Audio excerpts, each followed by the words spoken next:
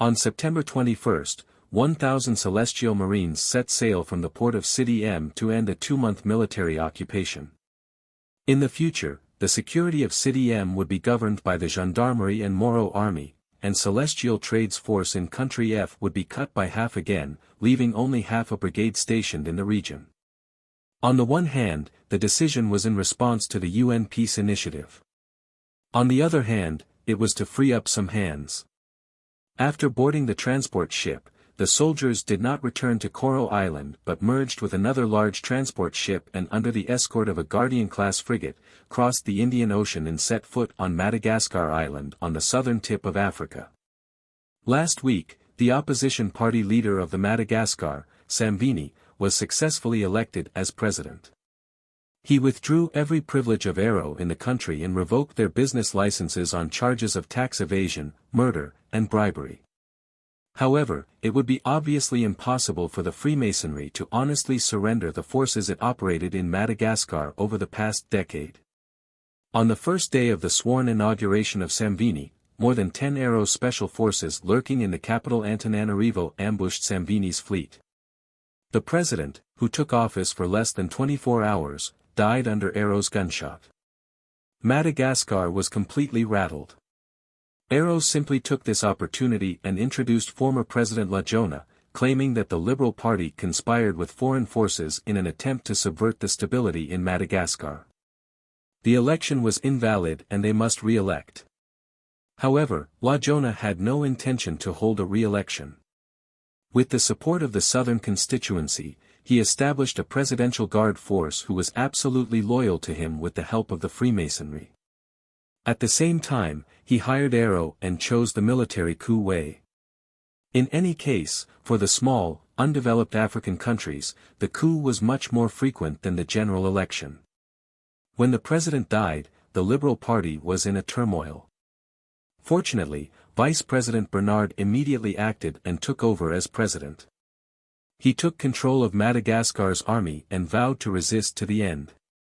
Only 21,600 regular troops and not more than 15 tanks combined.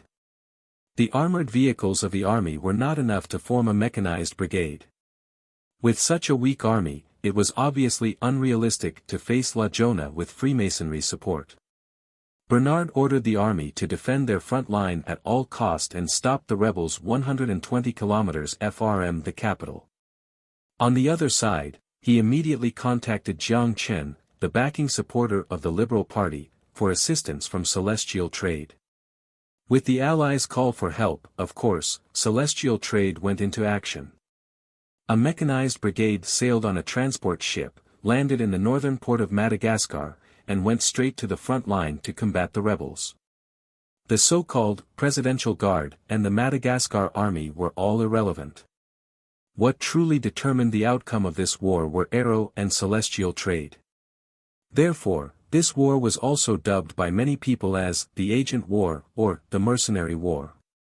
The longer the war dragged on, the better it would be for Jiang Chen.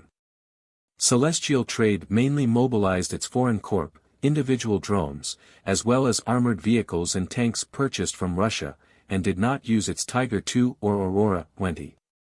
Only if Madagascar's power was consumed as much as possible could it be obedient after the end of the war and not consider becoming independent once again.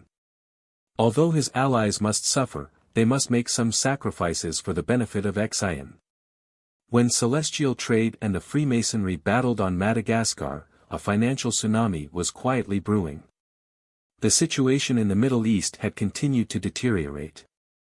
From Iraq's IS to the Turkish Civil War, the people interested in the global situation could clearly see that this piece of soil that surrounds the Babylonian civilization had been plunged into endless wars. This war revolving around the black gold was also filled with smoke in the international crude oil market. Since reaching the bottom at the beginning of the year, the price of crude oil per barrel had continued to rise. The UAE economy had long relied on the two pillars of oil and dollar. According to the calculation of the International Monetary Fund, for every $5 increase in oil prices, the global economic growth rate would be cut by about 0.3 percentage points, while the UAE economic growth rate may decline by about 0.4 percentage points. The UA dollar and the price of oil were negatively correlated. It was precisely because of this that UA had been deliberately promoting the devaluation of oil.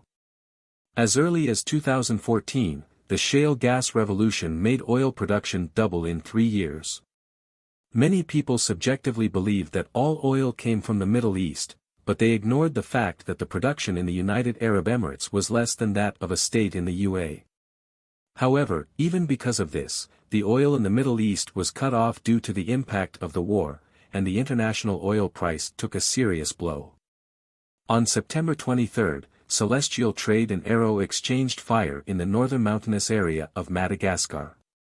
The dollar has been continuously declining for 3 days because of the fluctuation of the international crude oil market. Wall Street traders predicted that the probability of a rate hike in September would reach 47%.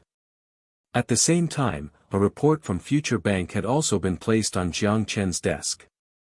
According to the rate hike expectations, the dollar rose slightly and stopped the decline. However, the international crude oil market has not shown any signs of stabilizing. At this time, interest rate hikes have already buried the hidden dangers of the economic crisis. And this economic crisis is destined to be paid by other countries. Standing at Jiang Chen's desk, Futures Bank CEO David Smith explained the report to Jiang Chen. Does the dollar depreciate? Jiang Chen pinched the report and fell into his own thoughts. It came faster than expected. If the UA dollar depreciated, the interests of Future Group and even the economy of XIN would take the first blow. The appreciation of crude oil would also have an immeasurable impact on the industries of New Malaysia and Ange. Minerals, food and other things could be produced by Future Group, but oil has been a headache. XIN possessed vast ocean area and rich mineral resources, but it had no oil. And oil happened to be a very important resource in industrial production. From fuel, plastics, synthetic rubber, even clothes, pharmaceuticals, and food, the fields covered by oil was extensive. It was because of this that oil was used as an important indicator to assess the global economic outlook. Are there any good ideas? Jiang Chen set aside the report and asked David Smith. Of course. Mr. Smith nodded. From his expression, he was obviously prepared. I have noticed that XIN is still using the US dollar for settlement, and its resistance to fluctuations in the foreign exchange market is very fragile. If the dollar is devalued significantly, the first to bankrupt is XIN's finance. If the dollar depreciates 10 points, XIN's whole year GDP will vanish. Hearing this, Jiang Chen began to sweat profusely. Holy! Originally he was planning to wait until the space elevator was built, but now it seemed necessary to bring the plan ahead of schedule. Sharing the same thought with Jiang Chen, Smith paused for a moment and made his own suggestion. With the current population of XIN, it is fully capable of supporting a monetary system. Taking into account the influence of Future Group in the country, I propose that Future Bank along with a number of private banks in XIN establish an institution similar to the Federal Reserve, and issue XIN's own currency. On the morning of September 25, the Statistics Bureau of New Nation released data on the GDP and economic aggregates of the country for the first half of 2018 and suggested that the growing domestic market of the country was enough to support the issuance of domestic currency. In order to cope with the fluctuations in the international exchange rate market, XIN must use its own currency to price its own products. When this report came out, the wise people immediately sensed the wind, which was the government rallying for the release of the national currency. Sure enough, shortly after the publication of this report, Future Group expressed its support for the initiative. At the same time, Future Bank, in conjunction with a number of domestic banks in the country, announced the establishment of the New Joint Reserve Bureau and the issuance of a currency called XIN New Dollar, or XND. The plan was to completely get rid of the domestic use of foreign currency by the end of 2019. The issued currency was in denominations of 1, 5, 10, 20, 50, and 100 XND. The initial issuance of a total of 50 billion XND was guaranteed by precious metals and foreign exchange with a total value of $54.1 billion US. It was put on the market mainly in the form of loans, and at the same time, it was open to foreign citizens to exchange money. In the future, an additional 50 billion XND would be put into the market for a total amount of 100 billion. Based on the consideration that the currency was just issued and that future banks' foreign reserve was still adequate, the new reserve temporarily adopted a fixed exchange rate system, which stipulated that 1 XND would be exchanged for $1, and the foreign reserve would be used to float the XND around the current exchange rate. After waiting for the currency to stabilize, the new reserve would gradually loosen its monetary policy and make a transition from a floating exchange rate to pricing based on supply and demand of the market. As the largest shareholder of the new reserve, the first president of the new reserve would be headed by David Smith, president of Future Bank, and the vice president would be elected by votes of other banks in Xi'an. Financing was rather troublesome to execute. In the spirit of specialization, Jiang Chen handed over the details of the new reserve to Mr. Smith. He had faith that the former Citibank executive would certainly live up to his expectations. In a small country in Pacific, the issuance of currency did not cause many waves in the international market. However, compared with the indifference of the international media, under the influence of the local media, Xi'an has set off a wave of support for its own currency. Driven by Future Group, many shopping malls had affixed XND labels on their shelves and offered 10% discounts to customers who use XND to purchase goods. Penglai added XND to the personal electronic accounts of urban residents and provided a one-click exchange button. In order to reduce the cost of tourism, many tourists also chose to exchange their currencies for XND. However, many foreigners were quite confused. Xi'an new dollar. Guaranteed with coconuts. Maybe it's with rubber or shellfish or something. Why can't we just use USD? A small country with a population of no more than 1 million has to issue its own currency. I don't see any benefit other than when it becomes more troublesome to pay. Perhaps it is because the president of Future Group wants to put his head on the banknote. To achieve this goal, it seems that he couldn't think of a better way. Ridicules could occasionally be seen in the comments section of the news. Although people did not care about the new reserve and Xi'an new dollar, they were still very interested in Future Group itself. A self-made businessman could achieve this. Not only did he establish a trust mode monopoly in an offshore country, but he also issued his own currency. Numerous capitalists and businessmen had made Jiang Chen a target, and countless aspiring young people have used him as a beacon to inspire their own life.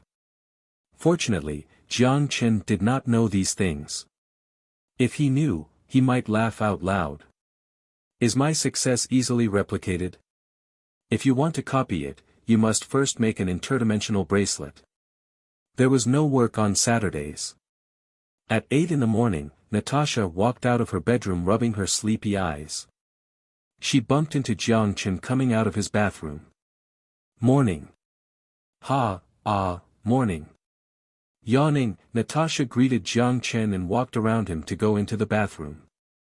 After washing up, she went into the dining room. There were sandwiches and milk on the table. Jiang Chen, who was already dressed, was enjoying breakfast. The Freemasonry was pinned down by Russia on the Ukrainian issue. They temporarily stopped their plan against Jiang Chen, and he had a rare period of free time. Although both parties still were fighting in Madagascar, Africa was, after all, far away from Asia. Picking up a sandwich, Natasha's arms rested lazily on the table. With one hand holding the side of her face, her blue eyes suspiciously examined Jiang Chen from head to toe. What a surprise, how are you up so early today? And dressed up. Who gets dressed in the morning? And on the weekend especially? When Jiang Chen heard Natasha's question, a prideful smile appeared on his face. He fixed his collar, narcissistically raised an eyebrow, and said. Ahem, it's Professor Jiang who is standing in front of you now. Natasha rolled her eyes, biting a large mouthful of the sandwich, and her eyes suddenly brightened. "This taste, is really a sandwich? How is the taste?" Jiang Chen smiled and put the last piece of sandwich in his mouth, then he wiped his hands with a paper towel. "Delicious," Natasha said without hesitation. She quickly finished her sandwiches and licked the salad dressing on her fingers. "What did you use to make it?" "It's actually nothing. The vegetables produced by the farm on the seabed plus Aisha's cooking." At the same time, Jiang Chen subtly looked away. Obviously, she didn't realize how seductive her action was in the eyes of men. Especially when she was still wearing a bathrobe. At this time, the dining room door was pushed open and Aisha appeared in the doorway. She walked to Jiang Chen's back and her hands gently landed on Jiang Chen's shoulders, massaging it. She then whispered into his ear. "The car is ready. Aha, have something to eat. I already ate in the kitchen after my morning jog." If Jiang Chen didn't stay up too late the night before, Aisha usually got up around 6:30. After running for half an hour along the beach, she would take a shower, and then prepare breakfast for Jiang Chen. "What are the plans for today?" Looking at Jiang Chen ready to go out, Natasha was too curious not to ask. "Didn't I say it? Call me Professor Jiang today." Jiang Chen smiled, showing his white teeth. "Speak English." Looking at Natasha's disbelief expression, Jiang Chen shrugged helplessly. "Well, the open elective course at Koro University is today. As an honorary professor, I just happen to have my elective today." After listening to Jiang Chen's words, Natasha stared at him with a dumbfounded look on her face, and even the sandwich in her mouth fell back on the plate. "Professor? You? Ha ha ha. Cough. What are you laughing at?"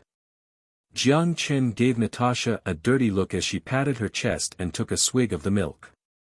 Her chest continued to pump rapidly. "I am a successful person after all. What's wrong with being an honorary professor? I am also the first president. There are too many students who want to choose my class. By the way, what do you plan to teach your students?" With a serious expression, Jiang Chen replied very honestly. "Cosmology. Ha ha ha. Cough. Water. I'm going to choke." She already chugged the milk. Natasha rushed into the kitchen like a gust of wind while trying hard not to laugh. Looking at the swinging door in the kitchen, Jiang Chen fixed his tie again and scoffed in his heart. Just choked to death. Inside the scenic campus of Koro University, the shades formed by the giant trees swayed with the wind, energetic and youthful figures were scattered among the trees and bushes. Most of them were from Asia, but some were also from North America, on the other side of the Pacific Ocean. Many also came from Europe, on the back of the earth. The relaxed and diversified teaching philosophy allowed students from any place to quickly integrate into this young university. On the stone path that represented the path to knowledge, students, holding books, were walking in groups, heading towards the building. This scene was commonplace during the week, but a rarity on weekends. "Hey, have you heard? Jiang Chen is coming to our school to teach an open elective course." Jiang Chen? Is that Jiang Chen? The president of Future Group, the founder of the virtual reality network? Really? What is it about? I want to go. Cosmology, the girl with glasses that looked quiet said. Cosmology? Is it science? What a surprise, I thought he would talk about the economy or the internet. Hee, then should we still go? It's not related to our study. Nonsense. Is that even a question? A girl's eyes flashed with small stars as she said in excitement. After all, it's the class taught by the richest man in the world. I heard that Harvard wanted him to talk about artificial intelligence database and the 3 definitions, he didn't go. Another girl also echoed. Indeed, there were not many opportunities to listen to the world's richest man, especially since Mr. Jiang Chen was quite low-key. Except for his appearance at last year's opening ceremony of the university, he was rarely seen on this campus.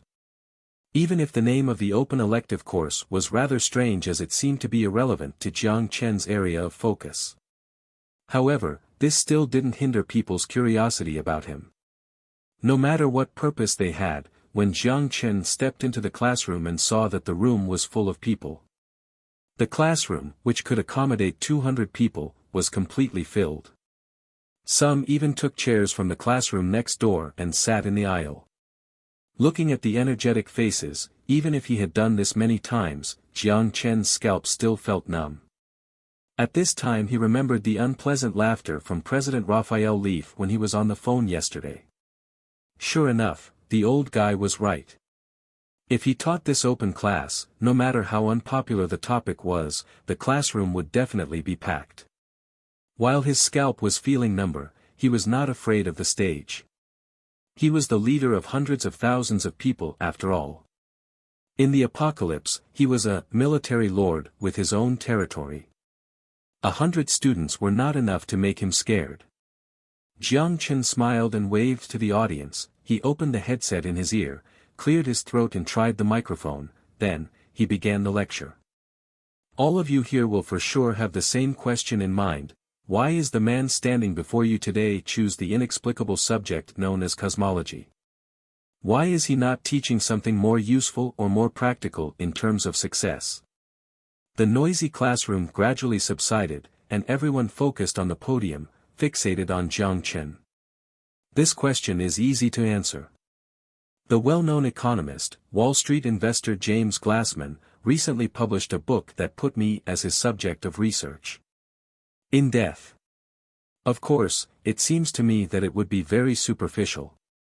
How did future group use only a short period of 3 years to stand on the tip of the pyramid from absolutely nothing? Then, Jiang Chen smiled and scanned the look on every student. I don't agree with his validation process.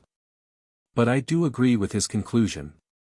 That is, my success story cannot be replicated. Since my experience cannot be replicated, then it is not good medicine for you. It may just be poison. But besides my business success, I don't think I have other skills that would make me strong in other areas. So I've picked a topic that I'm personally interested in, and I've studied a little bit about.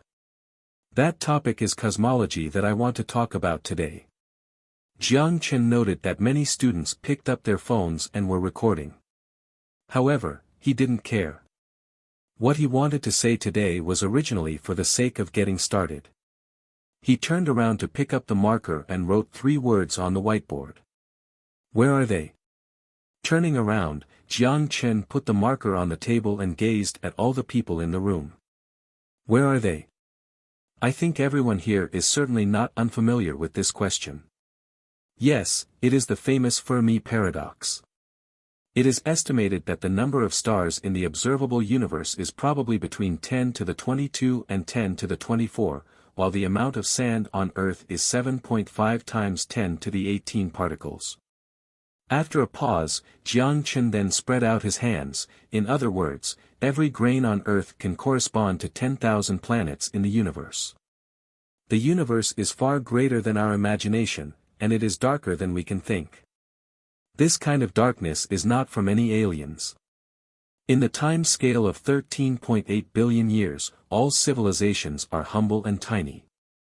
Maybe a civilized fire existed on Mars at the step to our door, but its life depleted a billion or billions of years ago, and when the billion-year-old Earth was still a disordered ocean without trilobites. This is the so-called the Great Filter. The probability of encountering extraterrestrial civilization is negligible, and the probability of discovering each other after encountering each other is even less likely. But we still have to make assumptions. If we meet with extraterrestrial civilizations and we just happen to find each other and we can understand each other's existence, then I can assure you that the consequences of a blind contact will be quite dangerous. Understanding does not mean recognition, but disapproval will lead to conflict. This recognition is embodied in many aspects such as aesthetics and values. It is like the undead people who viewed death as the most beautiful thing. They can never accept the living who praise life. Jiang Chen did not bring too much inspiration to the students in the class. Many of the arguments he had made were already discussed by predecessors. He just wanted to see how these students would react when he told them the truth.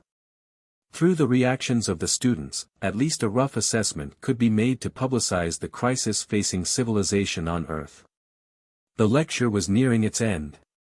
If I were saying there is a colony ship from an extraterrestrial civilization, and it is on the way to the Earth, and that we don't know where it came from, nor are we sure if it will carry goodwill. If you were the decision makers of Earth's civilization, what decisions would you make after learning this information? That is your homework. I hope you will take it seriously. Jiang Chen noticed that many students in the audience had a very lack of interest after hearing this assignment. Obviously, no one would really take this baffling homework seriously. After all, from whatever point of view, this assignment was really boring. They were no longer the childish age that would fantasize about space and imagine the first contact between human beings and extraterrestrial civilizations, and imagine unrealistic problems. Perhaps a job, a scholarship, or a professor's topic could make them take it more seriously. Jiang Chen chuckled and shook his head. Having read the books on the desk, he coughed and said to the students who were preparing to leave the room.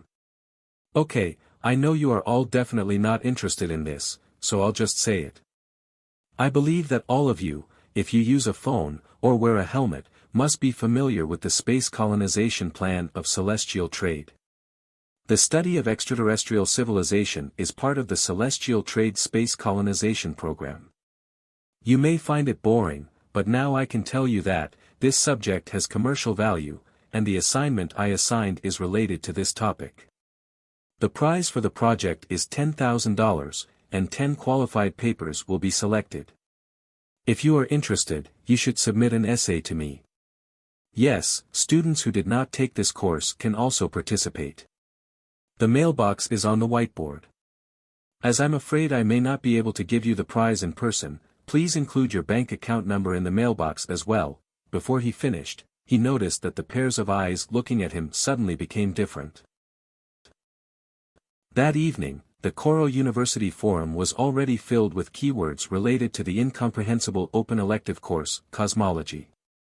Many students filmed the class and uploaded it to the forum, their personal profiles, and even social media sites such as YouTube. The video rose to top of trending on Future 1.0, Weibo, and other major social media sites. Cosmology. This is certainly new. Future group is going to heaven. Being next to the sun. Extraterrestrial civilization. This subject is so simple. It must be. Dark forest. $10,000 for me. It seems that the space colonization plan announced by Celestial Trade is not fake after all, and even the most obscure extraterrestrial civilization exploration has been established as a research topic. If it is not a one-way ticket, I would like to try it out. Compared to the heated debate on the internet, many news media have also made similar headlines filled with clickbait on this issue. Rich professor driving Lamborghini is teaching a course. Who made the university become a profit-orientated place? Homework, and the reward is $10,000. The most expensive homework in history. The study of extraterrestrial civilization becomes a celestial trade project? Is it an illusion or the hope of conquering the starry night? Unexpected information revealed in the class, more details of the celestial trade space colonization plan were exposed. Up to today at noon, the number of applicants for space volunteer immigration has doubled from the previous month. If we do not expand the space training base, I am afraid that the training facility will be jam-packed. Should we not temporarily close to the public? Kelvin proposed. No, Jiang Chen shook his head. If you don't have enough money, apply to the finance department. The initial stage of the space industry is a money-losing project. Don't worry too much about this. As long as every penny is spent at the right place, you don't have to be polite with me. Yes, Kelvin was relieved and nodded. To be honest, his team was the only one that constantly lost money in the entire group, and the losses have been particularly severe. They were all spending billions of dollars. Although Jiang Chen has been telling him not to worry about money, and focus on building the space elevator, but to say that there is no psychological burden would be absolutely impossible. After Kelvin's departure, Jiang Chen set aside his work paper, opened the watch, clicked the mailbox, and browsed the assignments submitted by his students. Perhaps because of the $10,000 in reward, the assignment students turned in were all top quality. Especially Asian students studying abroad with inheritance to the academic culture easily wrote hundreds of thousands of words and cited dozens of articles. Finally, they wrote their own conclusions and attached a thank you note for the professor's hard work. While Jiang Chen was moved by their effort, he was also embarrassed. It was his negligence that he should have told the students that they only needed to make a conjecture. There was no need to write a lot of proof at all. Because this kind of problem has never happened before, even if they referenced many other people's literature, they could not conclude with a definitive answer. He just wanted to take this opportunity to understand what opinions most people have on contact with aliens. After all the papers have been searched, all the main ideas of each paper were outlined and sorted based on rules. From a total of 1,173 papers, Jiang Chen surprisingly received 87 different perspectives. Perhaps influenced by the political correctness common to Western society, many students from the West, especially Western European students, put forward ideas that could be defined as social justice warriors. Some people proposed that special ecological protection zones be set up on Earth to accommodate these visitors. Or establish an embassy to resolve possible differences between the two parties through dialogue. Some people also said that setting up an extraterrestrial cultural reserve on Earth may not be appropriate. After all, it was not clear whether the other party is suitable for the atmosphere, and it may be poisonous to them. They should be placed on the Moon, or Mars. For students from Asia, the answer was more conservative. That was, before we are certain that the other is here with good intentions, first suspect whether the other party is hostile. This may be related to the fact that in the recent wars, Asia has been the victim of the aggressors. When it came to foreign civilizations, Asian civilizations were even more vigilant, and they were even more inclined to display its own weapons before throwing out the olive branch. It has been suggested that no matter what intention the other is holding, we can strike first. If they are still alive, then we could consider contacting them. It has also been recommended that communication and dialogue are necessary, but the prerequisite is to show the other with force first. That was, sending a fleet to display Earth's military power. But there were also pessimists who suggested that if they can't resist, they should build their own colonial ship to escape, at least let some people run away and stay away from the solar system to find new homes. Some interesting points that were also identified include that since the other is able to conduct intergalactic travel, it proved that the other's technological level is superior. Instead of trying to get in touch or confront it, it's better to think about how to please the aliens. It is better to be a pet than a livestock. Some female students didn't even answer the question at all. They just posted photos of themselves without any Photoshop in the email. They subtly asked, "Are you free on the weekend? Can you take me for a ride?" Looking at these points of view, Jiang Chen only smiled and shook his head somewhat helplessly. Ignoring all the nonsense, the viewpoints could be divided into three categories: peace, fight, surrender. After removing the papers without a solid argument, Jiang Chen found out that among these students, the people who supported surrendering accounted for 50% of all total papers, while the peace faction accounted for 30%, but only 20% thought of fighting back. And among the 20% of people, some people's points were also wavering. After all, even the dry dock of spaceships, the space elevator has not yet been built, let alone spaceships. Although many people were optimistic when they wrote the paper, on the day when Earth's extraterrestrial civilization comes into contact, there will be spaceships, and there will be giant battleships and cannons. But they were uncertain as to how they would come into possession of these weapons. Is it too early? Jiang Chen murmured to himself and fixated his gaze on the world map hanging on the wall. If this issue was left to the United Nations to decide, what conclusions will they eventually reach? Is it with hope to greet destruction, or is it to abandon unrealistic illusions to clash head-on, or is it to fight with among ourselves first? Everything is unknown. He had the means to prove that the space colonization ship is on course. An astronomical telescope could do the job, since he knew the coordinates. However, he did not have the means to prove its aggressiveness, nor did he have the incentive to convince everyone that the space colonization ship was hostile. He randomly selected 10 papers with representative opinions and gave his evaluation. Jiang Chen then sent the money to the 10 lucky winners' accounts.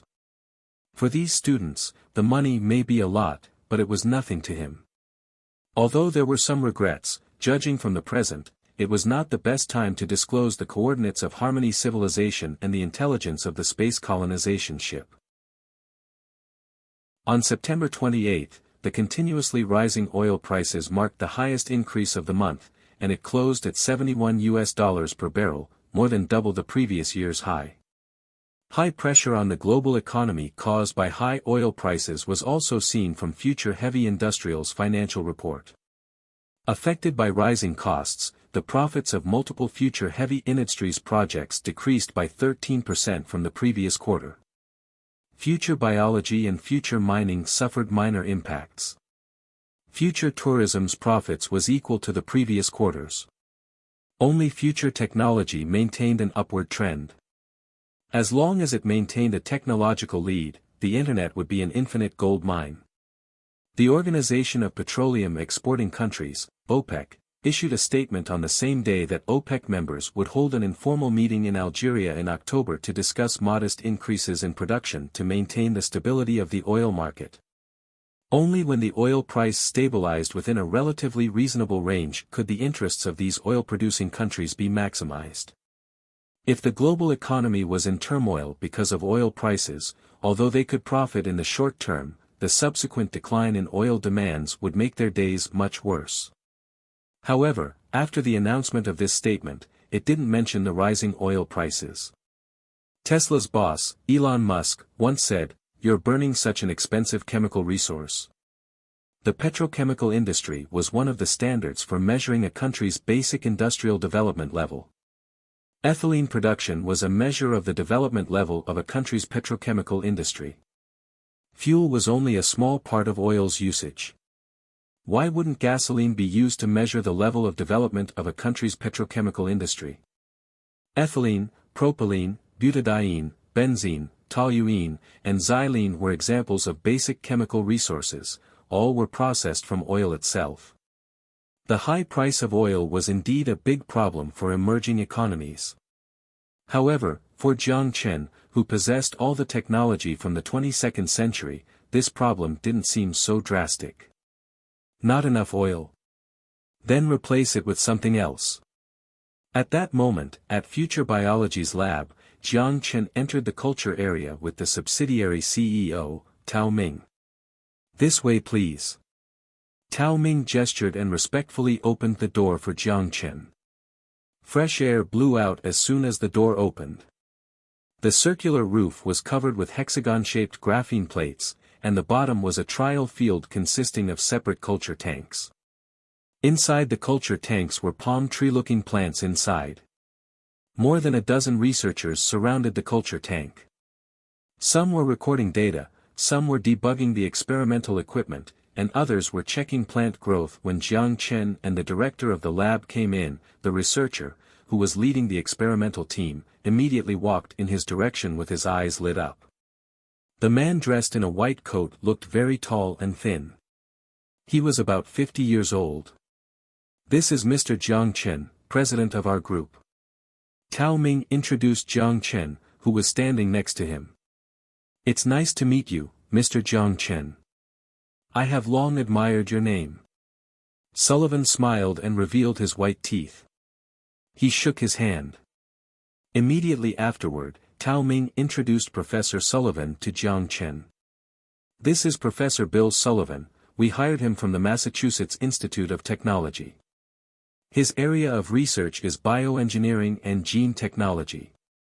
His main research direction is oil crops. He currently has an authoritative position in the research related to this area.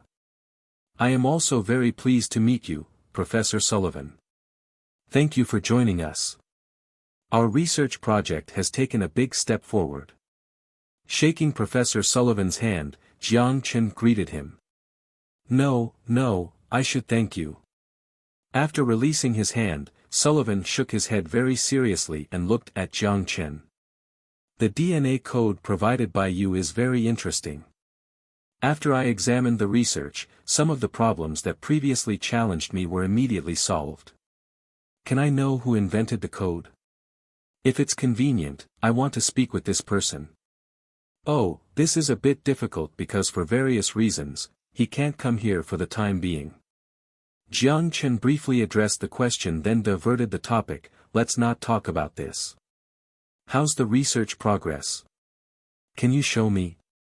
When Jiang Chen asked about the progress, Sullivan was proud. Of course, let me show you.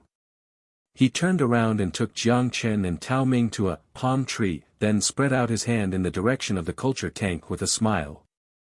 This is the result of our research, oil palm. Sullivan gestured to his assistant, took the gloves from his hands and carefully opened the glass cover of the culture tank. After modifying 37 DNA fragments from the palm tree, we created the genetically modified oil palm tree through 2 generations of cultivation. The oil it produces is no longer palm oil but a liquid nearly 90% similar to oil. It's like this. As he talked, he took a knife from his assistant and he gently slashed the surface of the palm tree. A shocking scene unfolded. With just a small slash on the bark, a dark red and viscous sap flowed out. The assistant wearing gloves came forward and used a beaker to collect 20 milliliters of liquid. Then he went to an instrument and conducted component identification. Soon, a report was placed before Jiang Chen. Although he couldn't read it, Jean interpreted the parameters on the report for him. Indeed, as Professor Sullivan said, the sap produced by this oil palm was indeed surprisingly similar to oil. With just a little bit of processing, it would be higher quality oil compared to conventional oil from underground. At first, we tried to produce this liquid through the fruit. However, we later discovered that if the oil secretion is designed into the plant's nutritional organization, it will greatly reduce production efficiency. Later, we simply deleted the related DNA and it was completely transformed into a palm tree without any fruit. Then the organ that produced the oil was designed next to the transporting tissue. Finally, we ended up with this. Professor Sullivan, thrilled, knocked on the glass of the culture tank. Only a small opening on the bark allows a lot of oil to be harvested from the tissue under the bark. Looking at this plant, which looked no different from typical palm trees, Jiang Chen looked stunned. Oh my! Growing oil from the ground, this is simply money being grown. The relevant DNA of this plant was brought from the database in the apocalypse, but a piece of DNA code that he didn't understand was far less shocking than seeing black gold oozing from the tree. Oh no, it's a dark red liquid, who cares? As long as oil can be refined. How long is the plant's growth cycle? Jiang Chen asked immediately. In his memory, the early growth of plants in the palm family was quite slow. After the maturity period, it only grew about 1 meter a year. If he had to wait 5 years to use this palm tree to produce oil, it would too late. There's no need to grow from the seed. We can obtain this kind of palm by using special means to make specific changes to the structure of the tissue. This cycle of induction differentiation is only 2 months long. Sullivan said affirmatively. You made a great contribution. Jiang Chen was filled with joy. He patted Sullivan's shoulder and announced in a loud voice, all the researchers involved in this project will receive a bonus of $500,000. As for Professor Sullivan, I'll personally award him $5 million more.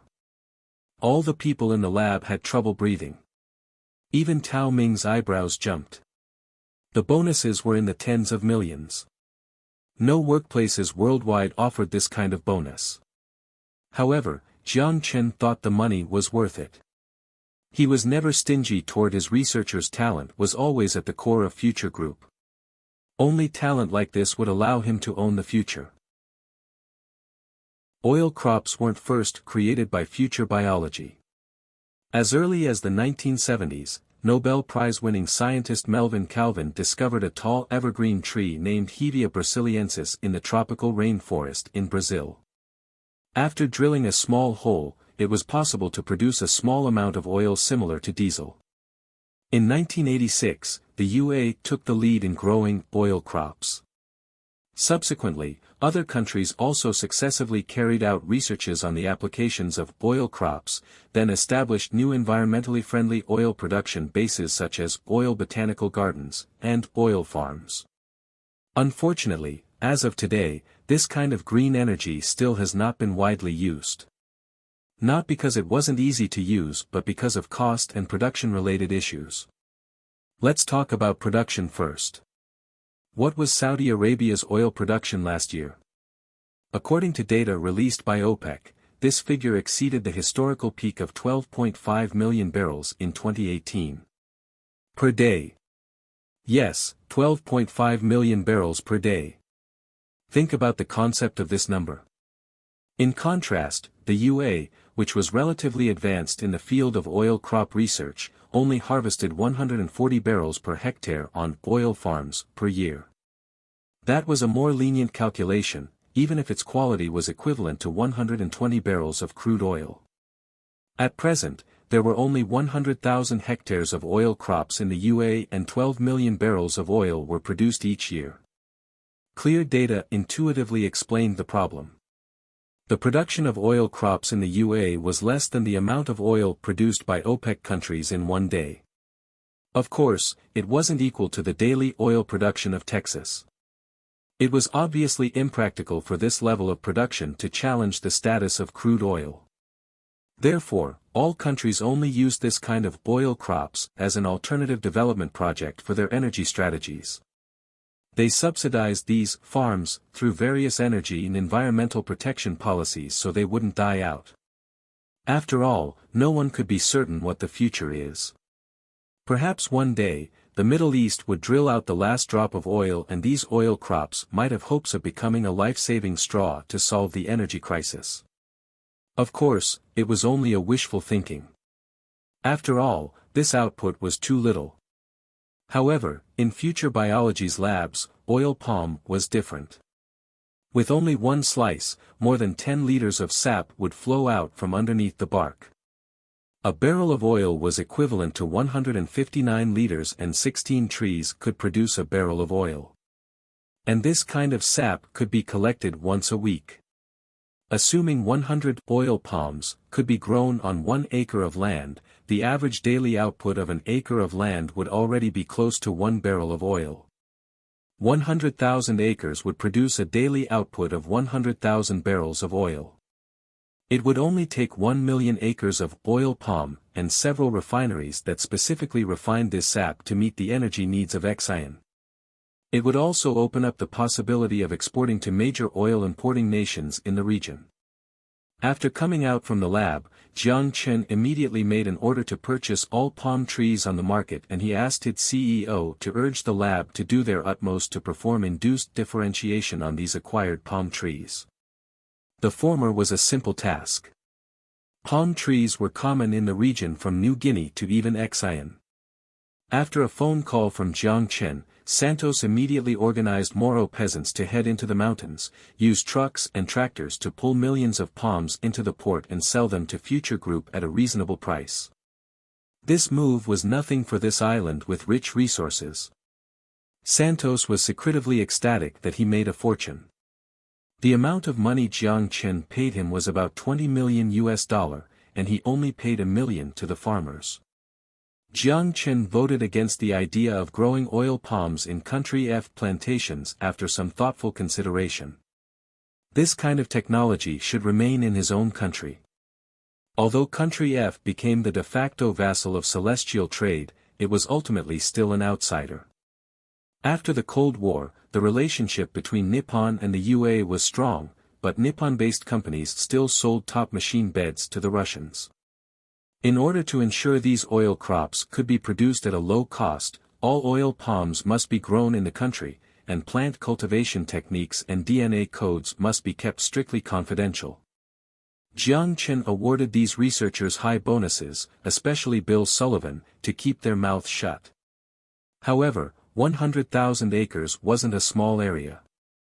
The entire area of Coral Island was only just above 100,000 acres, not to mention the millions of acres of oil palms needed to become an oil exporting country. Submarine farms were good at farming crops, but it wouldn't be feasible to grow palm trees several meters tall. For the first time, Jiang Chen was troubled about the size of his territory. But in the end, he still came up with a solution. Next to Penglai City, a plantation with an area approximately the size of Penglai was built. These plantations wouldn't need to be built in accordance with the standards of the island. They only needed to build offshore platforms with a length of approximately 250 meters and a width of 250 meters, fill it with soil, and connect platforms with graphene cables to form a chessboard-like sea plantation. Of course, he still needed to consult the experts about the feasibility of this idea. However, Jiang Chen predicted it wouldn't be challenging. With the strength of graphene, it shouldn't be too difficult to withstand the force exerted by tides. This kind of floating farmland should have a much lower one-time investment than submarine farms. As for how to deal with storms or other bad weather, this task was given to the scientists at Future Heavy Industrial. During Penglai's construction, they had accumulated a wealth of experience in offshore construction. This small issue shouldn't be challenging for them. September soon passed and October came quietly. Compared to the turbulence of the previous period, September could be described as stable and free of trouble. The government forces had the upper advantage in the Turkish civil war with peace negotiations on the horizon. In addition to the civil war in Madagascar that was ongoing, the Eastern European issue escalated because of pressure from Russia. The global situation seemed to be approaching winter in the Northern Hemisphere, however, they just welcomed a relatively calm period of time. Of course, that was only relatively speaking. The international crude oil market was still filled with the invisible smoke of chaos. An invisible hand was stirring up the market and casting a gloom over the global economy. Future Group's business was also affected, but compared to other international companies, it still performed much better. Under the monopoly model, Future Group was producing industrial raw materials while producing products. Although the price of oil had driven up the price of resources such as ores and agricultural products, the influence on Future Group only came from the crude market. These days, Jiang Chen's life followed a routine. During the daytime from Monday to Friday, he basically spent all his time at the office.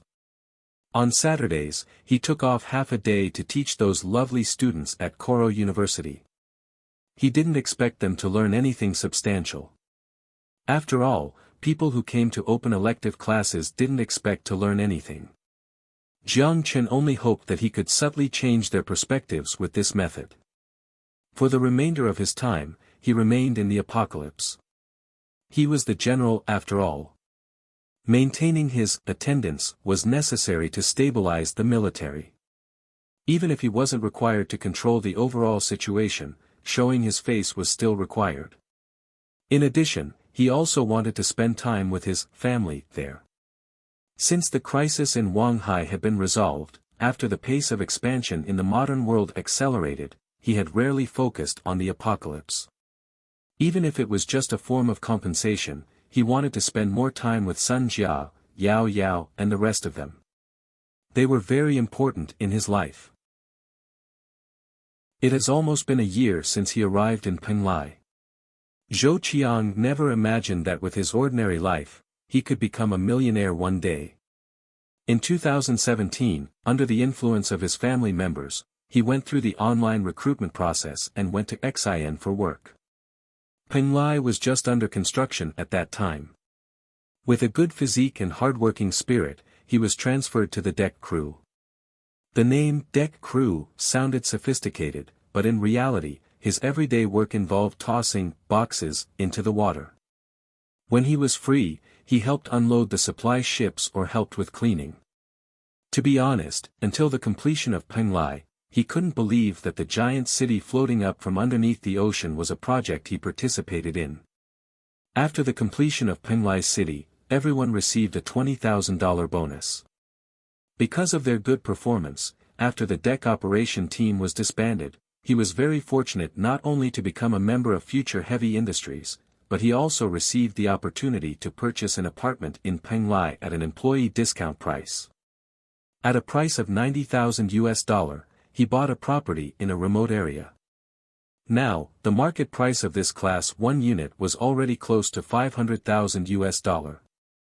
And there was no supply on the market at all. Converted into his hometown's currency, his assets were over the 1 million mark. However, despite this, he still worked at a very basic job in Penglai. His educational level wasn't high, and he couldn't do anything else. There was a provision in the purchase agreement which stated that although this internally purchased property was regarded as one of his assets, it couldn't be leased within 3 years and couldn't be sold within 10 years. Otherwise, he would have really liked to rent the house, rake in XIN new dollars, and return to his hometown to live. In the past year, he worked as a plumber and worked on sorting. His work duties changed every few months. Fortunately, every job move brought a raise, otherwise, he was almost certain he'd have gone insane. However, this time, the company's orders this time left him completely confused. Transfer to Future Biology. Penglai Oil Crops Plantation. He predicted that this order came in because when he first submitted his resume, he included a line that said he worked in forestry before. However, it was hard to even see soil on Penglai, let alone work on a plantation. Also, what were oil crops? With his many years of experience, it was his first time hearing that oil could be grown from the ground. However, this question didn't linger in his heart for too long. When he was taken to the workplace to see things with his own eyes, all the doubts in his heart turned to shock. The rectangular floating plantation held by a material he didn't know was stably floating on the ocean. The soil was half a meter above sea level and was protected by clapboards to prevent high salinity waves from entering. Zhou Qiang estimated that the length of such an expanse of a floating plantation was probably about 200 meters, with an area of about 100 acres. If just palm trees were planted, about 10,000 trees could fit. Planting trees wasn't as troubling as planting crops, trees didn't need much care. With 2 people managing this floating plantation, the job shouldn't be exhausting. After boarding this floating plantation, Zhou Qiang glanced at the ditch around the wall and saw that the ditch was filled with clear water. He didn't know if the water was saline or fresh. However, if it was used for irrigation, it shouldn't be saline. Constrained by his level of education, he didn't know much about semi-permeable membrane technology. However, he didn't have to know. The people on top didn't need the workers to understand the principles, they simply needed to follow the instructions to plant the transported palm trees into the ground. After a while, this floating plantation carried about 100 people. After being greeted by the leader, Zhou Qiang followed behind others and stood in the middle of this floating plantation. In a while, the researcher of Future Biology will come to teach you how this tree should be planted and what you need to do. Boss, I know how to plant trees. Someone hiding in the crowd shouted out in a hippie tone. Aren't they palms? I've planted them before. We don't need university students to teach us, just give us the saplings. Seeing as these people apparently weren't taking his words seriously, the leader with a beer belly scoffed and suddenly increased his volume by several decibels. I know you've planted trees before, and don't give me that hippie attitude. I'm telling you, the trees you'll plant in the future won't grow fruit, they'll grow gold. You hear me? Gold. Everyone was shocked. Although many people thought otherwise, their impatient attitudes disappeared and gradually turned into curiosity. This type of palm tree was really this precious? Okay. At this time, a very educated-looking young man dressed in jeans and a white shirt came out. The boss with a beer belly, after seeing the researcher, suddenly put on a flattering smile and politely invited him to the front. The researcher skillfully turned on the hologram function on his future phone, cleared his throat and got straight to the point. He explained the details of the job to the new plantation employees. This included how much water to be used for irrigation every day, how much oil should be extracted each week, and how to extract oil. Every step had to follow the procedure. Everyone, including Zhou Qiang, was starting to feel confused. And the few who shouted they planted trees before were also dumbfounded. After the lecture was over, the researcher turned off the holographic screen and looked around at all the employees present.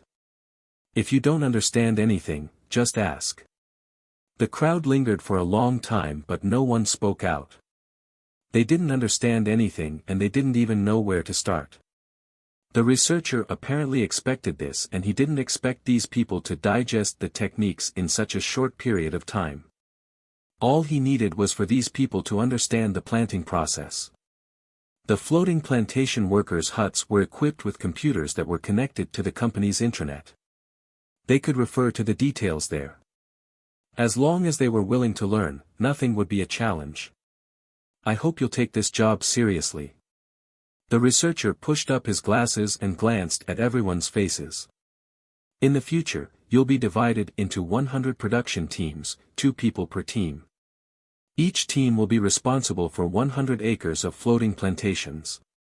For the top 10 production teams, the company will provide bonuses ranging from 100,000 to 10,000 XND, which will be paid along with the year-end bonus. The things I just talked about are in your dormitories, that is, your huts. The researcher pointed to the iron houses on the edge of the floating island. If you don't understand anything, you can ask through the intelligent program. Time is money. The earlier you start, the further ahead you'll be of your competition. But let me emphasize this again, if the saplings die, your bonus will be reduced. The researcher stressed the last sentence, then looked at the leader with a beer belly and gave him the remainder of the time. Do you all understand? The leader shouted at the top of his lungs.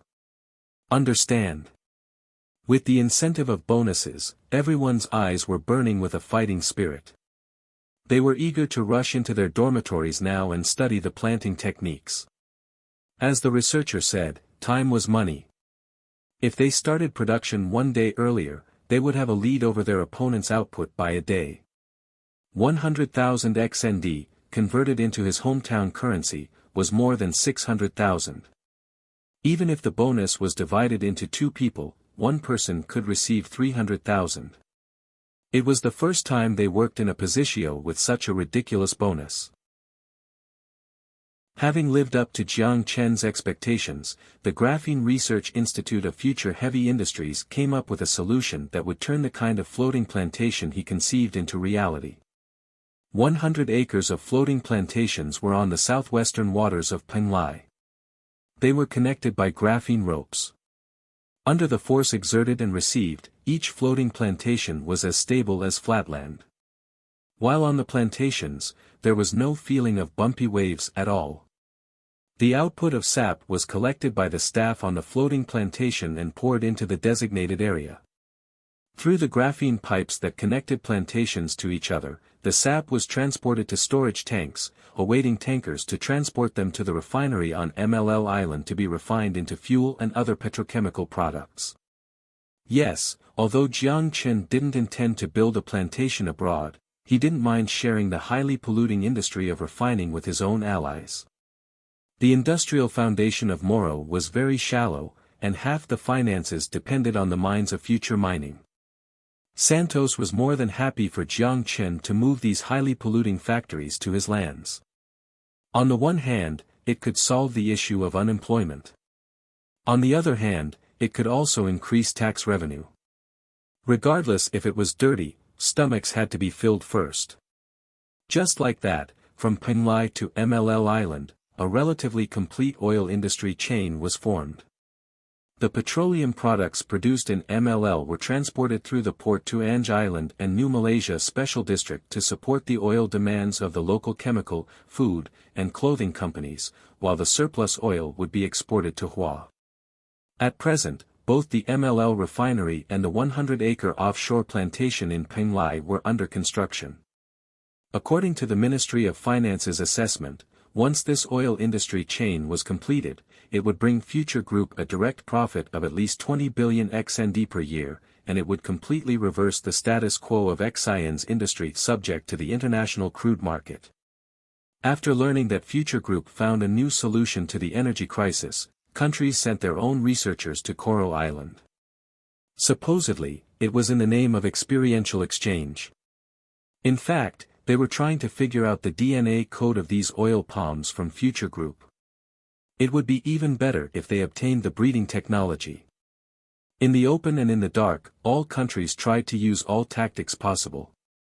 However, these researchers sent to Xian didn't even see Xian's scientists, let alone exchange experience with them.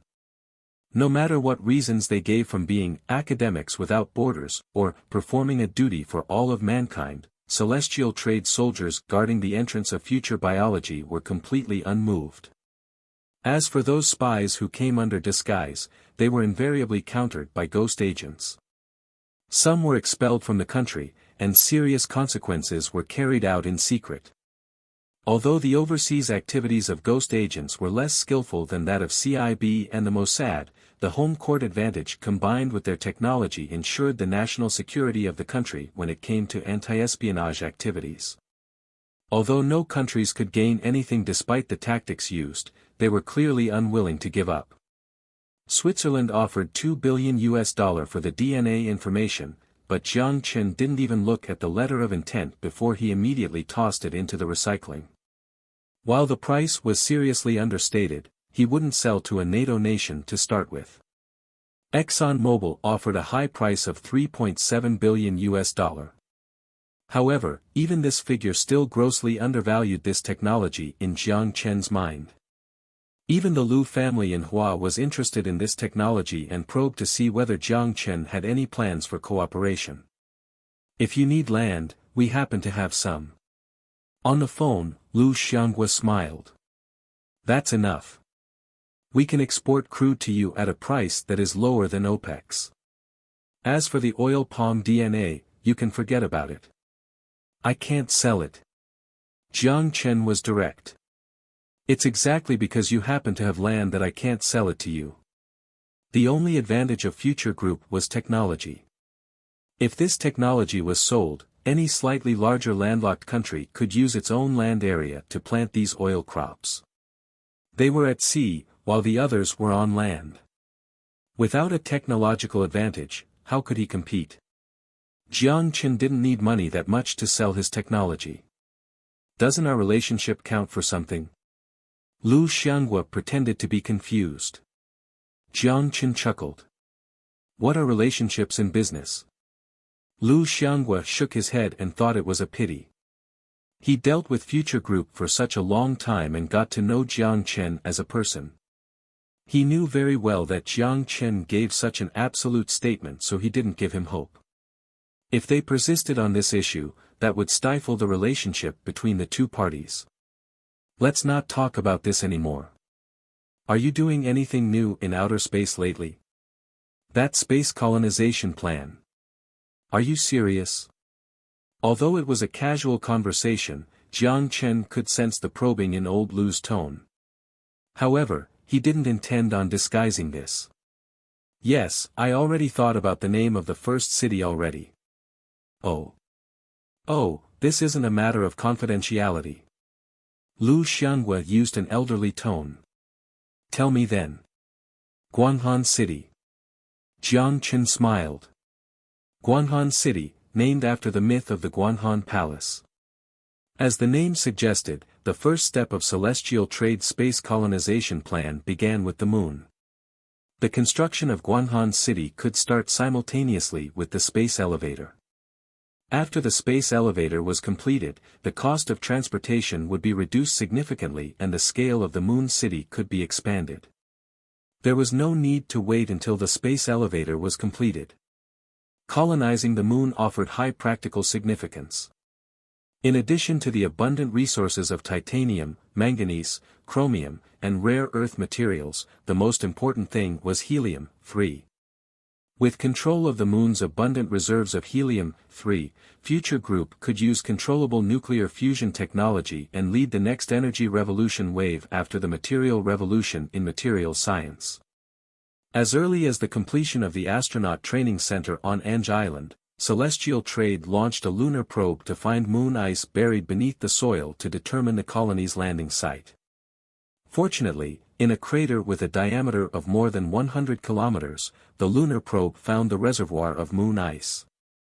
With proven reserves of more than 56 million tons, it was distributed in the soil between 500 meters and 1,000 meters. When Kelvin reported the news to Jiang Chen immediately ordered the launch of a moon landing rocket and dispatched space volunteers to land on the moon, marking the first step in space colonization. Note, Guanhan Palace. In ancient Chinese myths, Guanhan Palace was where a beautiful goddess stayed on the moon. The entire lunar colonization program was divided into 3 steps. In order to display the aerospace strength of Celestial Trade to the public, the entire colonization process would be broadcast on the official website to the world, 24 hours a day. The rocket launched first was named Celestial 4, which was the largest carrier rocket for Celestial Trade. As a moon landing rocket, unlike the other rockets in the Celestial series, it used a similar 3-stage propulsion mode to a normal rocket. As the first rocket, it would carry the colonists' tools, materials, some necessities, and 2 pilots. Kelvin and other Space Launch Center staff had been preparing for this day for too long. Within the Launch Center, not only the staff, reporters, and observers from the United Nations were present, but representatives from the UA, France, Russia, and Britain, and Jiang Chen were all gathered there as well. When ignition was ordered, a dense fog quickly dispersed into the launch site. With a long trajectory, Celestial 4 carried the hope and pride of Xi'an and soared into the blue sky. Landing on the moon entailed a long waiting process. After the launch of the rocket didn't fly in a straight line to the moon, it had to go through several orbital changes in the process. Celestial 4 first entered the parking orbit, which was a circular orbit around Earth where the spacecraft operated like a satellite. The 2 pilots conducted various checks on the spacecraft, and after confirming that all equipment was normal, they would then decide whether to proceed to the moon. If there were any problems, they would return to Earth and cancel the launch. Everyone's hearts were thumping rapidly. Their eyes were locked onto the holographic screen in front of them along with the green dot orbiting around the Earth. After a few hours of waiting, a message stating that everything is normal came back from the parking orbit. Kelvin was relieved and let out a long breath of air. He wiped his sweat with his palms and ordered, "Celestial 4 is functioning normally, march towards the moon." Roger that. After receiving an order from the Ground Command Center, Celestial 4, in standby, circled 1.5 times before the 3rd-stage rocket reignited and seized the opportunity to enter the moon orbit at a speed of nearly 11 kilometers per second. By now, the entire launch project was almost successful. Kelvin wiped the sweat off his face with the back of his hand while he let out a sigh of relief. He didn't do much labor, but he was soaked. Journalists and anchors from major media outlets came forward in attempt to take photos and interview him. However, he just waved his hands and gave his assistant the opportunity to speak before he headed to the lounge. "Congratulations, Mr. Jiang. Until now, the launch process has been going smoothly. If there are no accidents in the next 60 hours, you will be the 2nd country in the world to successfully send humans to the moon." In front of Jiang Chen, Henry, a UN special observer, smiled and extended his hand. Since the launch of the first Celestial Trade rocket, he has been stationed on Coral Island because of Xi'an's frequent space activities. At first, he was resentful about this, but Jiang Chen treated him well and he couldn't really complain. In the past 2 years, he put on a few more pounds and also grew accustomed to life in the country. After the completion of Penglai City, he bought a house there. He planned to retire there and not return to the UA. It wasn't far-fetched to say he saw the leaps Xian made in aerospace from the beginning to the manned moon landing that just happened. Despite his position, he genuinely felt happy for celestial trade. "I will take your word for it," Jiang Chen said with a smile. He glanced at the reporters attempting to break through the wall of bodyguards and said, "Let's eat something together. Since this morning, I haven't had a single thing to eat yet." "Me too," Henry smiled back and walked with Jiang Chen to the cafeteria. Because of the large number of foreign guests, the cafeteria staff made a sumptuous dinner, going above and beyond their usual performance. Jiang Chen saw the UA delegation sitting in a corner, chewing on pork chops, fried shrimp, and ham while talking about Celestial Trade's launch that day. Obviously, they were shocked that the launch of Celestial Trade went so smoothly. Although they successfully sent people to the moon in the 1960s, their failure from Apollo 1 to 10 finally taught them the secret to success. Only NASA would know how much sweat, sacrifice, and money went into this success. However, some of the most difficult obstacles to the moon landing were easily tackled by Celestial Trade. While the UA delegates were stunned, it also deeply infuriated them. Perhaps as revealed by the officials of the Ministry of National Defense, Celestial Trade had already surpassed the UA in missile technology, and launch vehicles were just another manifestation of this technological advantage. After dinner, Jiang Chen met with representatives of the UA, France, Russia, and Britain. Regardless of their positions, they all congratulated him. At the same time, however, these representatives from various countries also inquired about his next step. Jiang Chen was open with the intelligence that could be revealed. As for his corporate secrets, Jiang Chen kept his mouth shut despite their incessant questioning. Reporters from major media outlets lingered in the reception hall of the launch center until 10 o'clock. Instead of spending time on these reporters, Jiang Chen went to the dormitory the staff arranged for him. He planned to stay on the island until the entire launch mission was completed. He wouldn't miss his chance to witness history. Representatives of other countries also shared the same thought. They turned down the hotels arranged by Celestial Trade and asked staff to stay in dormitories. Even if the accommodations were simple, no one complained. The next day, Celestial 4 shuttled through dark space. The third stage rocket was already extinguished and the rocket was moving slower and slower. When it approached the midpoint between the Earth and the Moon, the speed slowed down to 3 km per second. On the third day, Celestial 4's third stage rocket reignited and entered the Moon's orbit to be captured by the gravitational pull of the Moon. At that point, Celestial 4 arrived at the perigee. However, it didn't start landing immediately.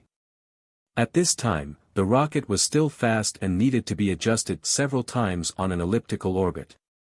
It had to drop from a 12-hour orbit to a 127-minute orbit before landing could begin. The command center on the ground and the astronauts on the rocket also welcomed the most crucial moment before landing. If the rocket's speed wasn't controlled at this time, the remaining fuel wouldn't be enough to correct the orbit. The end result would be that the entire rocket would become uncontrolled space debris.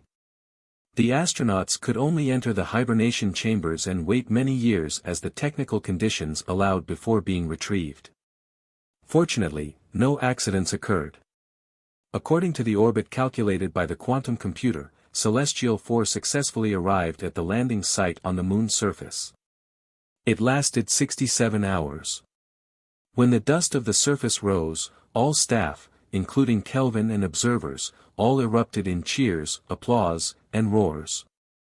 Even though they were from different nations, at this very moment, they were all witnessing the first step taken to march into the vast galaxy as one humanity.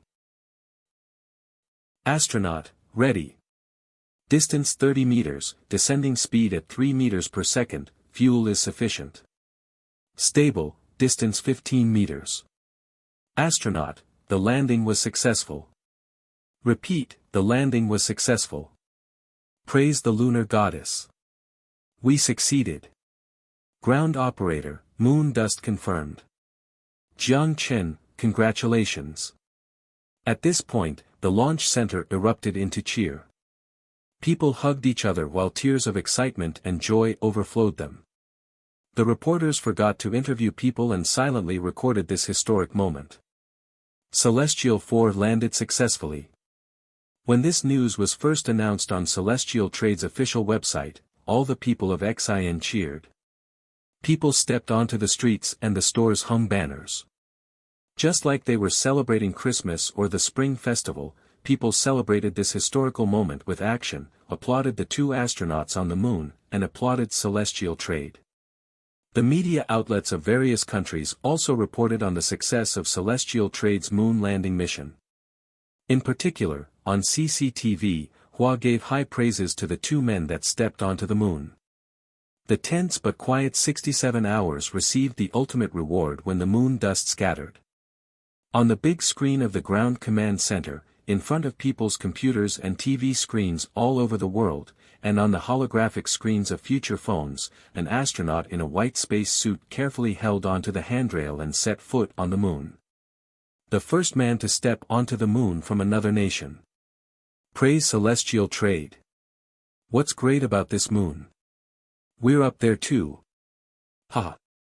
It's unbelievable that the second country on the moon isn't the old aerospace giant Russia nor the rising Hua, but a small country in the Pacific Ocean. How did they manage to do this?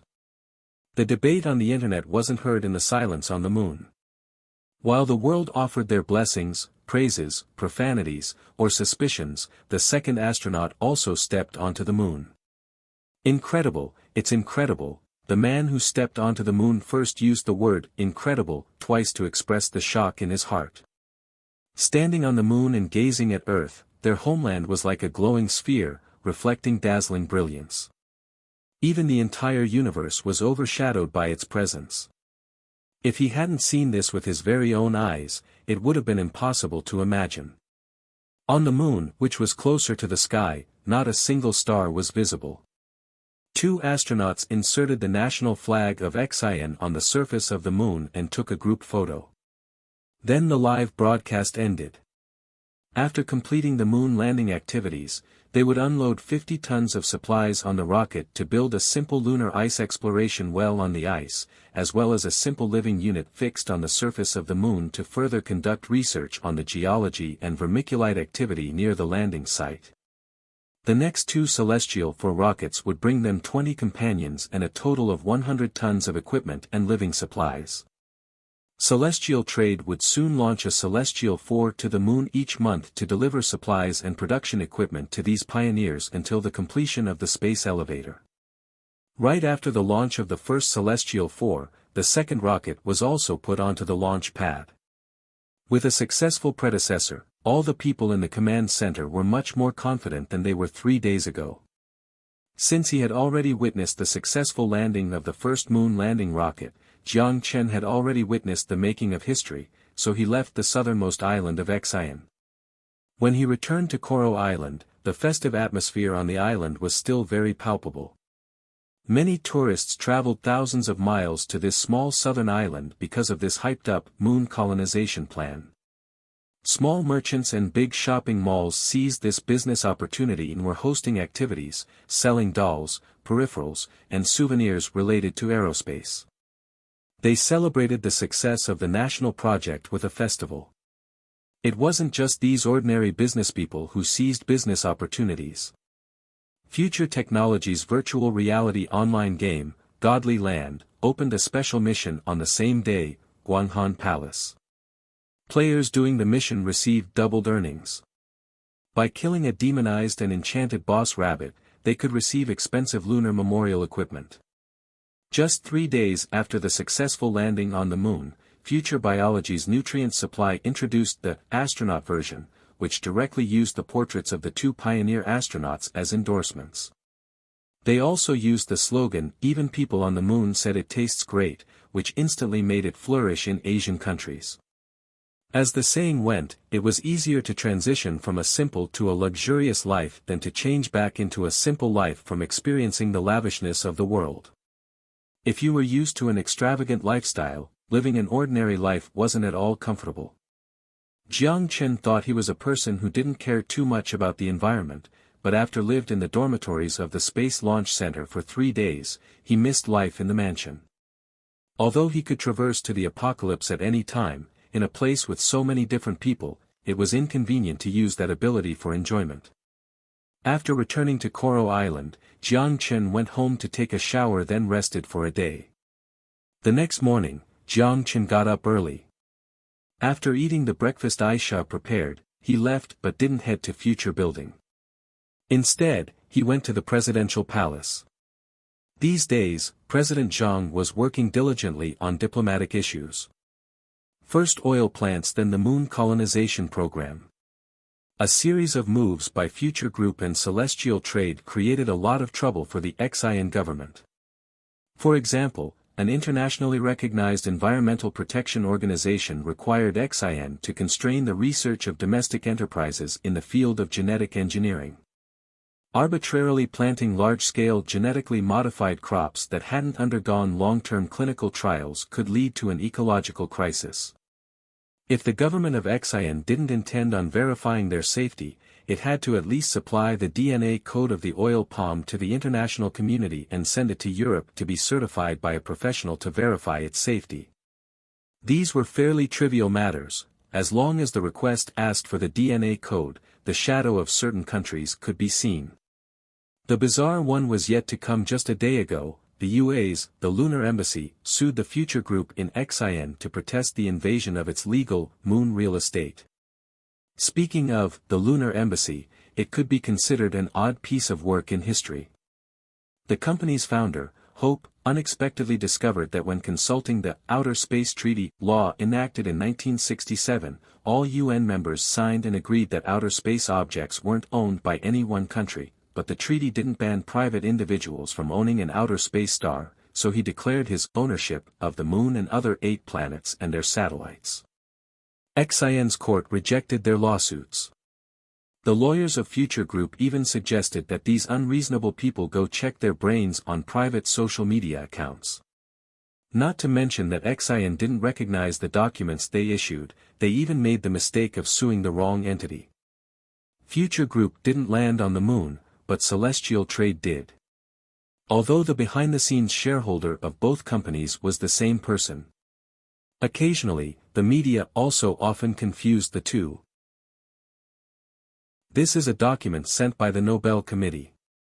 This is sent by the International Biological Certification Alliance. As Zhang Yapin went through the pile, he picked up some of the letters from the stack of files on the table and pulled them aside. And these? My assistant will pick up these documents after. Jiang Chen looked at the documents with disdain. Afraid of trouble, he didn't flip through them. Today I'm here not to deal with these troublesome trifles. What else? Zhang Yaping put his hand on his head, visibly annoyed, feeling a headache. Well, something else, said Jiang Chen as he took out an envelope from his suit and put it on the table. With a reserved smile, he said, looks like I have to trouble you again.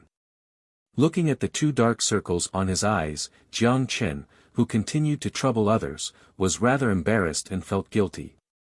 It's okay. I'm used to it. Zhang Yaping sighed and picked up the letter.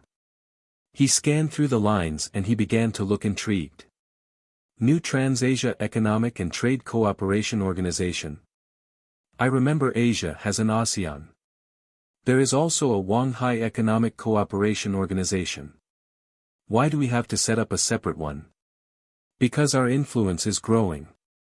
If new Trans-Asia Economic and Trade Cooperation Organization are established, we can draw at least 3 members. That is, Moro, Malaysia, and Country F. Jiang Chen smiled and called out a map from his watch to draw a red circle on the map of Asia. Compared with ASEAN, New Trans-Asia will focus more on economic cooperation. We will work together in international trade, labor and environment, intellectual property rights, tariffs, and other issues. As long as they exerted enough influence in the economy, influencing other areas wouldn't be too far away. We already have 3 partners. How many countries will join next will have to rely on your diplomatic means, Jiang Chen said to Zhang Yaping. Diplomacy. Zhang Yaping pushed up his glasses and thought for a moment. The key point is, what can we offer as a bargaining chip to convince other Asian countries to join New Transasia that we have established? If it is just an unfulfilled promise, even the most clever diplomat will not achieve any results. There are two chips, technology, and the xin reserve, Jiang Chen said with confidence. Technology. Xin reserve. Zhang Yaping frowned and repeated in confusion. Our neighboring countries have abundant natural resources and labor resources, but their technologies are generally lagging behind. I believe that with the use of technology as bait, they definitely will be tempted. Jiang Chen smiled. So, we can use this as the entry point, persuade them to join our New Transasia. Will you take out the technology and share it with them? Zhang Yaping looked at Jiang Chen without a word. He was very clear about the extent to which the future group's secrecy on technology was achieved. On a limited level, Jiang Chen said with a smile. Take this for example, with growing demand and wider application of graphene materials, the production capability of New Malaysia Special District is absolutely not enough to meet the demand. We can share technology that is not sensitive, and then use their labor force to earn profits for us, while focusing on higher-level interests. What about the xin reserve? The xin reserve can provide investment for members of the New Transasia, said Jiang Chen. I remember that the xin reserve's main funding comes from Future Bank. Do you have that much money? This kind of investment at the national level will not just be in the range of 10 to 20 billion, Zhang Yaping questioned. We may only have 10 to 20 billion now, but it doesn't mean that we will only have this much next year. Imagine the sky above us. The resources there are unlimited. By next year, I promise you, whether it's the dollar or the yuan, they will all become a figure for Future Group. Jiang Chen explained with confidence. Looking at the confident smile on his face, Zhang Yaping shrugged, said nothing, and put away the letter. Well, since you've said that, then. I'll probably be able to arrange some time next week. The first stop will be Malaysia. There is no rush at all even if you visit it at the end of the year. I am looking forward to hearing good news from you. Jiang Chen smiled and got up. What we are willing to give if they cooperate is in that letter. You and your advisor should discuss it and draft a plan. I thought you would put a specific plan on my desk, Zhang Yaping said while feeling speechless. Although he had predicted that Jiang Chen would certainly toss the burden on him, he never thought that the New Transasia proposed by this guy didn't even have a specific implementation plan. It was not wiping his butt for him, it was *ting for him. Ha ha ha, this thing can be thought out slowly. I will send the president of the xin reserve to discuss things with you, and the economic consultants of Future Group think tank. We have many talents in the economic field, but we are lacking relatively in the political area. So I say no hurry, this thing should be discussed with everyone. With an irresponsible laugh, Jiang Chen bid farewell. After leaving the presidential palace, Jiang Chen sat in his Lamborghini. Aisha, who waited in the car, took off her sunglasses, casually hung it on her collar, and started the car. Where are we going? To the port. Not going to the company today? No. Take me to the headquarters of the ghost agents. I have something to do, Jiang Chen said while checking the time on his watch. The ghost agents were headquartered on a small island 100 kilometers from Koro Island, where the first group of agents was trained. The mansion in the center of the island was originally Jiang Chen's private property but was later converted into a training facility for the training of this special force that directly reported to him. With the expansion of influence, ghost agents were now no longer obtaining new blood from online recruitment. Instead, they recruited through charitable organizations supported by Future Group that shelter orphans who had become homeless in war-torn regions around the world. The orphans that were selected were often 13 to 15 years old. This was the age group most easily influenced.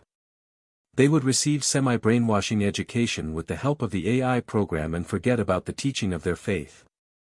This would ensure that without the slavery chip, they would offer their most loyal support to Jiang Chen. This practice may be inhumane. But from a different perspective, without the help of Future Group, they may have died in a more tragic way from war or hunger. After all, Future Group was an enterprise, not a charitable organization. Jiang Chen only promised that ghost agents can retire at the age of 30. After the age of 30, they can choose to retire or to transfer to office jobs and leave their former field agent life. Genetic vaccine made their lifespan longer than ordinary people for about 20 years. From the perspective of equivalent exchange, what they sacrificed was equal or more than what they had gained. Since being established as a training base for ghost agents, the island was removed from the official map of Xian and given a new name, Ghost Island. The name certainly fitted with its current identity. The nearby sea was classified as a military restricted zone. No one except authorized personnel could approach in the 20 kilometers vicinity of the island. Those who were allowed to enter and leave the island without authorization are only Jiang Chen and Aisha. Aisha was the chief instructor and the minister of intelligence. At noon, a Black Hawk helicopter soared from the horizon and landed on the helicopter pad. The blonde female instructor wearing a kinetic skeleton stepped forward and confirmed the identity of the two. She then stood firm and saluted, before taking them to the training facilities in the center of the island. Along the way, Jiang Chen saw many exotic faces.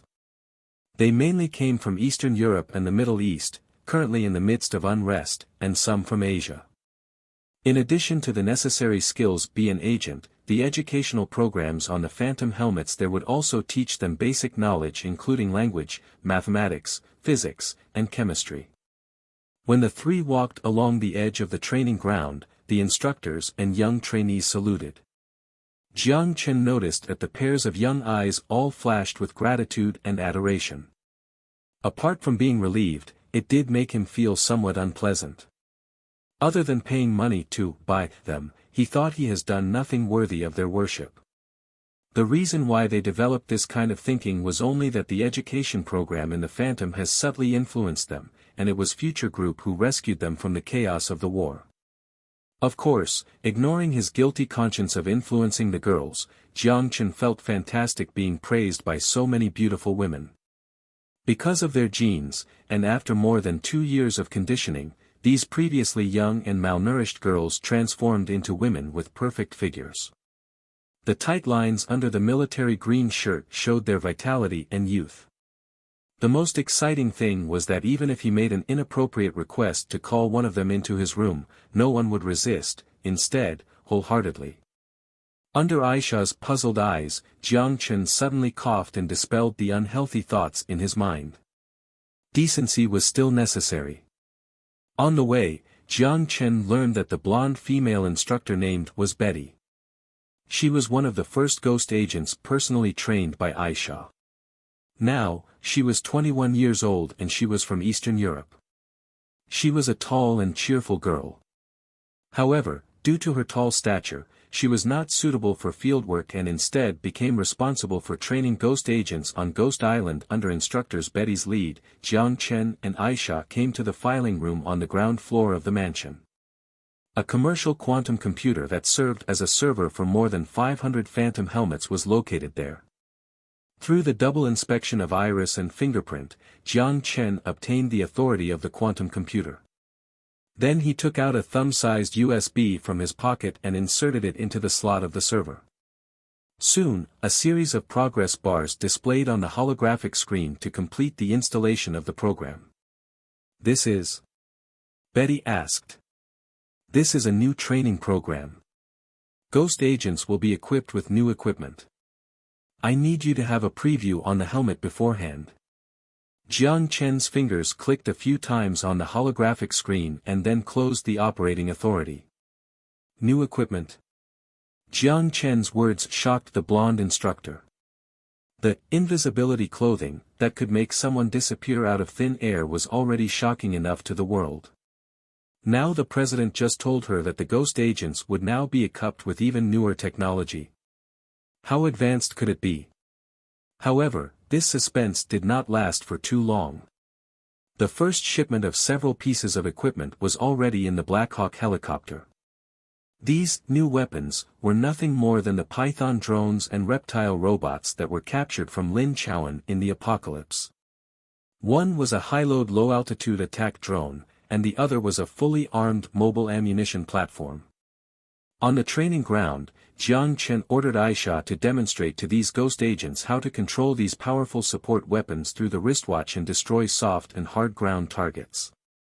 If a hummingbird drone, only capable of carrying 60 rounds of small bullets, was considered a mosquito, then the Python could be considered a ferocious eagle. As for the reptile robot that used firearms and grenade launchers to unleash destruction, it was, without doubt, a demolition expert. Not only was it an efficient killer against soft targets, but it could also tear the bunker apart, and even threaten armored units at close range. After seeing such powerful weapons, the trainees and instructors in the training field all popped their eyes wide open. After recovering from the shock, Betty expressed her confusion. Do we really need these weapons? With such a fearsome weapon, for agents who mainly engage in intelligence gathering and investigations, they offered little practical value. Additionally, the Python drone's size was at least dozens of times that of a hummingbird and almost half the height of an average person. It was not convenient to carry. As for the reptile robot, just looking at the bazooka set at the top of the turtle shell, would definitely be better fitted for the battlefield. However, Jiang Chen's reply was very concise and clear. We can use it. Seeing Betty still not understand his intention, Jiang Chen explained. In the future, the work of ghost agents will not only be limited to infiltration and intelligence gathering.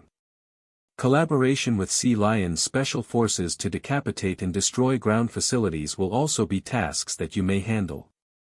For those who are good at concealment and infiltration, they are more suitable to use support weapons to provide aid to the Sea Lions engaging from the front. Betty nodded, but she then hesitantly asked. I have another question. I don't know if it's convenient to ask. No need to worry, please go ahead. Are we going to war again? Betty asked carefully. Hearing this question, Jiang Chen laughed and said in a sly voice. War. The war has already begun. Yes, the war with the Freemasonry began long ago. The civil war in Madagascar was reaching its tipping point, and it was almost ready to close the net. After this would be Turkey, Ukraine, followed by Europe. Celestial trade would extend its tentacles to the world and completely overwhelm the Freemasonry's living space. In order to avoid escalating the situation, he would try to avoid launching a large-scale war. Instead, he would use these agents and special forces as much as possible to surgically remove the forces of the Freemasonry. After presenting new equipment to these future agents, Jiang Chen went on to examine their training and ate dinner with the orphans on the island. Before the sun was about to disappear from the horizon, Jiang Chen with Aisha returned to Koro Island. After returning to the mansion, Jiang Chen took a shower and was preparing to spend some intimate moments with the lovely Aisha, when his watch suddenly shook. Lin's call request came over from the Apocalypse, saying that she had news to share and for him to hurry back. Upon seeing this, Jiang Chen had to regretfully cancel his plan and traveled back to the Apocalypse. This is... Looking at the black storage tank in the backyard of the mansion as well as the intricately entangled pipelines, Jiang Chen questioned. The essence of science and technology. Lin raised her chest. Her mouth turned into a crescent moon as she proudly announced. Speak English, Jiang Chen facepalmed. In a nutshell, it is a magnetic confinement device used to store antimatter. Lin didn't even finish speaking when Jiang Chen subconsciously took a step back. What? Antimatter this size? In the tank, everything is antimatter. Looking at Jiang Chen's expression, Lin burst out laughing, waving her hand. No, there is only 0.1 milligram of antimatter in the middle. However, it must be stored with such a large magnetic confinement device. Upon hearing Lin Lin's explanation, Jiang Chen felt relieved. Dozens of milligrams of antimatter could be used as fuel and propel a spacecraft to Mars in 6 weeks. 1 kilogram of antimatter exposed to the air could blow up the entire Earth. 1 ton of antimatter could make the Earth the second largest asteroid belt in the solar system. It was not unreasonable for the Science and Ethics Committee of this timeline to ban the development of antimatter. The material was too dangerous on Earth. Everyone may explode together because of an experimental accident. However, it amazed Jiang Chen that 0.1 milligram of antimatter was stored in such a large storage tank. After all, the gift given to him by the remnants of the void was only the size of the bottle. Perhaps Lin Lin read what Jiang Chen was thinking as she coughed to hide her embarrassment. Ahem. After all, our research on antimatter is only in the very beginning stages. They should have easier access to antimatter in the void compared to us. Why? Jiang Chen asked curiously. There is an argument that the void itself does not have the concept of space. The positive and negative substances that exist in it cannot pass through the specific medium interface. It is very troublesome to explain. It is as if we want to find a drop of water in a desert without an oasis while they are on the beach. Their left hand is holding the sand while their right hold is holding the water. Of course, this is only a theory. After all, people who entered the void cannot come back, Lin Lin explained. I see. But what can this 0.1 milligram of antimatter do? It can't do anything. Lin Lin shook her head and said with repentance, the manufacturing process of antimatter is not difficult. In the 21st century, trace amounts of antimatter can be observed through the Large Hadron Collider. It is just that the antimatter particle exists for a very short amount of time. There is no way to save it in the universe filled with positive matter. After analyzing the void technology, this magnetic confinement device I designed can store antimatter in small quantities, but I can't think of the usage of this stuff other than bombs. It is also inappropriate to use it for bombs as the cost is more than 1,000 times that of an equivalent bomb. This storage. What is the TNT equivalency of the magnetic confinement device? Jiang Chen asked, pointing to the tank. According to the energy equation, 1 gram of antimatter annihilation releases energy equivalent to 3 nuclear bombs. The actual killing effect may exceed 10 nuclear bombs. Lin Lin quickly gave an answer. The antimatter destruction power of 1 gram was only equivalent to 3 nuclear bombs. Considering the cost of production, this 0.1 milligram of antimatter really did not offer practical value. However, as a scientific area in its infancy, this result was pleasing. In order to reward Lin Lin's efforts, Jiang Chen brought her 3 boxes of pudding created from the hands of a Belgian pastry master. Looking at Lin Lin's joyous face as she embraced the boxes and ran to the kitchen, a smile emerged from the bottom of his heart. As usual, Yao Yao made a tableful of dishes. Most of the fresh vegetables on the table came from the farms in Garden of Eden, while roast turkey and pork came from Earth. Now that life in the apocalypse under NAC had gradually improved, the time spent eating canned food was not missed. If it weren't for the grayish-yellow radiation cloud in the sky, and the destroyed streets outside the window, just around this table, there was no feeling of the apocalypse at all. 5 people surrounded the dining table and happily enjoyed a sumptuous lunch. They chatted about the funny things that happened around the base and all the way to Ijo Island that was still under development.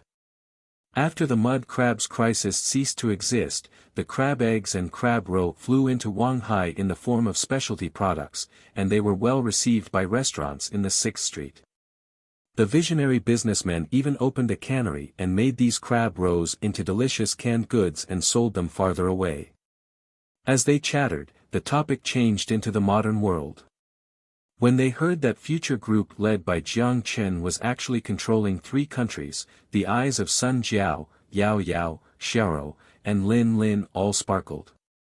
It would be great to see the other side, but unfortunately the interdimensional study of the moving living had no progress at all. But everyone knew that there will be a day. After the meal, Jiang Chen went to the office and found Han Junhua, who was dealing with military affairs. How is the situation in the north? Han Junhua's open mouth stopped moving as she opened a holographic screen to lock on the map the Hanzhong area of northern Hua. Jiang Chen looked at the name of the Northern Alliance area and narrowed his eyes. I remember they are located in Lanzhou. A year ago in Lanzhou, added Han Junhua. After a pause, she continued, since last year, they have been migrating south. Under the leadership of the new commander, they wiped out the zombie and mutants in the Hanzhong region. Then they gradually migrated the population of the Northern Alliance area, setting up settlements along this tributary of the Yangtze River. Why are they doing this? Jiang Chen frowned. We sent out Aurora 20s to survey the target area, but we did not gather any useful intelligence. They used air defense missiles to force away our fighter. From any point of view, they are acting in a very unfriendly manner, said Han Junhua. Jiang Chen once again set his sights on the map. Migration meant giving up years of development. Whether it was arable land or city walls, the price they paid was quite high. He was curious as to what was forcing the country that first established order to abandon the land. However, there were more real problems now that he must face. If the Northern Alliance area had already relocated to the Hanzhong area, if they took a ship and sailed down the Yangtze River, they could easily reach Wu City. From there, the next stop would be Hongqing, the outpost of NAC in the east. The series of actions of the Northern Alliance area in Hongqing already alerted him. Preparing for the worst, chances were that they had long set their crosshair on Wanghai. When the coup d'état occurred in the 6th Street, the image brought by the dark red Chamber of Commerce was a declaration of war on the survivors of Wanghai several years ago. In that video, the commander of the Northern Alliance area also seemed to mention the word treasure. The head of the dark red Chamber of Commerce interpreted it as the wreckage of the gods came, but it turned out to be false. After NAC regained control of the city center of Wanghai from the mutants, it did not find anything that could be considered a treasure. Have you ever tried to get our pilots to avoid Hanzhong and fly directly to Lanzhou? I'm curious what happened to cause hundreds of thousands of people to migrate southward, Jiang Chen replied. Of course, but from the air, our pilots did not collect too much useful information, Han Junhua replied. I see, Jiang Chen slowly started to frown as he thought. The best option was to improve their defensive efforts. The deterrent power of the Aurora 20s in the modern world did not apply to the Northern Alliance area. Although Aurora 20s did not detect the presence of fighter aircrafts that belonged to Northern Alliance area, those who inherited Pan-Asia cooperation technology such as ground-based air defense missiles and laser air defense weapons could be deadly threats to Aurora 20s with. If a war would break out, the outcome of the war would undoubtedly be decided on land. Jiang Chen stayed for 3 days in the apocalypse and then returned to the present world.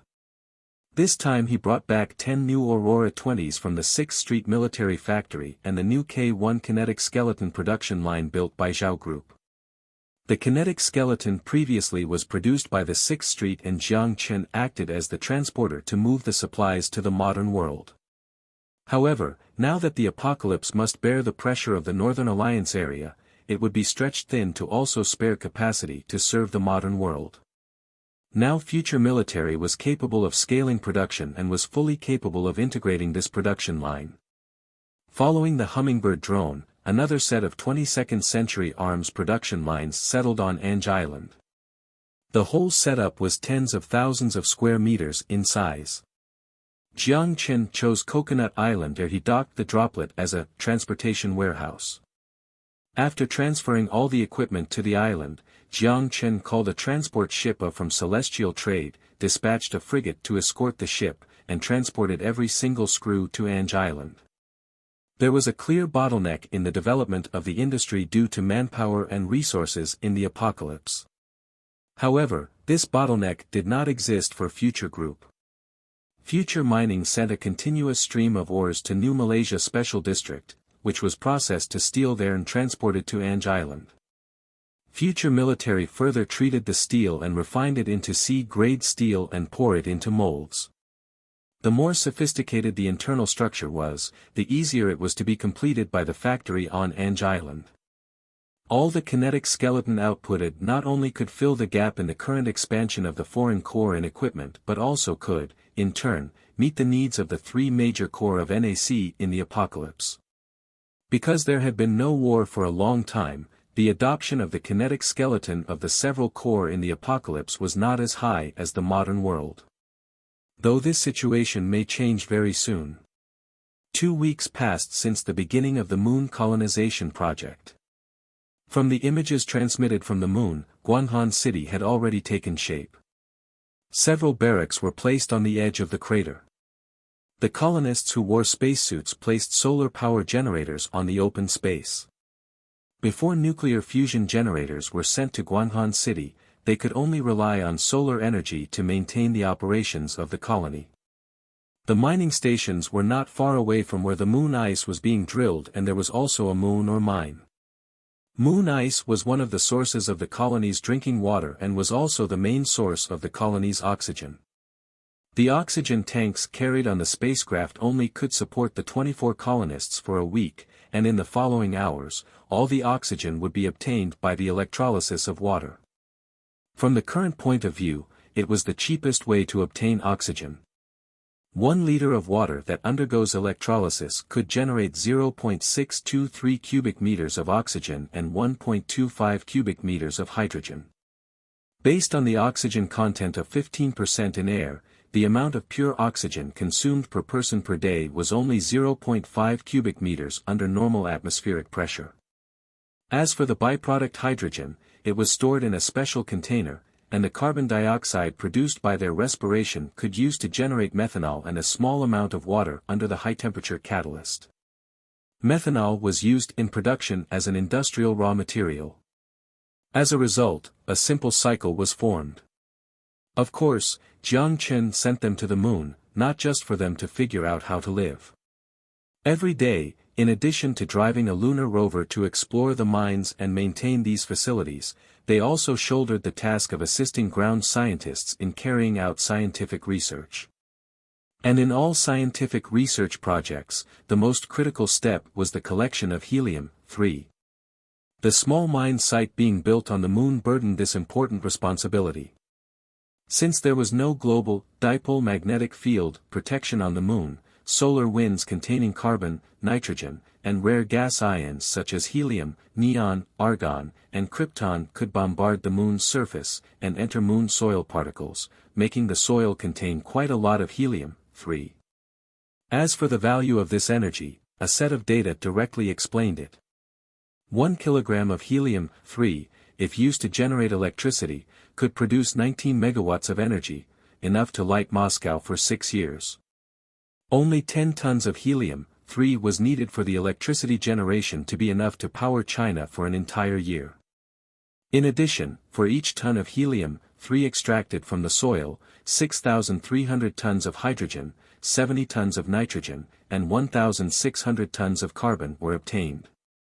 However, compared with the value of the former, the value of these byproducts was negligible. The moon soil itself was also rich in aluminum, iron, magnesium, titanium and other rare earth metal minerals. Jiang Chen already possessed the nuclear fusion power generation technology. The power source of Penglai was the nuclear fusion generator from Ijo Island in the apocalypse and several storage tanks of helium-3. What he needed next was to know how he could efficiently extract helium-3 from the moon. It was one of the main tasks of these colonial pioneers and researchers. So far, the 24 colonies on the moon cost Jiang Chen 1 billion XIN new dollar. However, the money spent would be worth it. After the video ended, Kelvin spoke with Jiang Chen. NASA hopes that we can publicize the living condition of the colonists and share the investigation of the moon. They're willing to exchange this information with us for files that have not yet been disclosed to the United Nations. Is that intelligence very important? I mean theirs. Jiang Chen asked. Kelvin thought for a moment. Not very important. NASA officials disclosed that the unpublished files are mainly about the analysis of KREP rock and the distribution of helium-3 reservoir in the moon soil. Our researchers are also studying these things, but we just don't know how far they are. There is no need to exchange information with them. I believe that you will be in front of them in no time. Jiang Chen paused and then continued, but the life of the colonists can be shared.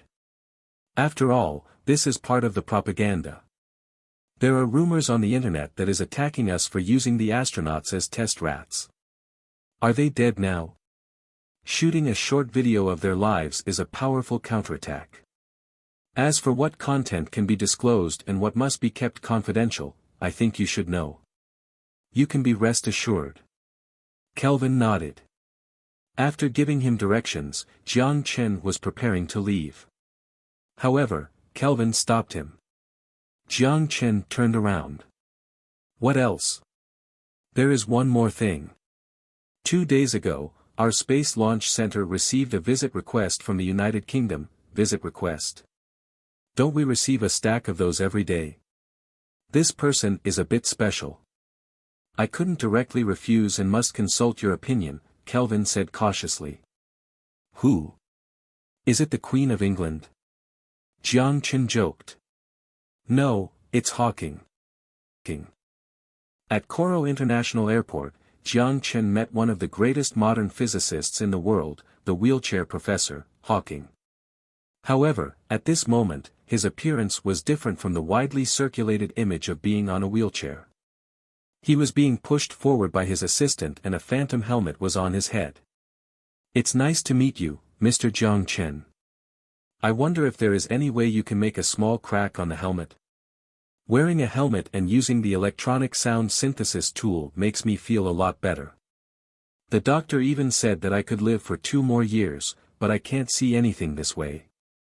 Jiang Chen took a second to process the information and then laughed. I will ask my scientists to investigate this issue. It shouldn't be too difficult. Thank you so much, the electronic voice responded. Given the influence of Hawking in the scientific community, Jiang Chen did not reject his request to visit the Space Launch Center. In a sense, he was more representative of the academic world than the researchers sent by NASA. Of course, he still knew what could be displayed and what couldn't be displayed. The ship arrived at the island where the launch center was located. A celestial trade bodyguard replaced his assistant's job and pushed the wheelchair next to Jiang Chen. This is our launch site. The Celestial 4 is launched from here. That side is used to launch other types of rockets. We recently had some frequent space activities. There is basically a launch mission every other week. Jiang Chen introduced him while bringing him into the launch center. An enviable budget, Hawking exclaimed. That's because I didn't spend the taxpayers' money, and only my own money. Jiang Chen laughed. Entering the launch center, Kelvin welcomed them and took them to the ground command center responsible for the colony of Guanghan City. There, more than 50 personnel were busy at the computers with their tasks at hand. Hawking let the person pushing his wheelchair to take off his helmet. He didn't want to talk at the moment, he just wanted to see what this place looked like. Kelvin walked to a computer and touched several buttons on the screen. Soon, a hologram projected in front of everyone. The image came from Guanghan, 384,400 kilometers away. Here is the colony of Guanghan. What's the order, Commander? An astronaut appeared in the camera and asked Kelvin. Report on the status of supplies. Okay, just a second. After listening to the astronaut report on the oxygen, drinking water, collection of moon soil and other materials, with the help of Celestial Trade Bodyguard, Hawking put on the phantom helmet again and sincerely said. I saw the future. It is a privilege to receive this honor, Jiang Chen humbly responded. After a pause, Hawking continued. Humans can't place all of our eggs in one basket, so they can't place all of the bets on one planet. I said this long ago, but unfortunately neither the British nor the UAE government took this seriously. Spending taxpayers' money in Iraq is always much better than throwing it in the space without a future. Even if everyone knows it, the future will be there. History is always strikingly similar. Columbus also lobbied Britain, France, Italy, and Portugal. It's amazing that Icarus's paradox not only applies to businesses, but it also applies to some superpowers as well. But in front of you is also a businessman, Jiang Chen said. But you are still very young, and being young is always good. With that synthetic voice, Hawking said something ambiguous and difficult to interpret. Jiang Chen couldn't stay there for too long. There was still a meeting on Veer City that he needed to attend to in the afternoon at Future Group. After leaving the task of hosting Hawking to Kelvin, Jiang Chen was preparing to leave the Space Launch Center when his eyes suddenly stopped on Hawking's wheelchair. "Is there a problem?" Hawking had noticed his gaze as his helmet already off. With his finger tapping on the keyboard of the armrest, he asked Jiang Chen in the electronic voice. "One thing," Jiang Chen nodded, grinning at the old man, "I have a proposal. However, I don't know if you would be interested." At the same time, a special hearing was being held in the Congress building in Capitol, UA. "We must restart the Apollo program immediately. Celestial trade has already begun its colonization of the moon. We have led the world for more than half a century, but now we are behind them. For the great UA people, this is unacceptable." Standing in front of the hearing, NASA's head Charles Bolden spoke passionately to the members of the hearing and tried to convince them to restart the Apollo program. However, the Congress members in the hearings showed a lack of interest. Some people played with their pens, some people looked at Bolden with one eyebrow raised, and others simply turned to the next page in the document. Since 1972, NASA has not received any sort of budget increase, but its budget was reduced by about 75% and has remained so for more than 40 years. Unlike the Kennedy era, when NASA only needed to use one sentence, the Soviet is also doing this, for a large budget to be approved immediately. It was not a hassle at all. Now, the president gave the go-ahead, and as long as the Congress was willing to allocate the budget, the Apollo program could be restarted. However, what made Bolden desperate was that Congress was not interested in the free land 384,400 kilometers away. The UA people will view this as unacceptable. Why do I feel that there are plenty of people who have signed up to be a celestial trade astronaut? One lawmaker smiled. Do you think this is right? Bolden retorted back. What is wrong about it, said the Congress member who was sitting in the middle. He tapped on the book. I need you to tell me what benefits the Apollo program can give us other than boosting national confidence. Bolden was silent, he could only squeeze out a sentence after a long pause. Not all benefits can be seen. Several members smiled at each other and the Congress member at the top shrugged. But only the visible benefits can convince taxpayers to pay the money. After the hearing ended, Bolden returned to NASA's office and slammed the prepared document onto the table. The Congress is discussing raising the budget for research and development of new anti-ballistic missile systems and anti-EMP weapons. This is an even more urgent issue. The odds of convincing them is almost zero. The assistant followed and said while closing the door. What did he mean? Bolden said irritably. She may have just given us an empty promise. The assistant with a bitter smile said. But then, the door was suddenly pushed open, and a NASA employee came in and put a newspaper on his desk. He was visibly excitedly. Look at this. There is this. Bolden with a frown took the newspaper. When he saw the red circled text, his eyes widened. They just. Wait. His eyes lit up.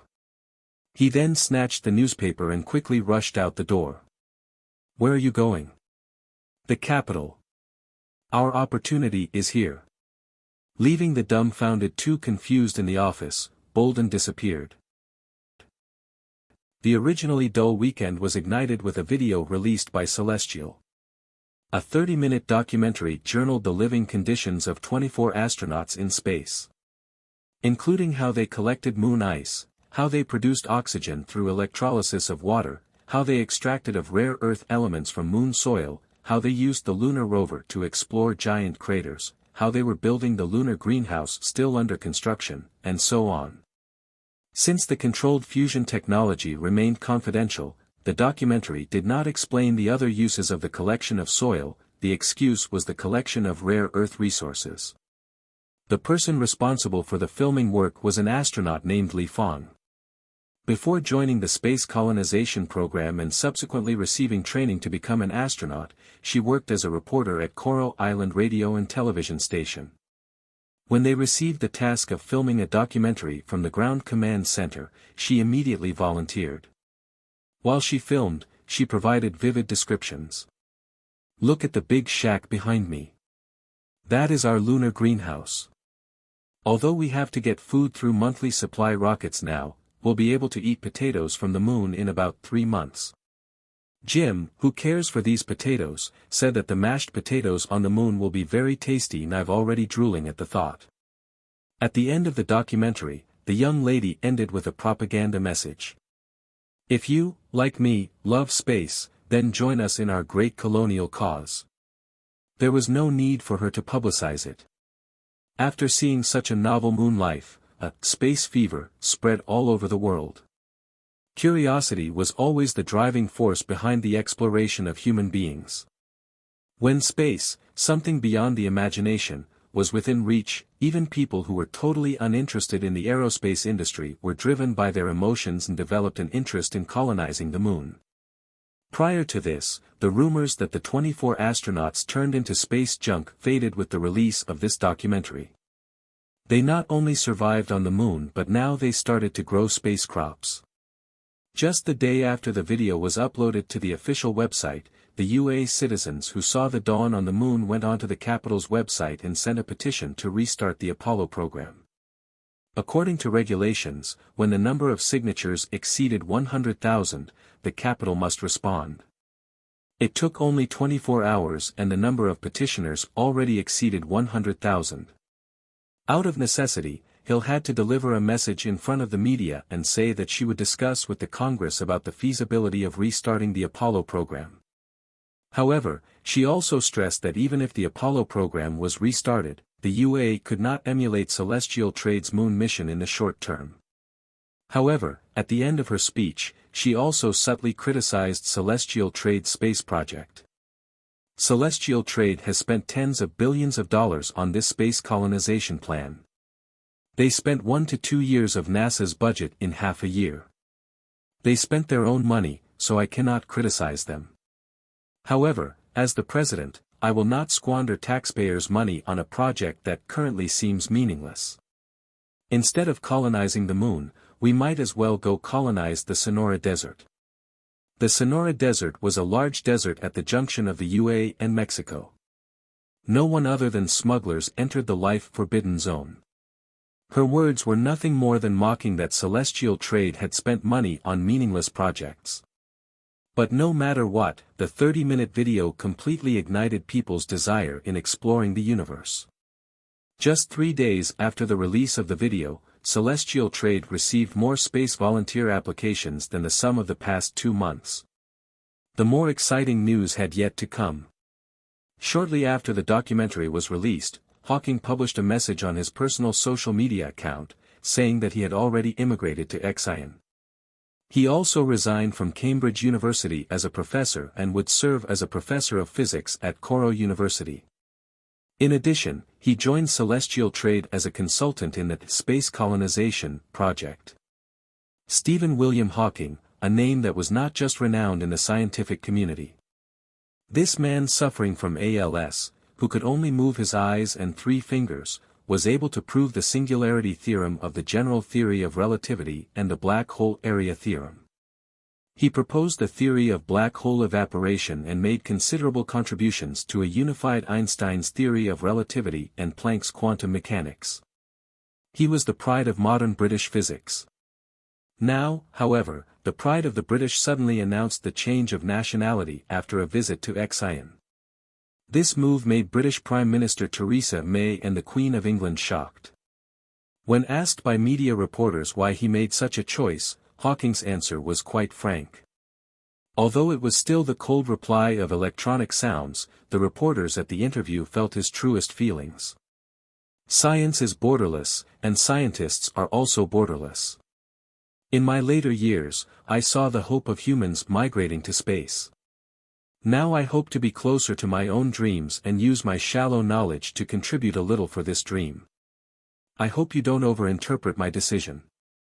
This is just an old man who hopes to use his own way to complete the last journey of his life. However, for this great scientist, British Prime Minister Theresa May even visited Coral Island personally, hoping to change his mind. There are many ways to realize your dreams. The ESA has recently also been discussing a moon landing program with a plan to establish a European colony on the moon in 2030, New Amsterdam. We need your help. May, not minding that Jiang Chen was on the side, directly extended her invitation to Hawking, who had changed his nationality. However, Hawking's answer was very direct. As long as you are still discussing, that will never be the result. Theresa May was stunned. After a moment of silence, she couldn't stop herself from asking, "Excuse me for asking, but what did Future Group promise you that you made your mind to stay here?" When he heard this question, Hawking squeezed out a smile with his stiff muscles and his 3 fingers typed on the keyboard. "He promised to help me stand up." Stand up? Theresa was stunned, then anger appeared on her face as she looked at Jiang Chen standing next to her. "Mr. Jiang Chen, deceiving an old man is not a gentleman's move." "Deceiving?" Jiang Chen laughed. "If I said I will help him stand up, I will definitely help him stand up. Is it true? As far as I know, ALS is an incurable disease. Modern medicine can't solve this problem at all. And you said that you can cure Mr. Hawking's illness. Isn't this fraud?" Theresa narrowed her eyes as her wrinkles squeezed together.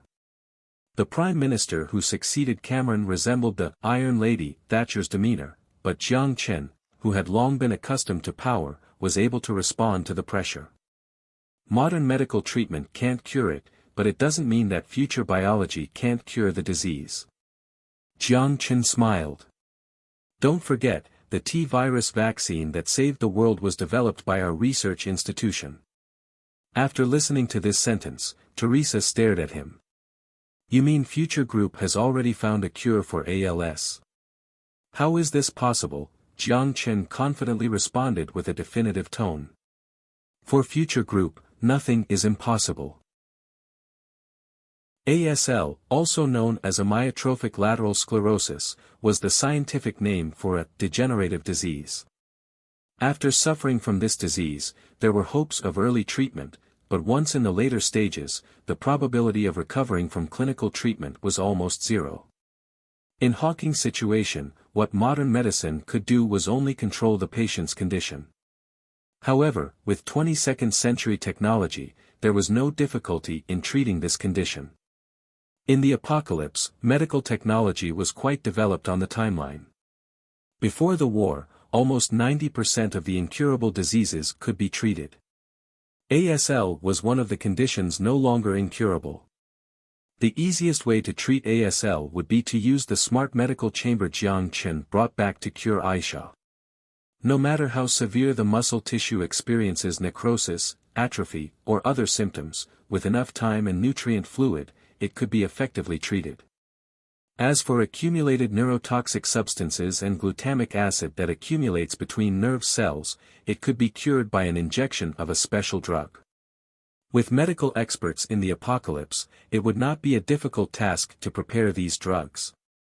With complicated emotions, the British Prime Minister left Xi'an and ended her 3-day diplomatic visit. Before receiving treatment, Hawking asked Jiang Chen a very interesting question. "Before I receive treatment, can I take the liberty to ask a question? If you plan to ask me if the operation will be painful, my answer is no," Jiang Chen replied comically. "It has nothing to do with me. What I want to ask is about the homework you assigned to the students 2 weeks ago." "Oh. The Master of Cosmology is also interested?" Jiang Chen looked at the old man in surprise. I'm just curious. Have you guys discovered something? The cloudy eyes seemed to possess a penetrating insight into the universe and pierced directly into Jiang Chen's soul. Why do you think so? Jiang Chen smiled. Because the number of rockets you have launched in the past few years is equal to the sum of NASA's launches over the past decade or so. Hawking hit the keyboard with his trembling fingers. With such frequent space activities, you definitely can discover something. Has NASA discovered anything in the past few decades? Jiang Chen asked in turn. Hawking was silent for a moment. Then he began tapping his fingers on the keyboard. They have never answered this question directly, but I'm sure they have discovered something. You can pay attention to Area 51, which is not just a federal military base. For details of Area 51, Hawking did not elaborate. Obviously, as a scholar, he wouldn't know too much intelligence. At the end of the meeting, Jiang Chen abruptly asked. If there is an extraterrestrial civilization and they also know that we are here, do you think they will be hostile? Hawking replied with his keyboard. If you watched my lecture, then you should know very clearly. I never doubted this point. Jiang Chen smiled and extended his hand. It's a privilege that we share the same opinion. I'm sorry, I can't shake your hand now. It was mid-October. Inside Coro Hospital, a subsidiary of Future Biology, and accompanied by his 3 children from Britain, Hawking entered the operating room and was placed in a medical cabin with the help of a team of medical staff. Considering that all his body muscles have shrunk to a very serious degree, the repair time may be extensive. The news of Future Biology conquering the challenging ALS received wide attention from the international community. Any incurable disease that could be cured was incalculable progress in the medical research field. Even if the occurrence of ALS was not high, international medical organizations still displayed strong interests. However, similar to previous occasions, Future Biology did not disclose how to treat this terminal illness, but generalized the treatment process to the 2 steps of muscle tissue repair and neuron repair. The international medical community had no solution to Future Biology's stinginess. After all, Future Group was a company rather than a scholar institution. Even if it discovered something, it wouldn't publish a journal on the SCI. In fact, this time it wasn't Jiang Chen's ignorance, but he really could not explain it clearly. The nutrient fluid used in the smart medical chamber could accelerate the repair of necrotic cells under special electromagnetic effect. If the medical experts in the apocalypse explained it, they could potentially offer a good explanation. However, for Jiang Chen, a clear outsider of the field, he could only use this general explanation. Anyway, the treatment process was foolproof. 2 nurses put the patient inside and then remembered to change the nutrient fluid regularly. The process was almost like a washing machine.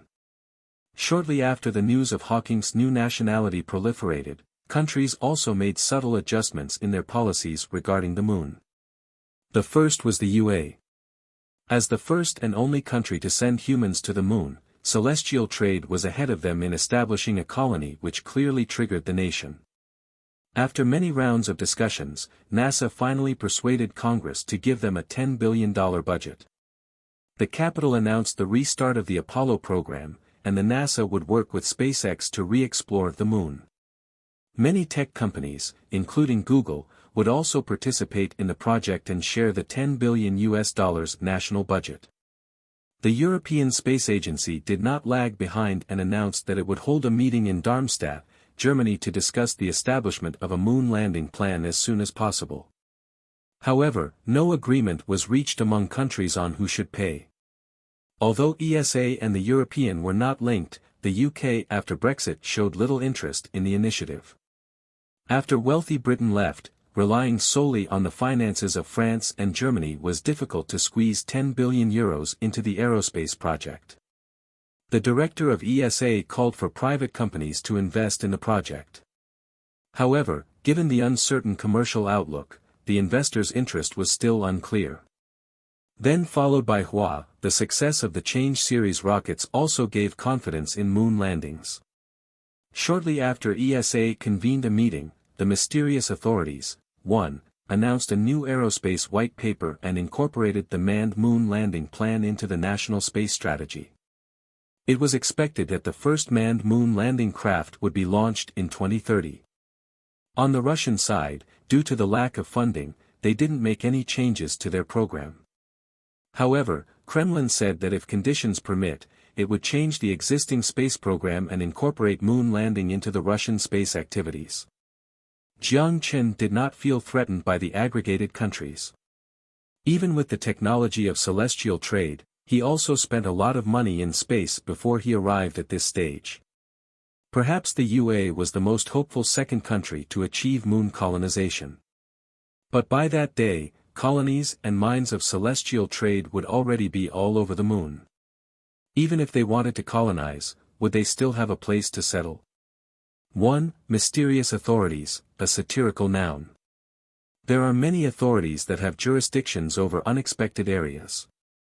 It is almost impossible to see a clear governance structure in China. As Jiang Chen had expected, after coming home from work one day, Natasha wanted to speak to him. The Kremlin hopes that you can fulfill the original contract ahead of schedule.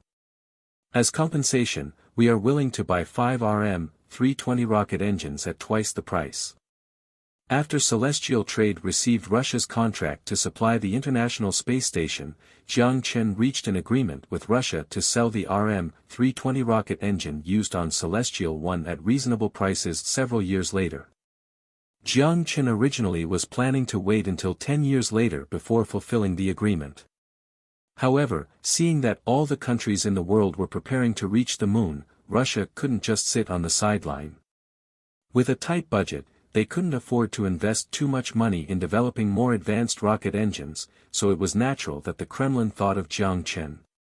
The RM-320 engine was no longer used by Celestial Trade. Although it marked the top technical jewel of the Apocalypse's rocket, it was the product of nearly 50 years of almost zero rocket development. After the birth of space elevators, no one developed the troublesome and high-cost rocket engines. Instead, they devoted all their energy to missiles and spacecraft engines. But this didn't mean it was technically impossible to improve the engine.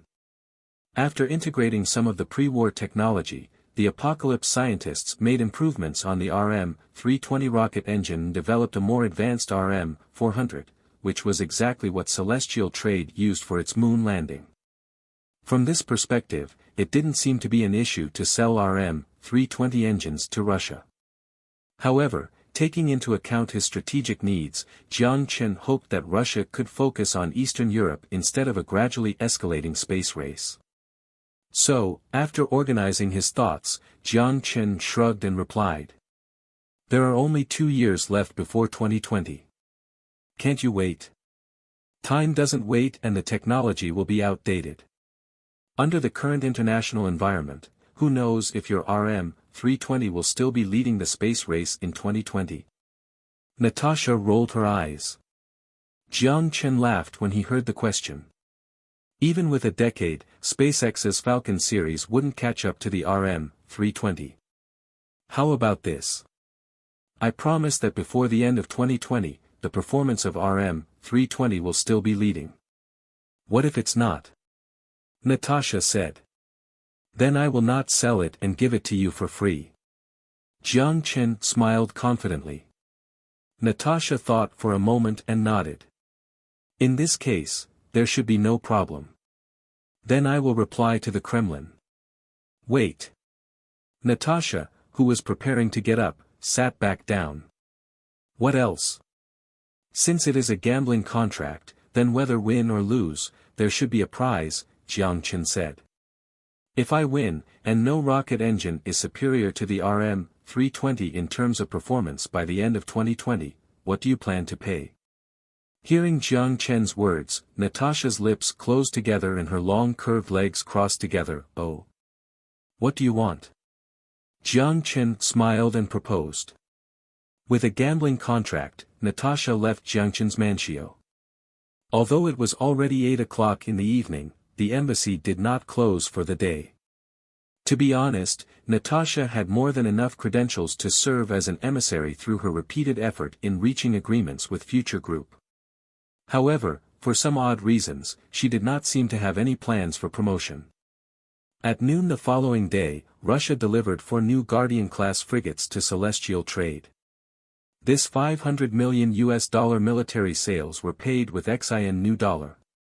Due to the astonishing success of the moon colonization program and the end to the region conflict with Moro securing the victory, the XIN new dollar showed a trend of continued strength in the foreign exchange market, and the exchange rate against the US dollar had risen to 1 minute and 1.2 seconds. Although the rising exchange rate didn't benefit exports, many industries of Future Group were unique and without competition.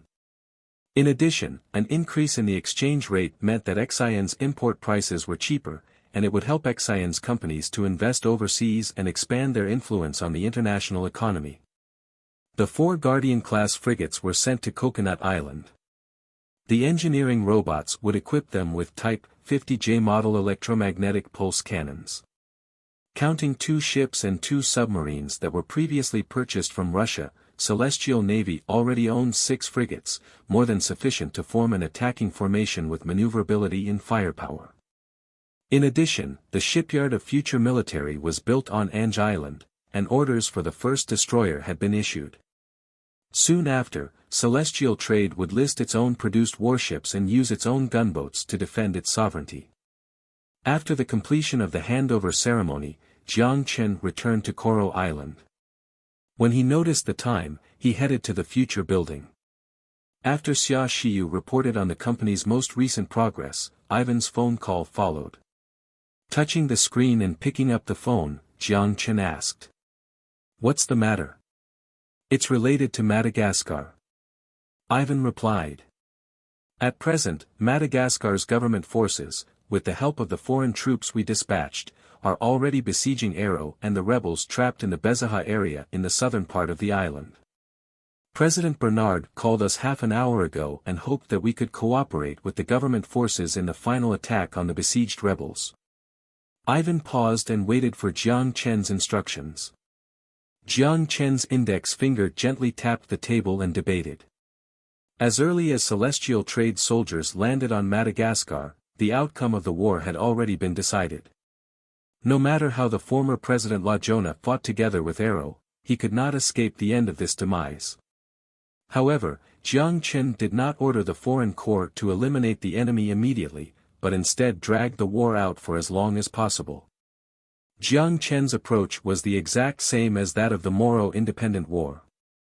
Only when Madagascar owed enough money would the government be more obedient. Rather than forcing Celestial Trade to intervene on the island, he hoped to be greeted as a savior. What's more, dragging this war on had also consumed the strength of the Freemasonry. However, the Jews seemed to have given up this chess piece. Originally, they were sending more mercenaries to Madagascar. Now, even the transporting of supplies became more cautious. The turmoil in Eastern Europe has left them with no energy for the southernmost island of Africa. Obviously, from the perspective of the Freemasonry, the threat from Russia was far greater than that of Future Group, a multinational company.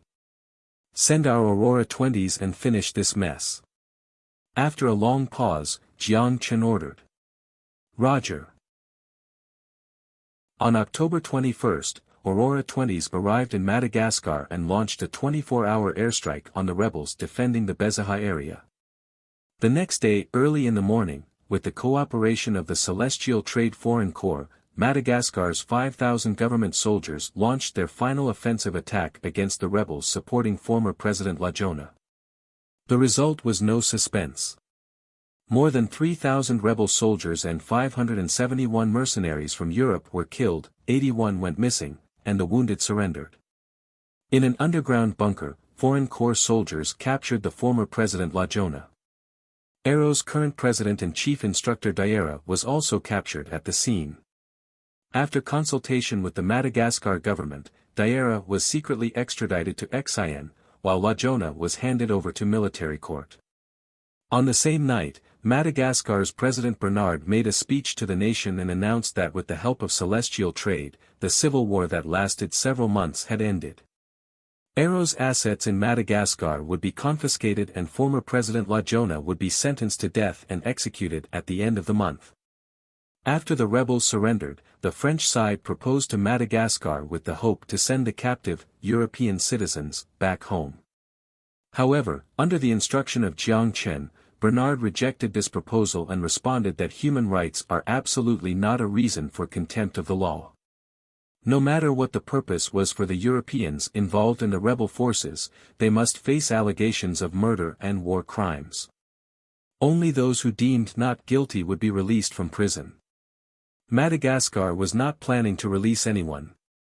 The purpose of Jiang Chen's plan was to use these prisoners of war to put pressure on the European government and the politicians under the control of Freemasonry.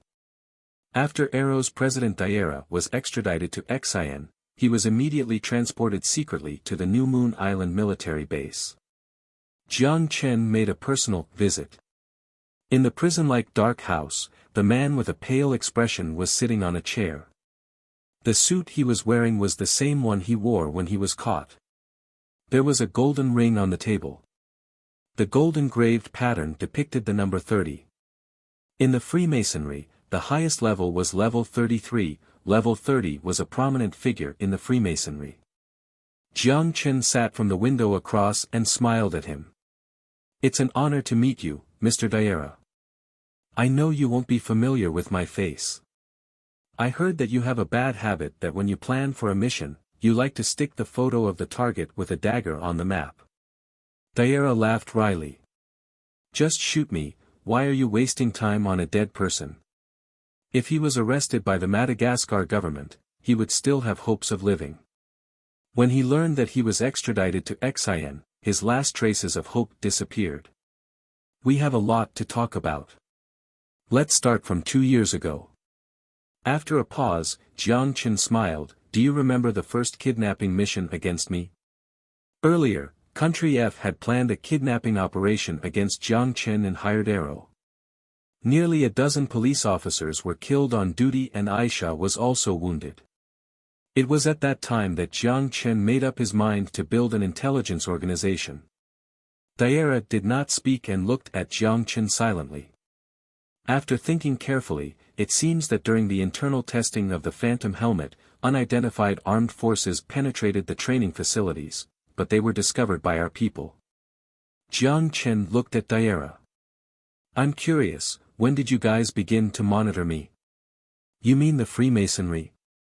Diarra grinned. "Yes," Jiang Chen nodded. "Why should I tell you?" Diarra ridiculed. "Just because I can let you live." Jiang Chen leaned back in his chair, fingers crossed before him, and stared at his eyes. "I can also make you die." Diarra's throat moved, but his eyes did not waver. "I know what you are worrying about. If you confess to me, your family in Europe may suffer unexpected events." Here, Jiang Chen sat up from his chair, approached the glass partition, lowered his voice, and said in a tone with deeper meaning embedded in his voice, "But I don't know if you thought about it. Since the Freemasonry can make your family suffer an unexpected accident, then why can't I do the same thing?" Jiang Chen did not intend to use family as a threat. However, Diarra was likely to become a breakthrough point to take down the Freemasonry, so he did not use the simple but brutal truth-telling serum. He intended to convince him to join his side. Jiang Chen gestured to the bodyguard next to him. A photo was placed on the table between the two. "It's your wife and your 2 daughters. They are beautiful, aren't they?" When he saw the photo, Diarra's eyes suddenly turned red, and the armrests shook violent. He stared at Jiang Chen, squeezing a few words from his grinding teeth. I am a monster, I know what you want to say." Jiang Chen's expression remained unchanged, "But you are not qualified to say this to me. In an old Chinese saying, you and I have no grudge between us, but why are you always on my butt?" Jiang Chen was also infuriated. Starting with the Antarctic mission, the Freemasonry became unscrupulous against him and his group. As he said, those two shared no grudges, but the Freemasonry followed him like flies. The golden apple. Hell, they really thought that stuff could communicate with the future. Daira's tense body suddenly relaxed. He suddenly started laughing and said in a slightly calmer tone. You asked me before. When did we start monitor you? Yes, Jiang Chen replied. Future 1.0. Daira tossed a name that surprised Jiang Chen, and grinned. When you introduced the concept of artificial intelligence, we noticed your company in you. Seeing Jiang Chen had no response, Daira raised an eyebrow. Is it very unexpected? It's really unexpected. Jiang Chen nodded. I thought that you began to keep an eye on us from the coup on Panu Islands. I didn't expect that you would have monitored me since then. But you haven't answered me yet.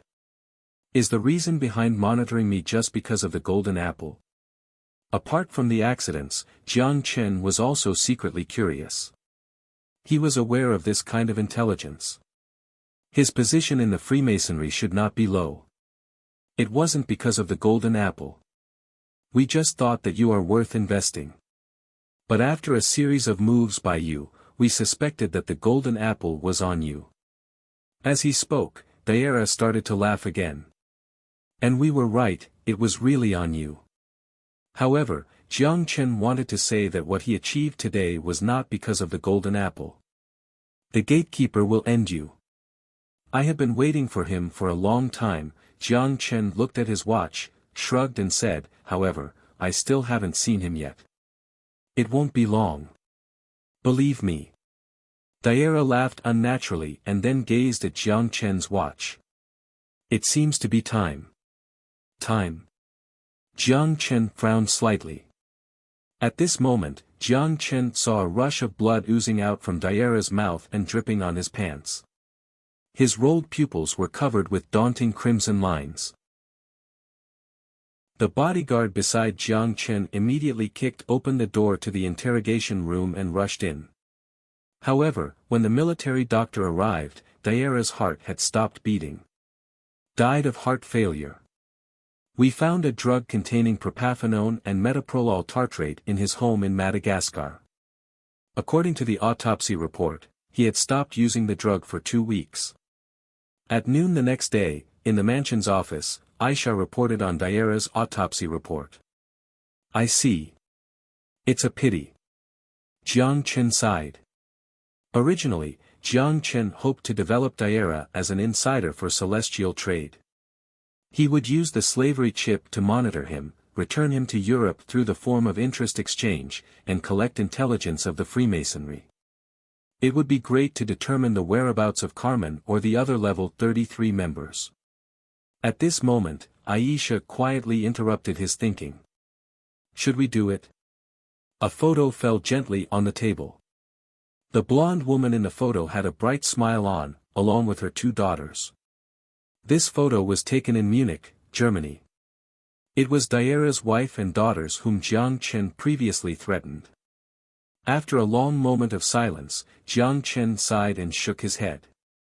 It's not necessary, he has already passed away. Aisha nodded, smiled, and gently replied. Aha!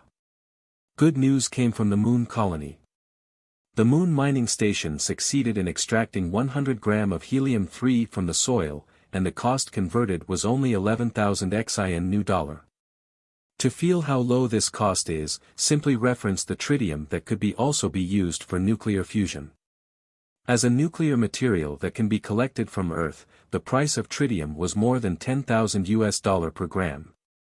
Because most of the tritium was produced in UA, the amount of tritium the UA permits for annual export was only about 1 kilogram, and the main purpose other than industrial and experimental use was to manufacture neutron bombs. Helium-3 did not produce neutrons in the fusion process. It only produced protons that were not radioactive, and it would not produce the radiation people feared. It was a clean energy source. From this perspective, the price of helium-3 should only be more expensive than tritium, and it should be much more expensive. With a solution to the energy problem, many more issues would be resolved immediately. After the completion of the space elevator and the introduction of super long-distance wireless power transmission technology, the new round of energy revolution would be led by Future Group. The world officially entered a new, electricity era. With the advancement made on the moon set aside, after the end of the civil war in Madagascar and President Bernard taking care of the country's domestic affairs, his first stop for diplomatic visits was Xi'an. After the meeting with Xi'an's president, Zhang Yaping, the new president made a low-key visit to Jiang Chen's mansion to meet the country's behind-the-scenes controller. With an entire drone attack group acting as his security guard, Jiang Chen's mansion was definitely one of the safest places in the world. The accompanying bodyguard stayed at the door. Bernard and his assistant entered the mansion. He immediately extended his hand with a smile when he saw Jiang Chen. "Hello, Mr. Jiang Chen, on behalf of the people of Madagascar, I would like to offer you the highest respect." "You're flattering me." Jiang Chen smiled and shook his hand. "Welcome to my house, Mr. President." It was still during working hours, so only Jiang Chen and Aisha were in the mansion. After Bernard was invited to take a seat, Jiang Chen sat across from him. Aisha made black tea for them and then quietly left the living room. Without a lot of small talks, Bernard explained the intention of the visit.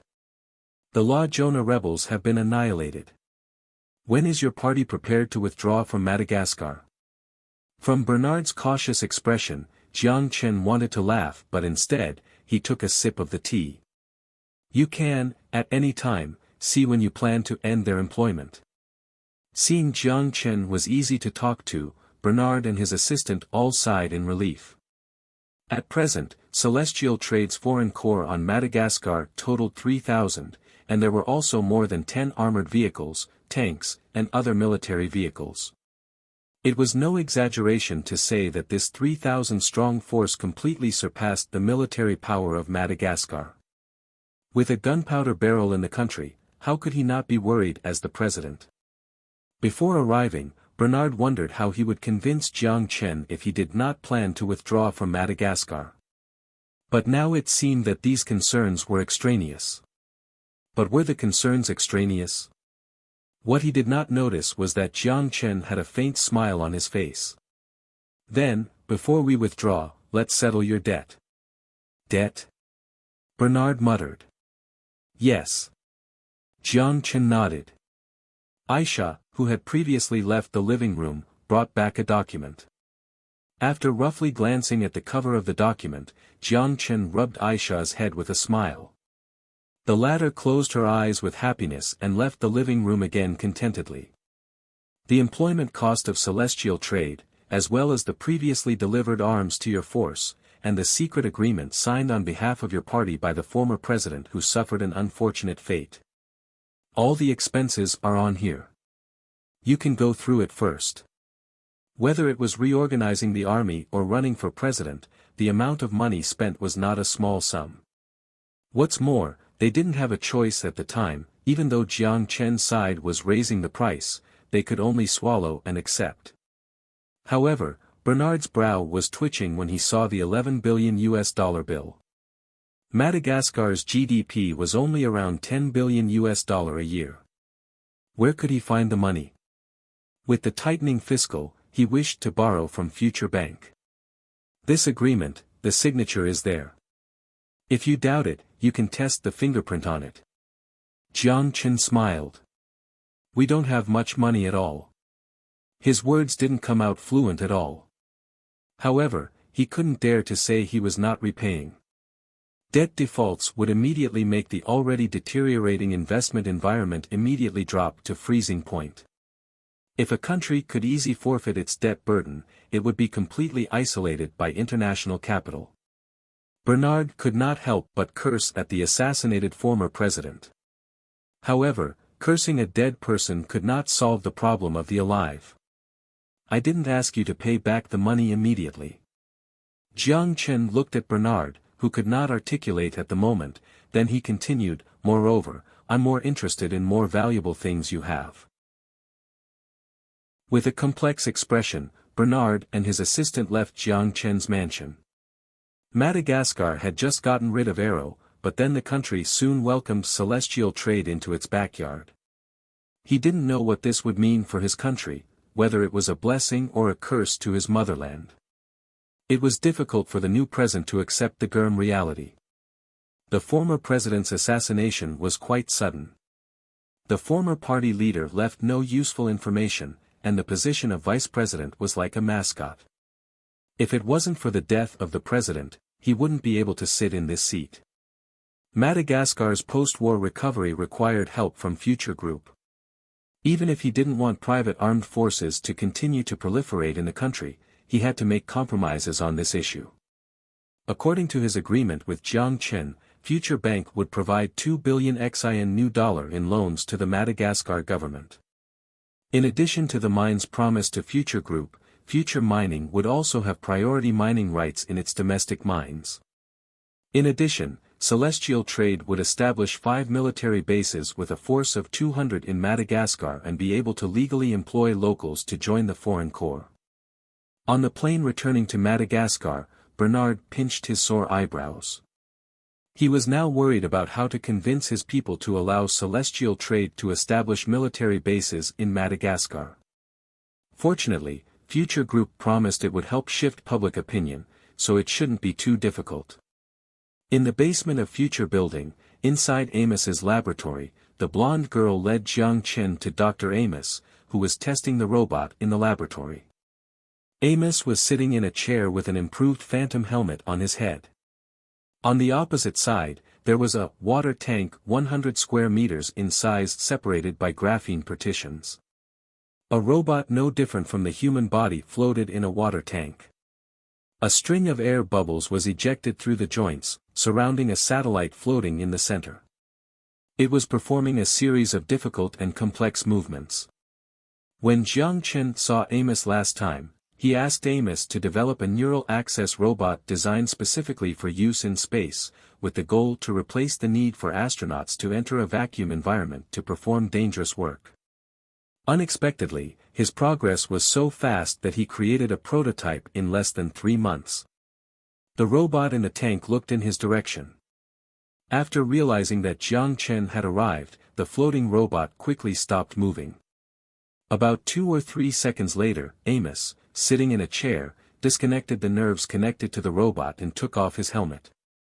With the helmet aside, Amos rubbed his daughter's hair, allowed her to go play on the side, then looked at Jiang Chen with a grin. "What do you think?" "Absolutely amazing," Jiang Chen could offer nothing but praise to him. Once these robots became available, the construction speed of the space elevator would undoubtedly be much faster. Humans could get tired and must eat and drink, but machines would only require charging. It was no exaggeration to say that the construction speed would more than double if a floating charging station was placed next to the construction site in outer space. Produced at scale, the unit price of each robot is 1 to 1.5 million XIN new dollar, and it's about the same price as a spacesuit. With just a little training, anyone can use these fun toys. Amos smiled. "Can I try it?" Jiang Chen looked at the robot in the tank and eagerly asked. "Of course." Amos got up from his chair and gestured toward the helmet on the table. Jiang Chen stepped forward and put it on his head. "The connection password is 1452. To start, just say, 'connect,' or 'start.' A holographic interface will appear on your retina. Focus on the options and wait 3 seconds for it to finish loading. After that, special function operations can be performed." After listening to Dr. Amos's explanation, Jiang Chen repositioned himself into a comfortable position. He cleared his throat then said, "Connect." It was similar to how the Phantom started, but it didn't connect to the virtual reality network. Instead, he switched to the robot's field of view. Jiang Chen looked at the robot's arm through its electronic eyes and looked around again, feeling it difficult to restrain excitement.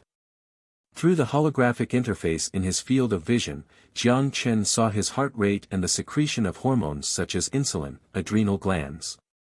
This was meant to determine if the previous body suffered from hunger or other physiological effects. The button in the upper right corner was a shutdown option. After focusing on the button for 3 seconds, the neural bridging mode would be disconnected. Compared to the previous model that had to be disconnected with the help of others, this design was undoubtedly more user-friendly. Jiang Chen opened his mouth and merely wanted to ask, "How do I control the propulsion of the joints?" However, no sound came out. Instead, what he wanted to say was delivered as text and sent to a computer outside the tank. This is one of the difficulties of the neural bridging technology. Amos helplessly opened his hands and explained to Jiang Chen, "It's as if I put a pair of wings behind you, but if you can't understand how to use the wings, they'll only be used as a decoration." What does that mean? Jiang Chen moved around in the water tank, trying hard to imagine the propulsion in his joints, but no matter how he tried, the stream wouldn't come out. Literally, Amos sighed. The core that controls this mechanical body is still your brain. But you lack something in your body. It's impossible for your brain to understand this situation without training for an extended period of time. Jiang Chen gave up trying to focus on the exit option and ended the neural bridging state. He removed the helmet and set it aside. He then massaged his somewhat swollen brain and casually asked Amos, "Well, let me ask, how long did it take you to smoothly control this robot?" "About 2 weeks. After all, my brain is a bit more powerful than the average person." Amos laughed without the slightest humility and picked up the helmet. "By the way, using this device for the first time puts a big load on your brain. If you feel tired now, I suggest you go home and sleep." After Amos listened to Jiang Chen's opinion, the neural bridging robot destined for space activities was eventually given a name of Pioneer and would be produced by Future Heavy Industries. At the same time, the Space Launch Center would assign 100 people to the Astronaut Training Center to be trained on this groundbreaking invention. After returning to the office to make arrangements for production, Jiang Chen was yawning continuously and decided to give himself the rest of the day off. Aisha was driving. Jiang Chen was just about to doze off before a call disturbed his nap. Since major technological breakthroughs in graphene materials, phone screens, regardless of the technology, were replaced with graphene, and the chips also gradually transitioned from silicon-based chips to graphene chips. It was at this time that people fully realized how profitable Future Group would be from leading this materials science revolution. 80% of the world's supply of graphene materials came from New Malaysia Special District, from Future Group's graphene factories. Especially for high-strength graphene and semiconductor-type graphene materials, Future Group, which held the core technology, almost monopolized the entire supply market and controlled the undisputable pricing power. Even Future Technologies' competitors, Apple, Samsung, and other electronics manufacturers, had to admit that their own technology was inferior. They used graphene screens produced by Future Heavy Industries and the dark blue M1 chips. However, after obtaining a technical license from Future Group, Intel also subsequently developed a graphene chip to stop the downward pressure on the plunging stock prices. However, people with a clear read on the situation saw the technological gap between this rushed semi-finished product and the dark blue M1. It was precisely because of this that the most unbearable loss of the European embargo against Future Group was the losses suffered in the electronics industry. Although the European Union seemed to have selectively forgotten about graphene and didn't impose any penalty on the graphene materials exported by Future Group to Europe, Future Group unilaterally announced that it would terminate the supply of graphene to European companies. This dealt a heavy blow to the supercomputer centers in Switzerland and other countries, as well as the European semiconductor companies that were already lagging behind Silicon Valley. If they wished to purchase Future chips, they had to purchase the chips at high prices through offshore dealers registered in Sweden, Norway, and Britain. It was no exaggeration to say that with the increasing popularity of graphene materials, Future Group's control of the global electronics industry also became more pronounced. The reason why UA didn't target Future Group was partly because of the coalition formed with the WASP consortium. On the other hand, they were concerned about the impact on Silicon Valley from the price fluctuations of graphene. 80% of the world's graphene materials came from Future Group, and 60% were sold to Silicon Valley. Hastily disturbing the status quo offered no benefits for anyone. If Intel could replace Future Group and solve the technical problems of graphene semiconductors and high-strength graphene materials, based on the tendency of the UA Department of Commerce, it would have launched a double counter investigation already. The phone call was from Xia Xiyu. Jiang Chen, who just stepped out of the door, immediately went back. When Jiang Chen opened the door, Xia Xiyu put down the pen in her hand and said apologetically, "Sorry, I didn't know you left work already. Do you want something to drink? I'll make you something. Water is fine, yawn. Get me a coffee, a mocha please." Jiang Chen wanted water, but his yawn changed his mind. Xia Xiyu nodded and went to the coffee machine to help Jiang Chen and herself to 2 mochas. She then brought them back and sat down. "Thank you." Sniffing the fragrance of the cocoa beans, Jiang Chen suddenly felt his sleepiness disappearing. "No problem, when did you sleep last night?" "Why are you so sleepy?" she asked out of concern. "Oh, maybe I slept a bit late last night." Because it was too cumbersome to explain, Jiang Chen followed along with the conversation. At the same time, Jiang Chen yawned again. For some reason, when she heard that Jiang Chen slept late, Xia Xiyu's face suddenly blushed and she gave him a hard stare. Mind. With an eyebrow raised, Jiang Chen was confused. "Mind your body, and learn to control it." Xia Xiyu coughed then looked away as she finally spat out the words stuck in her throat. Jiang Chen grinned at her face. He would never get bored with her not frank look, no matter how many times he saw it. "Why are you staring at me?" Xian Xiyu stared at Jiang Chen back, stood up and walked toward her desk. "It's not like you will lose anything." Jiang Chen scoffed in his mind. Holding a stack of documents, Xia Xiyu tossed them on the coffee table after she returned and sat back on the couch. Judging by her serious expression, she had switched back to work mode. Jiang Chen's grin also disappeared after he glanced at the documents. He forced away the sleepiness in his mind and put on a serious attitude. Silicon Valley Technology Innovation and Entrepreneurship Summit? Yes. Xia Xiyu nodded. It's the largest and highest-profile technology event in Silicon Valley. It's also an international professional conference in the technology field. We received an invitation. What do you think? Jiang Chen picked up the documents and scanned through them. It wasn't a small summit. Although the organizers and participants were all American companies in the beginning, the influence of later summits gradually spread to Asia.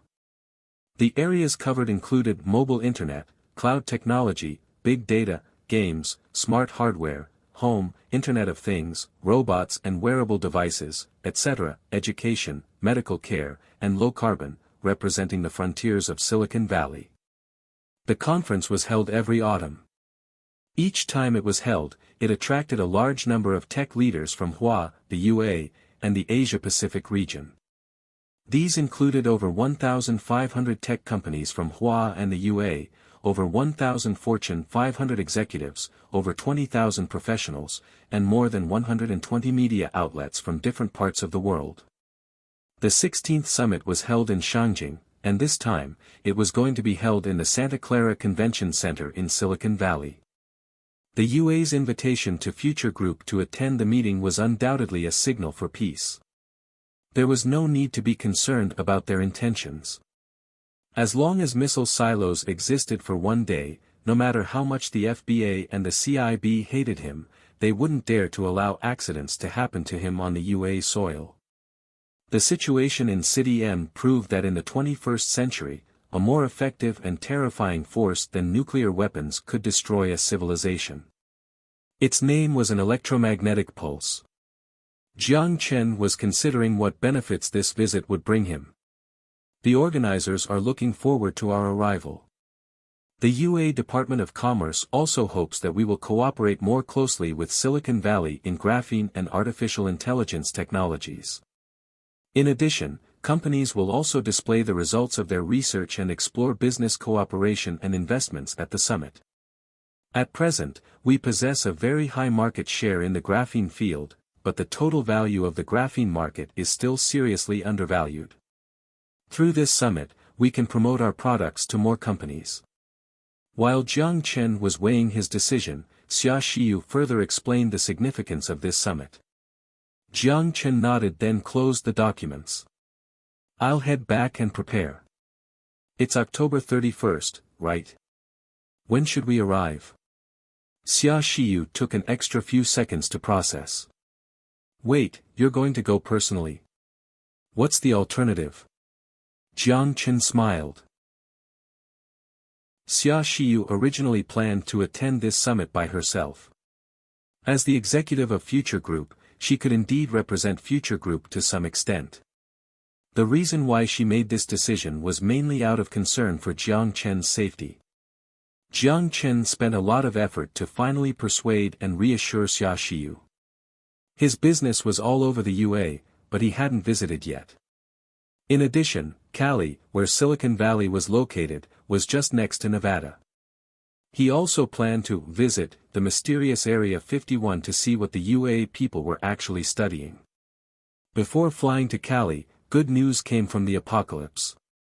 Jiang Chen requested Beluga Station to search for long-distance wireless power transmission equipment, and there was finally progress. Wu Yu, who was stationed at the 6th Street, conveyed some news to Chu Nan, which was fed back to Fishbone Base. When Sun Jiao told Jiang Chen the good news, Jiang Chen immediately returned to the apocalypse to meet with Wu Yu. In front of the warehouse on the 6th Street, the guard in a kinetic skeleton saluted him and opened the iron gate. With a dry splash of air, Jiang Chen walked into a bright warehouse and soon saw Wu Yu standing on a platform along with scientists from Camp 27, who were busy studying around the platform. We meet again, Mr. General. Wu Yu came forward and shook Jiang Chen's hand tightly.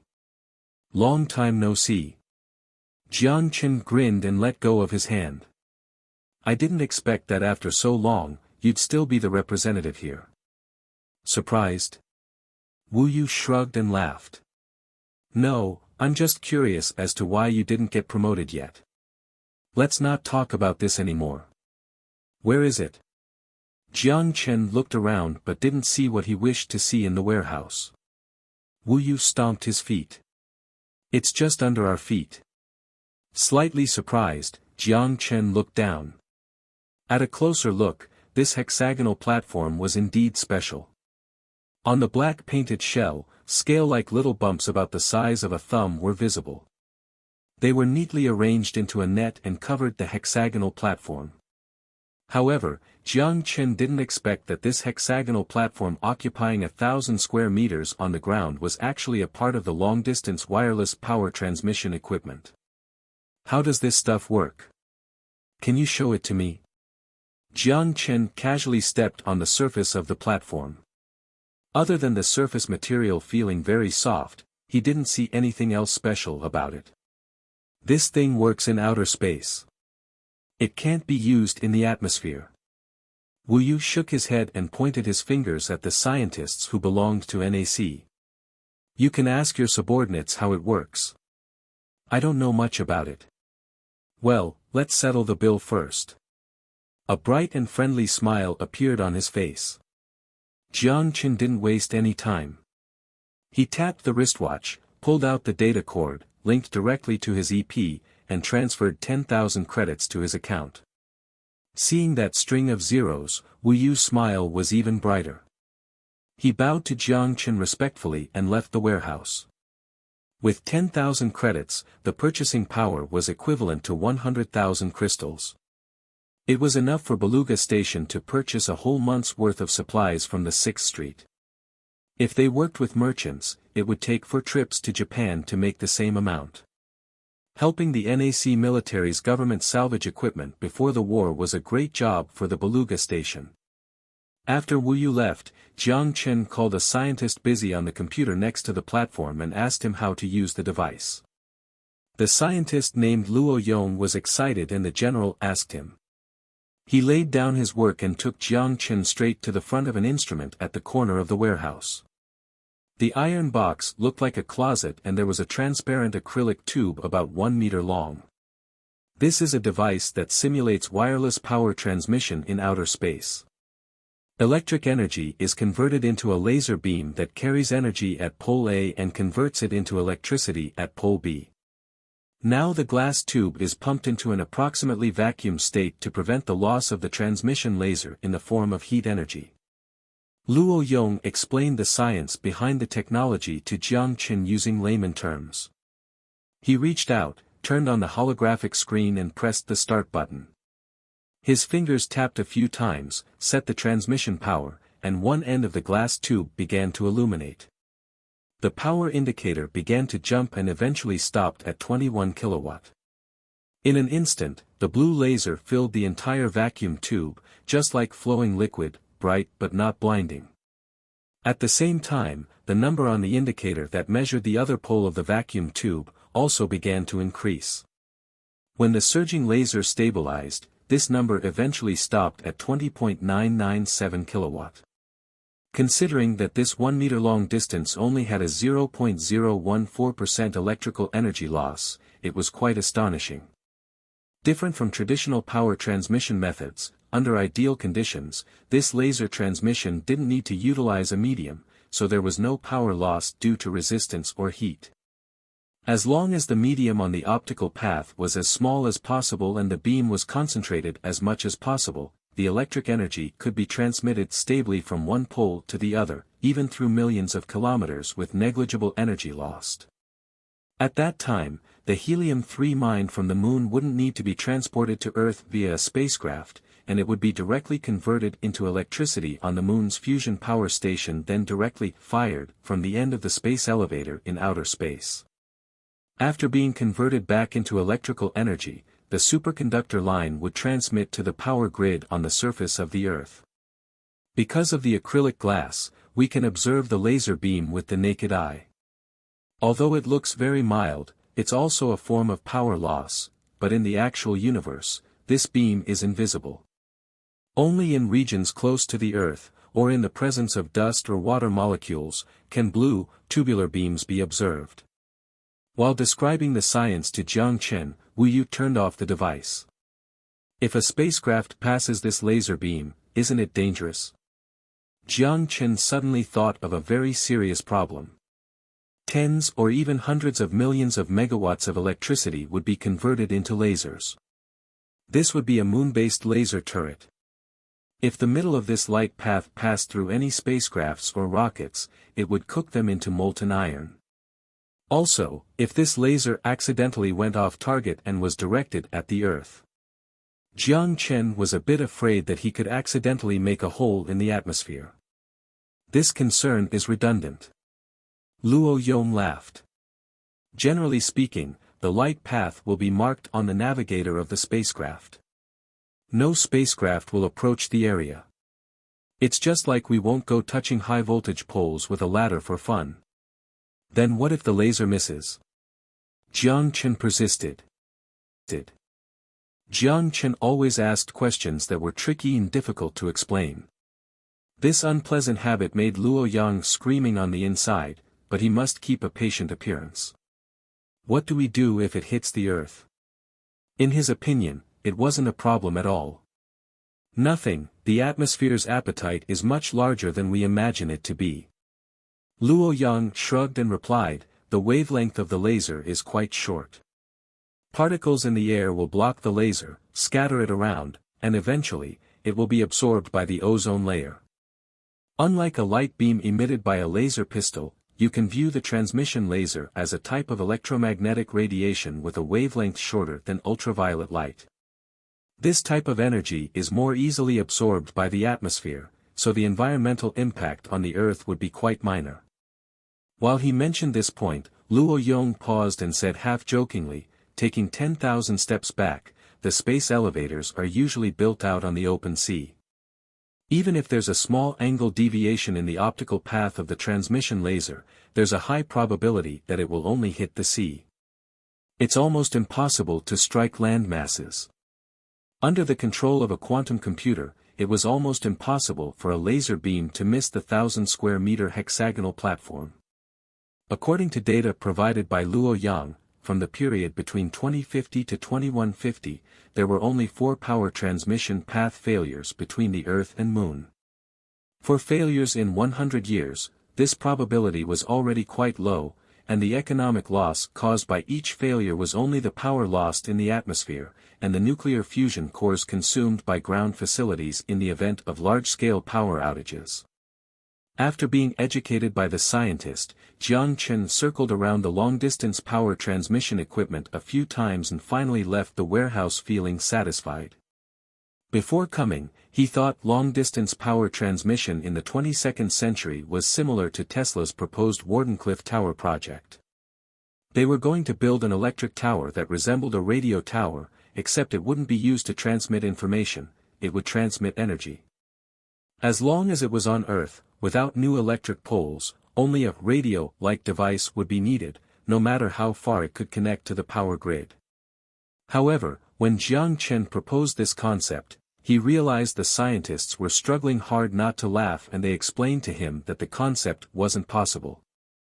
Moreover, Tesla also existed on the timeline of the apocalypse, but it wasn't Morgan Consortium who provided the funding for the Wardenclyffe Tower. Constrained by the technological level of the current era, Tesla created his wireless transmission system by coil coupling.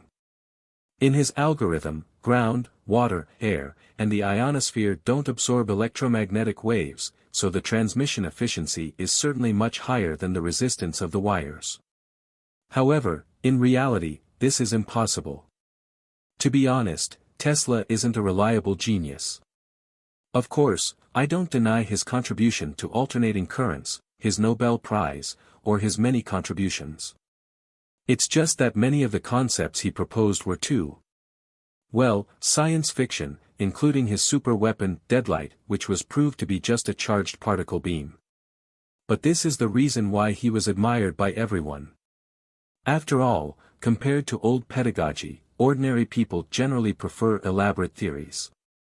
It's like conspiracy theories are always more widespread than news.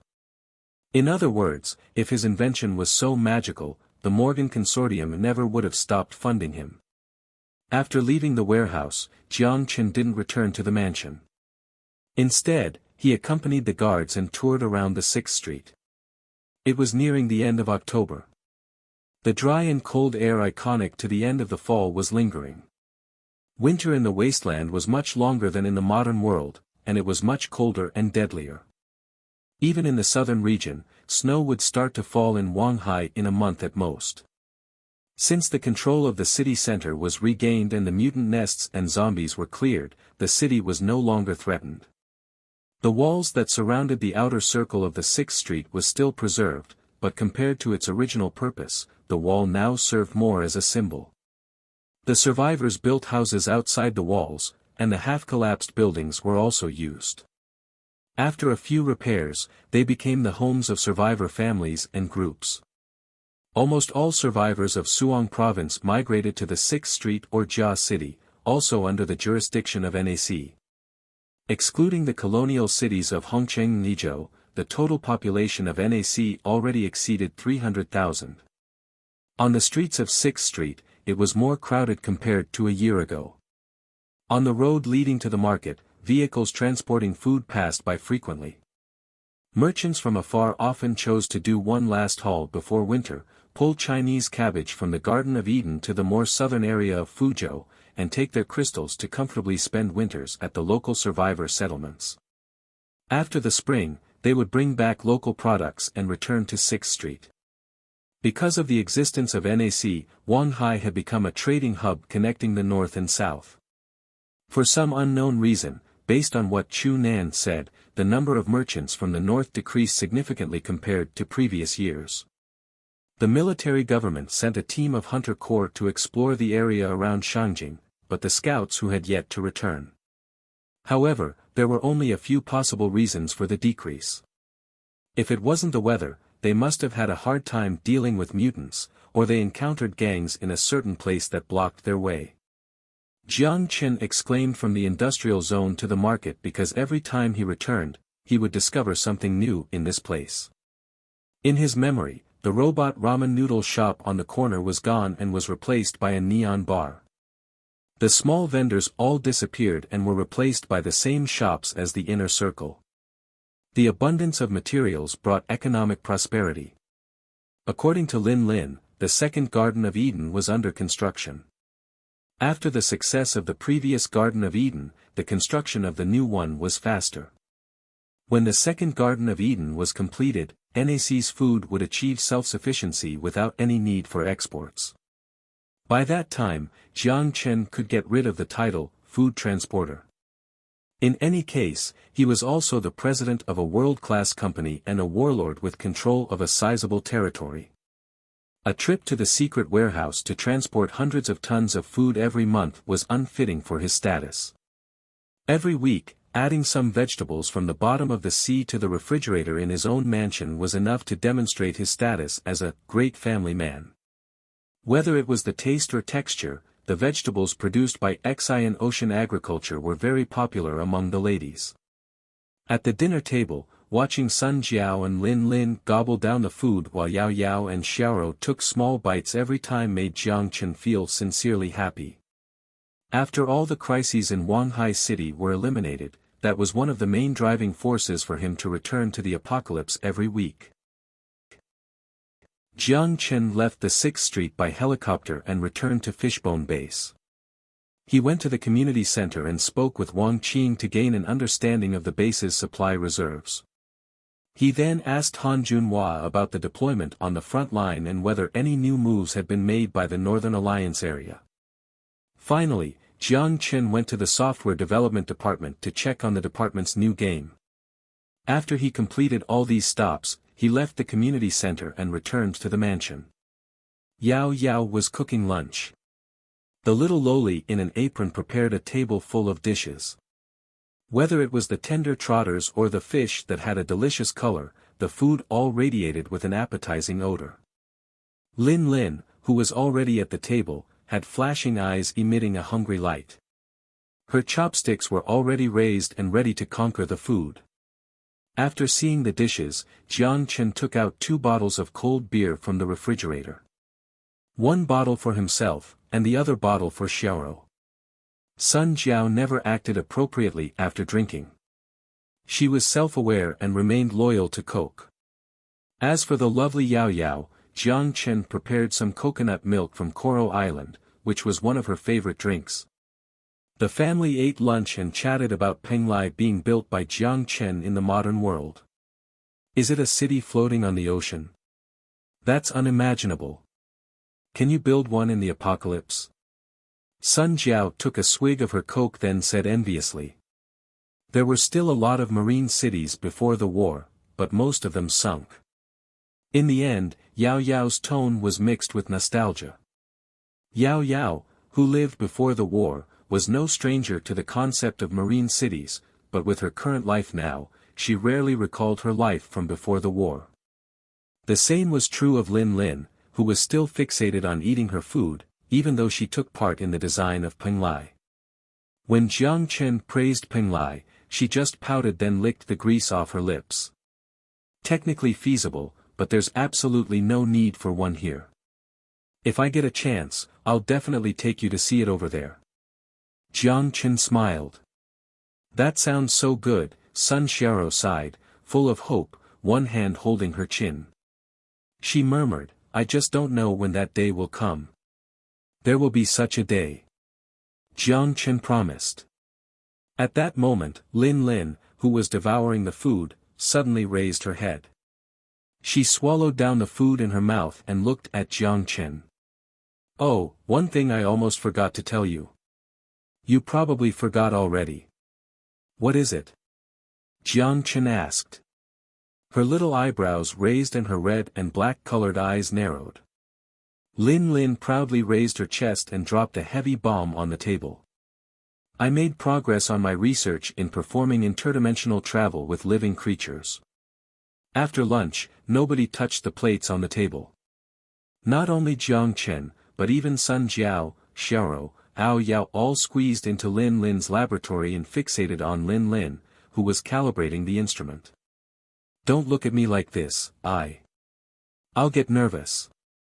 I'll just mention in advance that after all, it hasn't been tested yet. In theory, it should be feasible. But I'll only find out after the experiment, Lin Lin muttered in a quiet voice. Her fingertips typed on the holographic screen rapidly and she opened several instruments set up in the lab. Right, how big is your storage dimension now? Lin Lin's question made Jiang Chen think for a moment. He hadn't thought about this for a long time.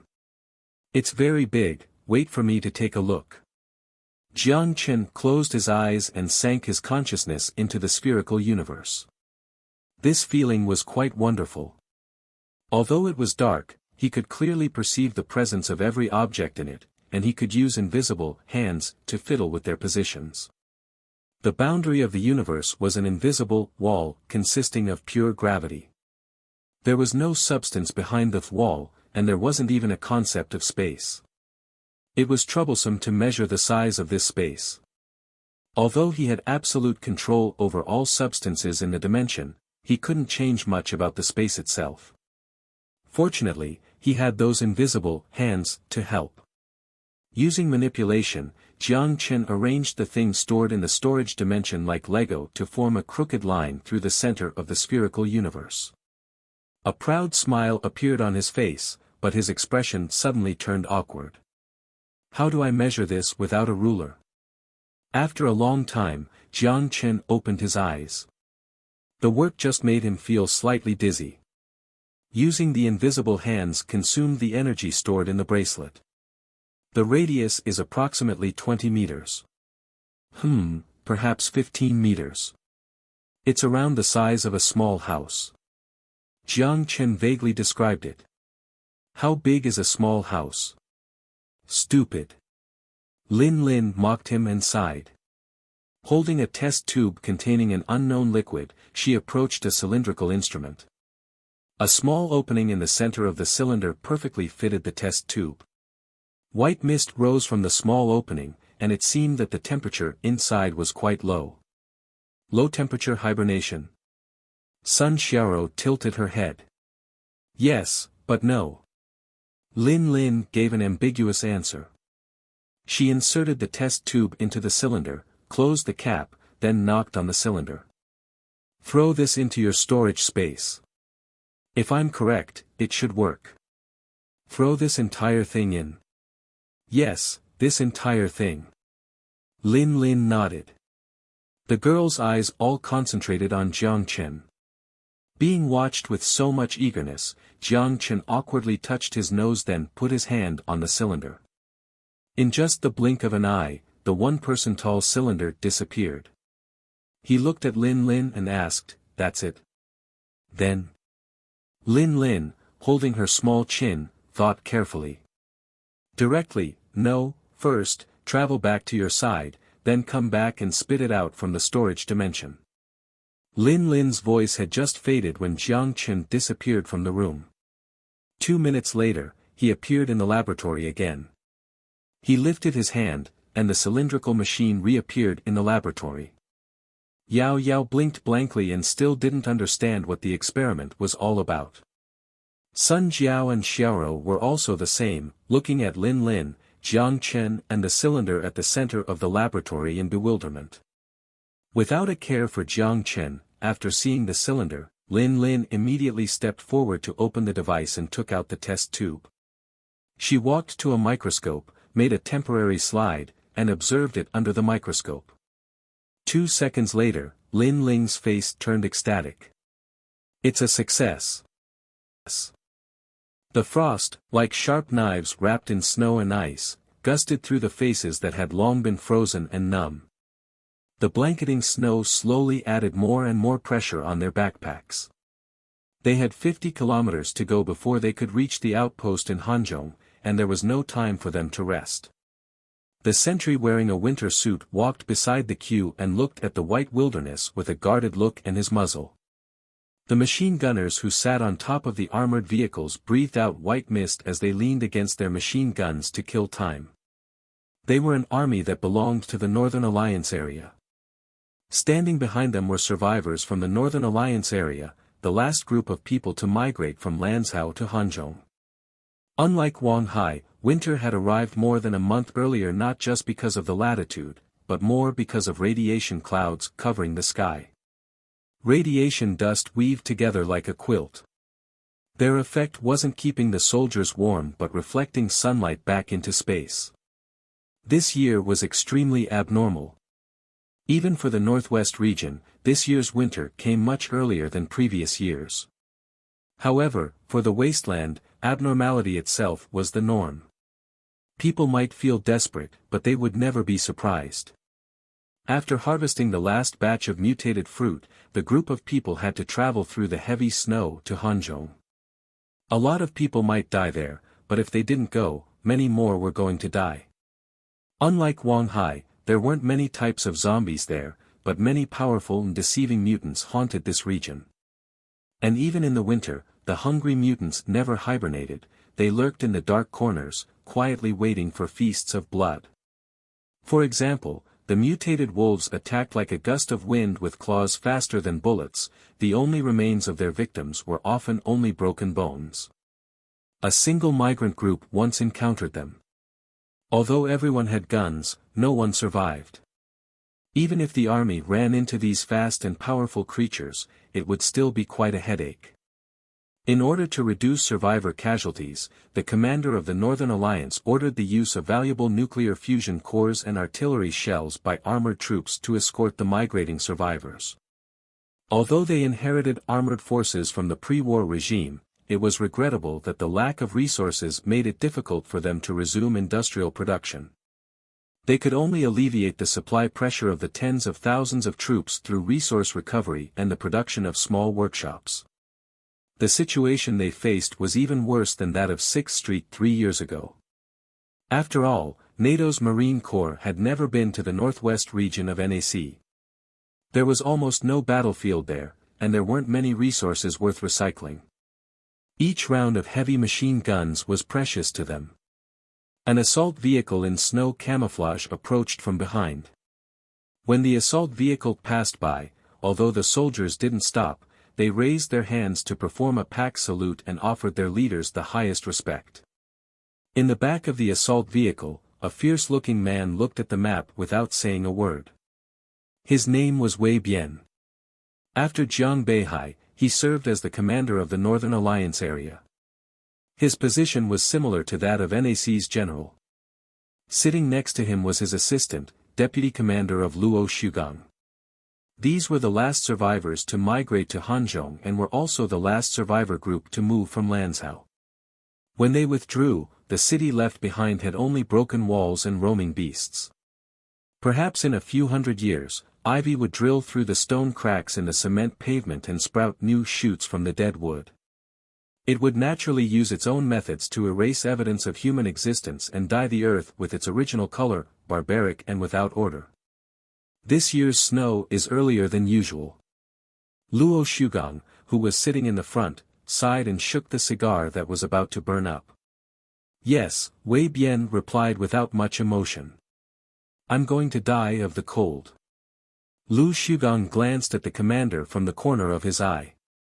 When the last trace of nicotine on the cigarette butt was burnt, he squished the cigar into the ashtray. Should I turn up the air conditioner? No, I meant a different sense of cold. Luo Shugang waved his hand, and his coarse fingers took out another cigarette from his pocket and put it into his mouth. You're smoking away your health. As if he heard something funny, Luo Shugang suddenly laughed and blew out a smoke ring. Fu *K health. Wei Bian didn't respond, his furrowed eyes still remained on the paper map. Silence ensued in the vehicle for a long time with only the sound of wheels rolling over the snow. Luo Shugang opened his eyes and silently smoked his cigarette rolled from the mutated tobacco and felt the spicy taste inside his nasal cavity. He didn't know when it started, but only this feeling gave him a sense of being alive. Very abruptly, Luo Shugang broke the silence. Our time is limited. However, Wei Bian had the same indifferent expression. I know. I heard there's a rising power called NAC in Shanghai. The full name seems to be the New Asia Cooperation. I've heard about them. Those little guys seem to be sent by them. Although our missiles can handle them, they're always a problem. Do we really want to fight them? Luo Shugang scratched his head. Aha, silence resumed. After a long while, Luo Shugang, holding his cigarette, was still the one who broke the silence. I'm really envious of you. When Wei Bian heard that, his eyes left the map for the first time, and he gazed through the window to the white wilderness. There, a sentry discovered the mutant wolves lurking in the snow, and he immediately lifted his rifle. Soon, blood splattered onto the pristine snow, but when he pulled out the dagger and stepped forward to dig for the crystal, 3 more wolves leaped out. The gunfire was loud but soon stopped. The medics took the dying sentry to the truck, but unable to save him, he quickly ended up in a body bag. The bodies of the 4 wolves were tossed onto trucks equipped with organic converters. After digging up the crystals, they would be refined into nutrient supply. The team didn't stop from beginning to end. The survivors who passed through the blood-stained ground didn't look away from the road under their feet for a second. It seemed that nothing happened there. Nature had already decided who would die and who would survive. You won't be envious. Wei Bian's eyes refocused on the map as he spoke without emotion. It's a success. The cells in the test tube were still alive. There were cheers from the ladies in the laboratory. When Jiang Chen heard Lin Lin say this sentence, he didn't know what to do to describe the excitement in his heart. According to Lin Lin, she dropped 20 ml of test solution mixed with human tissue cells into the test tube before placing the test tube in the freezer. After placing the test tube in a special freezer and simulating a hibernation environment, the living cells in the test tube successfully survived through the entropy reduction step when crossing through the dimensions. The key to transporting living creatures lay in antimatter. Lin Lin explained the reason with a lot of mathematics and physics formulas. However, Jiang Chen was lost from the first step and didn't understand what she was saying. Even though he repeatedly asked her to explain the principles in common language, she just knocked on the whiteboard helplessly, tossed away the marker in her hand, and looked at Jiang Chen with care in her eyes. Just give up. At the same time, snowflakes were falling down. It's already snowing. Sun Jiao looked out the window. Does it usually snow at this time of year? With the topic changed, Jiang Chen also glanced out the window. It usually snows in November, Yao Yao quietly whispered. It seems that this year's winter arrived earlier. Sun Xiao sighed. Although it was only possible to transport 20 ml of test solution, it was already a breakthrough for the problem that had no solution. Jiang Chen believed that as long as the experiment continued, the problem of interdimensional travel would be solved sooner or later. The crux of the problem was that transporting 20 ml of the test solution consumed 0.01 mg of antimatter. These antimatter substances were almost everything Lin Lin collected. According to Lin Lin, it was easier to collect antimatter in space because there would be much less material interference than on Earth. However, it was very difficult to carry out space activities in the apocalypse. Space debris in outer space had almost formed an asteroid belt that orbited the Earth at a terrifying speed. Construction of an antimatter collection space station on the other side might be a good choice, but from a technical point of view, it seemed quite unrealistic. But anyway, it was a good start. Perhaps as the study continued, Lin Lin could find more convenient ways that consumed less antimatter to achieve transporting living creatures between the modern world and the apocalypse. In order to celebrate this success, Jiang Chen returned to the modern world and asked the dessert chef at the top floor of the future building to personally make a 12-inch indulgent pudding cake, which he brought to the apocalypse for Lin Lin as a reward. The excited Lin Lin almost jumped on the cake. A party was held in the evening. Jiang Chen only remembered he drank a lot of alcohol and didn't remember anything that happened after that. It was snowing. This year's winter was earlier than in previous years. The snow fell from the previous afternoon until morning the next day. Just overnight, the entire city was covered in a layer of silver foundation. Although it was only a thin layer on the ground, people could already smell the nuclear winter from the air and started preparing for the toughest season. There was a shortage of cabbage and potatoes in the farmers' market on 6th Street. In order to stabilize prices, Jiang Chen had to shoulder his responsibility as the food transporter, once again transported 300 tons of rice and 150 tons of cabbage and potatoes to the apocalypse to stabilize market demand. The merchants stationed on 6th Street left the market at the earliest date and headed south. They had to transport their expensive food to areas further south before the snow blocked the roads. NAC's patrol team also changed their equipment and began to don their winter clothes and drag out the snowmobiles to the damaged streets as they began to patrol NAC territory. The soldiers already completed a 10-kilometer run. They were now entering the training ground with rifles and began live firing exercises under the direction of instructors. After emptying a clip, the soldiers would then go to the cafeteria to eat. After half an hour of rest, their training continued. Everyone at Fishbone Base lived a fulfilling life, except for the general who lived lavishly and scandalously. He didn't wake up from the tenderness of the sisters until the sun was directly over his head. Planting gentle kisses on Sun Jiao and Xiaoro's foreheads, Jiang Chen covered the two sisters with the blanket, put on some clothes and walked out of the house. There were 2 days left before he flew to the UA. It would be inconvenient to return to the apocalypse there. He planned to see what he needed to do and finish all the work before leaving.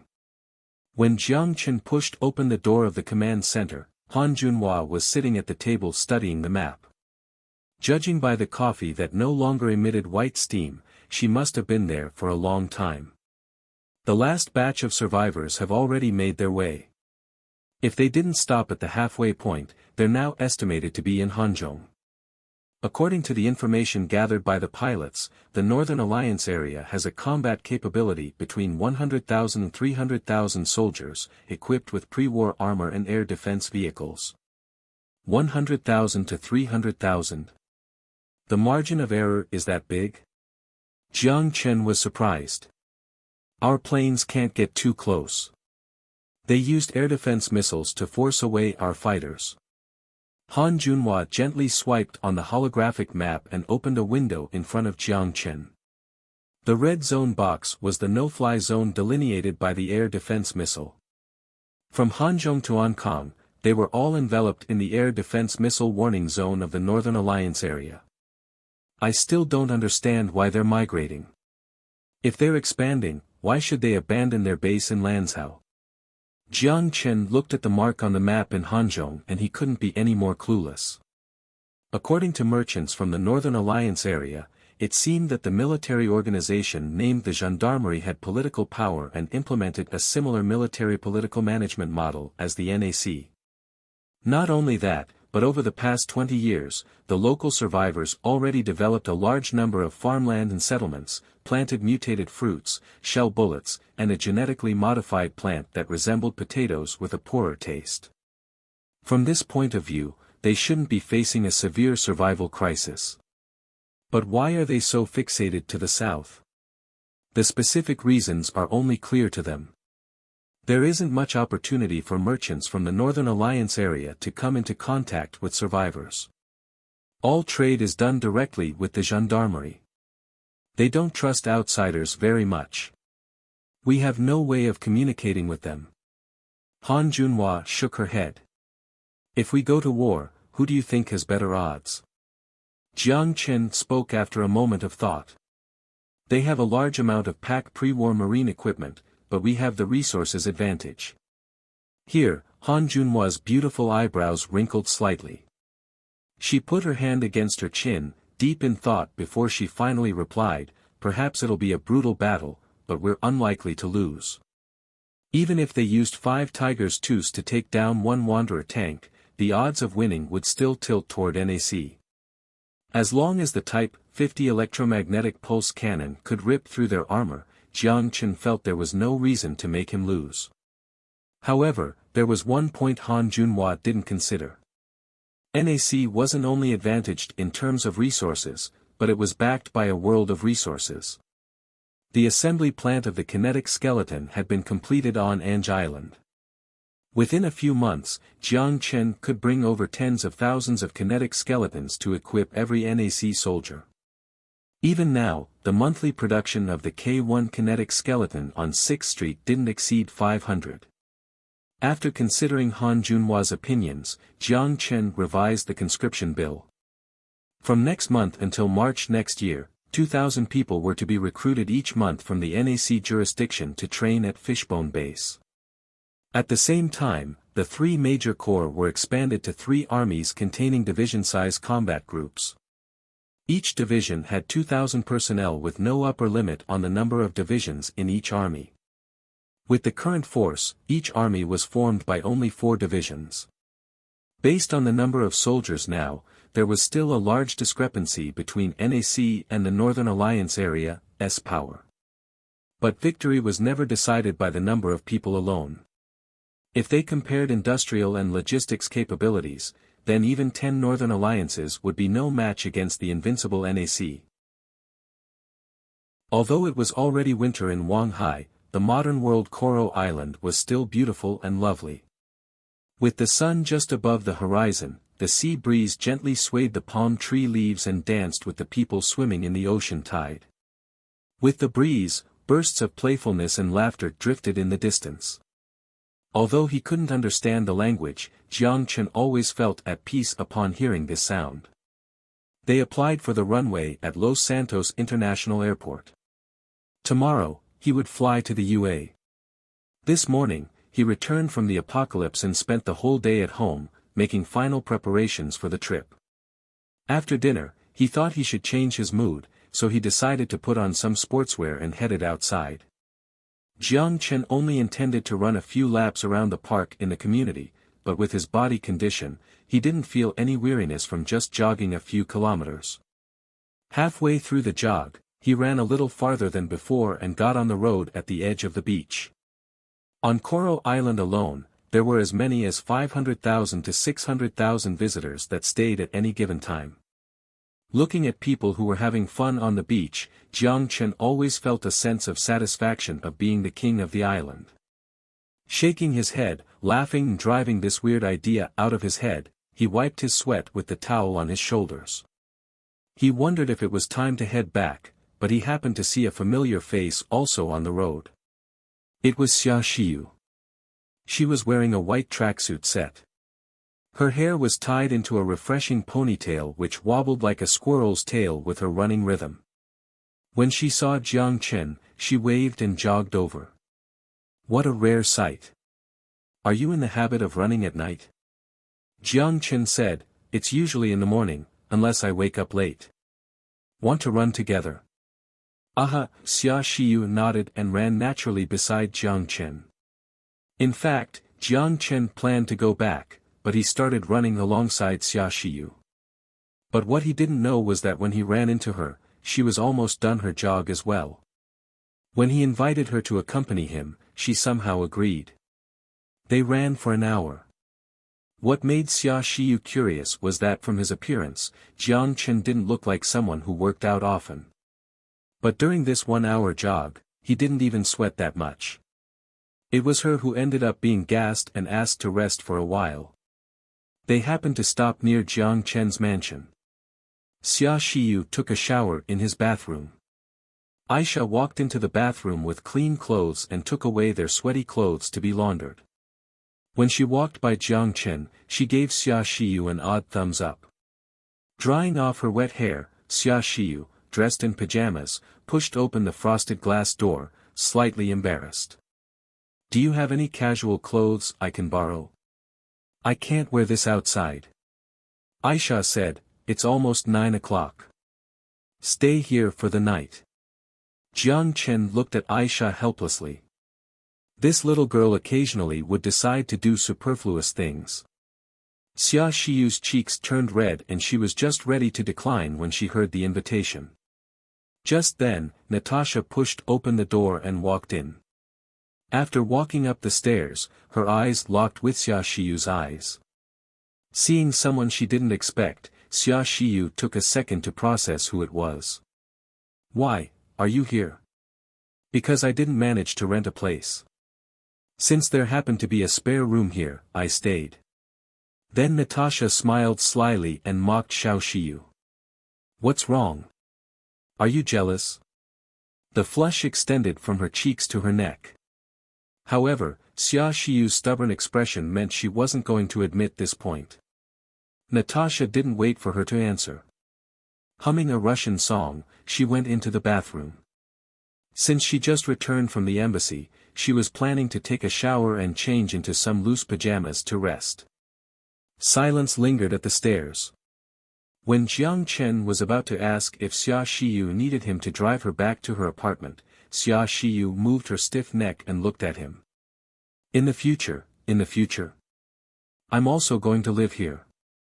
When Xia Shiyu squeezed this sentence out of her lips, she seemed to have exhausted all her strength. Jiang Chen completely froze in place as the information processed through his head. What the heck just happened? It was a 13-hour flight from Coral Island to Los Santos, and the time difference was 16 hours. At 6 o'clock Los Santos time, a white Gulfstream private jet landed on the runway of Los Santos International Airport slowly. 6 black cars stopped on the runway. Officials and bodyguards in suits quietly waited for the plane to land. Accompanied by Xia Shiyu, Jiang Chen walked off the plane. Behind him was a ghost agent named Zhu Yu and 6 celestial trade bodyguards in suits.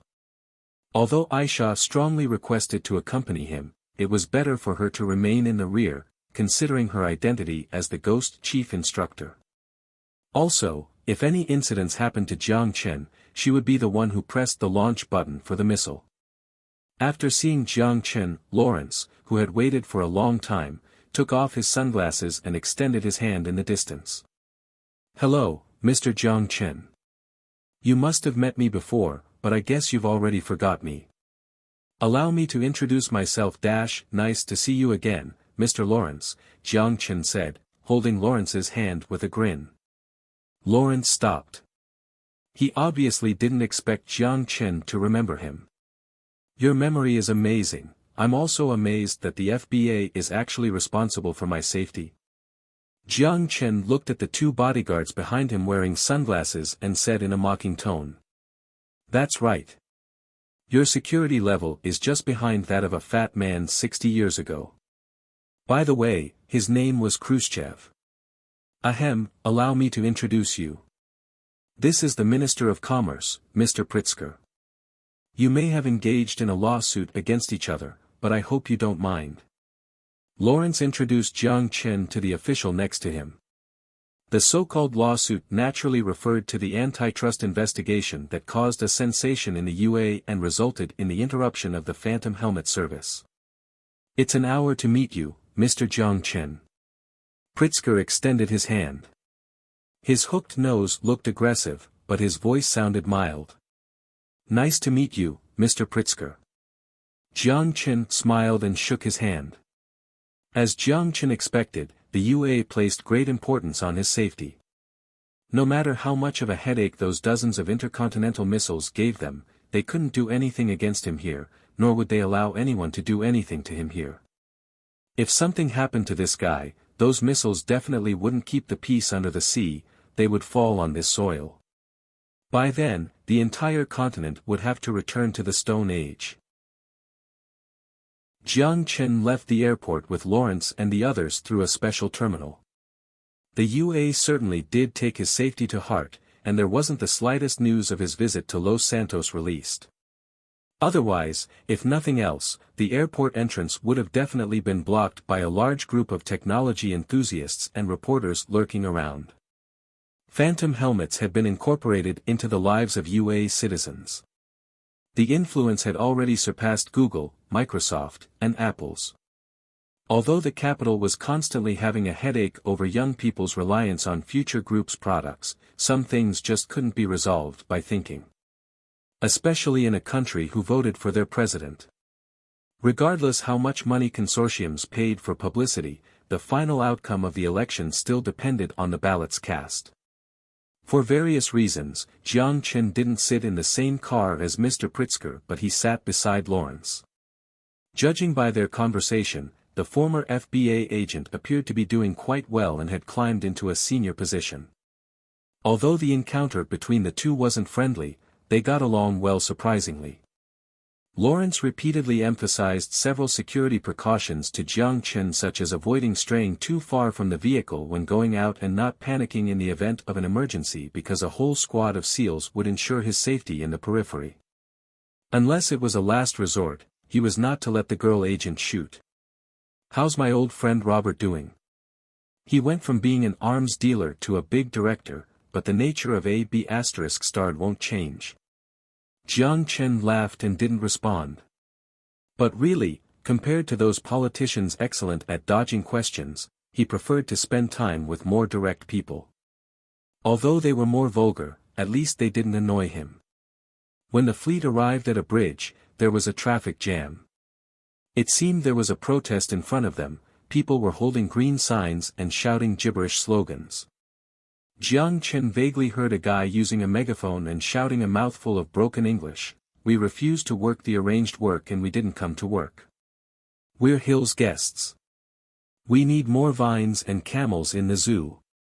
Not pandas or alpacas. Supermarkets aren't allowed to sell pork. Beef too." It seemed that the Indians, wearing turbans, were also part of the protest, but no one noticed. "What kind of degenerate manages this city?" "I'm protesting against the mayor of Los Santos. The mayor of Los Santos must resign."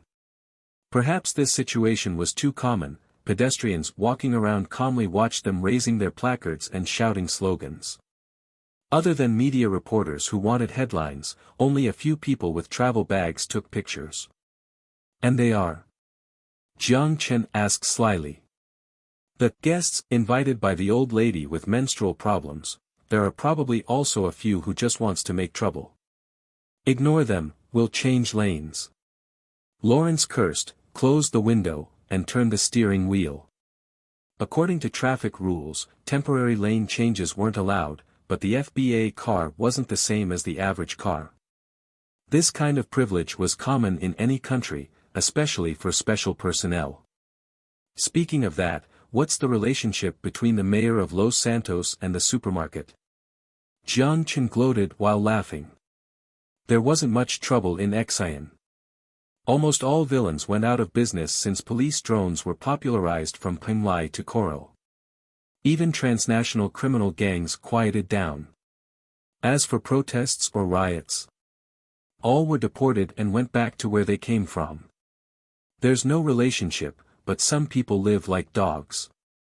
There's no contribution from this group, they steal your things, like locusts leeching from you, but they also act like they're vulnerable. If there's one less piece of meat in their lunchbox, they'll shamelessly pose as the victims and demand you must change things. If they encounter the slightest obstacle, they'll put on a thuggish appearance and use their shallow intelligence and vulgar language to show how shameless and ugly they are. Lawrence honked his horn and stopped in front of the red light. "Is it really okay to say this?" Jiang Chen glanced at him. "I'm not the president." "I don't care about some ballots," Lawrence groaned. "I really don't understand why I didn't vote for Donnie." After a short silence, Lawrence felt he might have gone over the line and added with a moderate tone, "Okay, I admit that not all refugees are like this. At least some people are still aware that it's not right for them to do this. There are many people like this, anywhere. Just get used to it." Jiang Chen comforted him. However, just as he said that, a boom rang out in the near distance.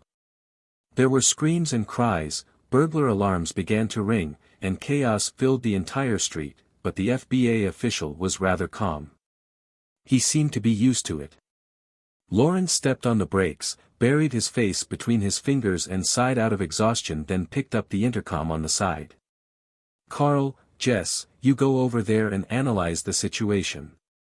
At least keep the situation under control, then hand things over to the Los Santos police." "Roger." Lawrence continued driving after he ended the communication. Jiang Chen asked, "What happened on the other side?" Lawrence scoffed, "Somebody hid a bomb in his clothes. Or in a car. Who knows? Anyway, I only know that where there are refugees, there will be terrorist attacks. If we suspect it will happen, then it will happen. That's Murphy's Law." The fleet soon arrived at the Xian embassy. The ambassador of Xian had long been waiting and welcomed Jiang Chen and Mr. Pritzker, the Minister of Commerce from the capital. Here, Jiang Chen also saw the mayor of Los Santos, the governor of California, and city officials. Although the welcome ceremony wasn't grand by any means, the officials who came to greet him were definitely at the national level. After meeting all the eager officials, Jiang Chen went to his accommodations with Sun Yongcheng, the Xian ambassador in Los Santos. At the embassy, Jiang Chen's security work was under the responsibility of Celestial Trade. Outside of the embassy, the FBA was responsible for his safety. In fact, in the beginning, the UA recommended he stay at a place like the Hilton Hotel. However, when he thought of being under the watch of FBA even in his sleep, Jiang Chen felt uncomfortable, so he declined this proposal and chose the Xian embassy. Before Jiang Chen entered the room he was staying at, Zhu Yu remembered Aisha's words and walked into the room with anti-reconnaissance equipment to conduct a full-scale inspection to ensure there were no devices such as a wiretapper or pinhole camera. After throwing his suit on a hanger, Jiang Chen rested on the big bed for a while, then went out to find Xia Xiyu, who was organizing her clothes. Considering how busy she looked, Jiang Chen couldn't help laughing. "Why don't you just ask the embassy staff to help you? I'm more used to organizing my own belongings." "Right, there's a party tonight. Are you not going to rest a bit first? After all, that was a 13-hour flight." Xia Xiyu gently combed her hair, then neatly put her clothes inside the wardrobe. "Are you not going to go?" Jiang Chen asked with some regret. "I won't. That kind of occasion, I'm not very good in those situations. And for Silicon Valley's summit, I still have some work to do," Xia Xiyu said as she pushed up her glasses. "Thank you." "Not at all." Xia Xiyu smiled. Perhaps it was an illusion or perhaps not, but Jiang Chen felt that Xia Xiyu loved to smile more than before, and her distant attitude was no longer so distant anymore. Could it be because of that night? Jiang Chen thought about that and his face began to burn. He coughed a few times to push the thought out of his head. However, there was one thing Jiang Chen was wondering about. In the car that night, they were already at that stage. However, Xia Xiyu seemed to pretend that nothing happened before. It was like she had forgotten everything since she never mentioned it. Was it really because she was drunk? In the evening, Governor Jerry Brown invited Jiang Chen to the governor's residence along with Richard Fox, vice president of Warner Brothers, and elites from all industries in Los Santos. For the wealthiest man in the world on the Forbes list with wealth enough to match a nation, Jiang Chen naturally became the central figure at the banquet. Everyone around him was either envious, jealous, or friendly. Many entrepreneurs who wished to establish a connection with Future Group did all they could to befriend him. Jiang Chen never thought that he would embark on the UA in such a stance, but when this day came, he didn't feel too surprised. "Welcome to the UA, Mr. Jiang Chen. This is the wealthy's paradise. You will love it here." Mr. Fox smiled and lifted his champagne, gently toasting with Jiang Chen. For Warner Brothers and the only virtual image production company, Virtual Images co-produced The Time Curtain, Mr. Fox, as one of the shareholders, had high hopes. The film was in its final stage and would hit the screens by January of next year at the latest. Major movie critics' websites all gave quite optimistic forecasts for this next-generation film. After all, it would be the first film produced using VR technology. Even just for this novelty, the box office would not perform poorly, if you are referring to Mr. Brown's party. Jiang Chen laughed and drank the glass of champagne. At this time, the governor and a middle-aged man in a suit came to their side. Brown with a shaved head asked Jiang Chen with a smile, "Are you pleased with the drink?" "Very pleased. Thank you for your hospitality." Jiang Chen replied courteously. Thank you for your compliment. Please allow me to introduce this gentleman. This is Andy Giannini, the sponsor of this banquet. Brown smiled and told Jiang Chen about the middle-aged man standing next to him. Chairman of Bank of America, and a major shareholder of Pacific Insurance. It's too boring to write your business on your business card. I'd rather others refer to me as a golfer. Andy grinned and rolled his eyes, extending his hand to Jiang Chen.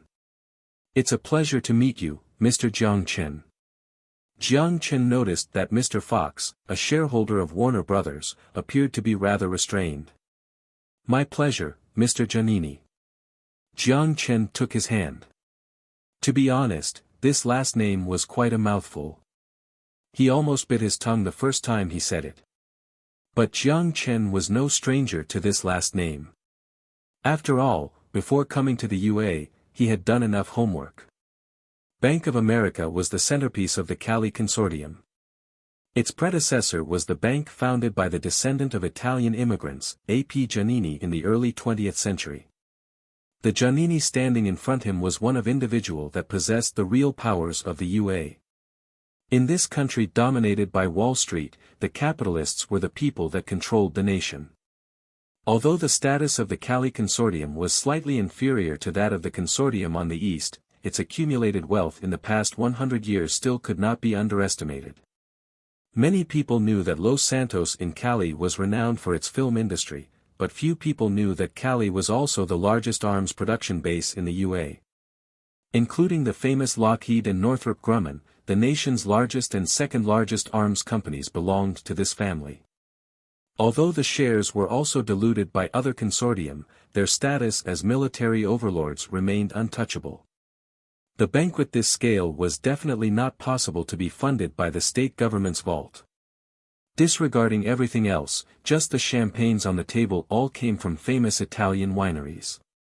The expense of the alcohol would cost more than hundreds of thousands of dollars. If journalists knew that the governor took the taxpayers' money to party, the media would pounce on it immediately. However, the party being sponsored by the Giannini family also showed that the relationship between the governor and the Cali Consortium was not shallow. It could even be said that the party itself was held based on the directions of this important figure. The two chatted casually and made no mention about business. Giannini seemed to be very interested in golf. When Jiang Chen mentioned that he owned a golf course at the foot of Mount Fuji, his eyes lit up and he said with a smile, Mr. Jiang Chen is certainly confident, having dared to buy at the dip during the Yodo crisis. If I have the opportunity to go to Yodo, I must check your golf course out. Jiang Chen did not believe that he was the only one who divided up the assets of Nippon at that time. The consortium on the West Coast had always been interested in the affairs of East Asia, and it would be impossible for them to let such a good opportunity pass. Although it was certainly a gamble, a few billion was nothing for a consortium this size. I look forward to your arrival, Jiang Chen responded courteously. The small talk lasted for about 10 minutes. The governor and Mr. Fox left one after another and joined other circles with champagne. Mr. Giannini, however, finally began talking about business. I've heard. Mr. Jiang has had some frictions with the Freemasonry. I don't know if it is true or not. After asking this, Giannini seemed to feel that it was not appropriate to ask such a question directly, so he added another sentence. Of course, I didn't mean to offend. Our ancestors came from Italy. Although the Giannini family is no longer within the WASP faction, we also have reservations. Frictions, of course, and not small frictions either. If Mr. Giannini has read the news, you will certainly know about this. Jiang Chen smiled. Giannini smiled and did not respond. Of course, he had read the news, and he obviously knew about the public events. It was just that the meaning was completely different when the parties involved directly speak of it. Because their assets were mostly located on the West Coast, the Giannini family was far from the capital, the economic and political center of the UA. In the view of the Eastern Consortium, they were more like the rich landlords of the countryside than their competition. It was also the reason for the gradual decline of the Cali Consortium.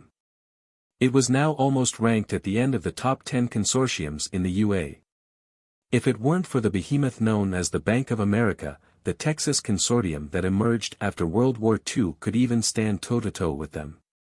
This sense of alienation from the mainstream world made the Giannini family quite restless, and this was also the reason as to why they were keen to invest in Asia. If they couldn't go eastward, they must at least find a way out in the West. The friction between Future Group and Freemasonry made them see opportunities. If the Freemasonry was to fall, the Freemasonry headed by Goldman Sachs would face liquidation, and the situation of the Wall Street divided by the two would completely change. This would undoubtedly be a rare opportunity for the West Coast Consortium away from the center of power. Of course, all this was based on the premise that the Future Group would be the eventual victor. Andy Giannini was convinced. With his foresight, he thought that this young man would be worthy of his chips on the table.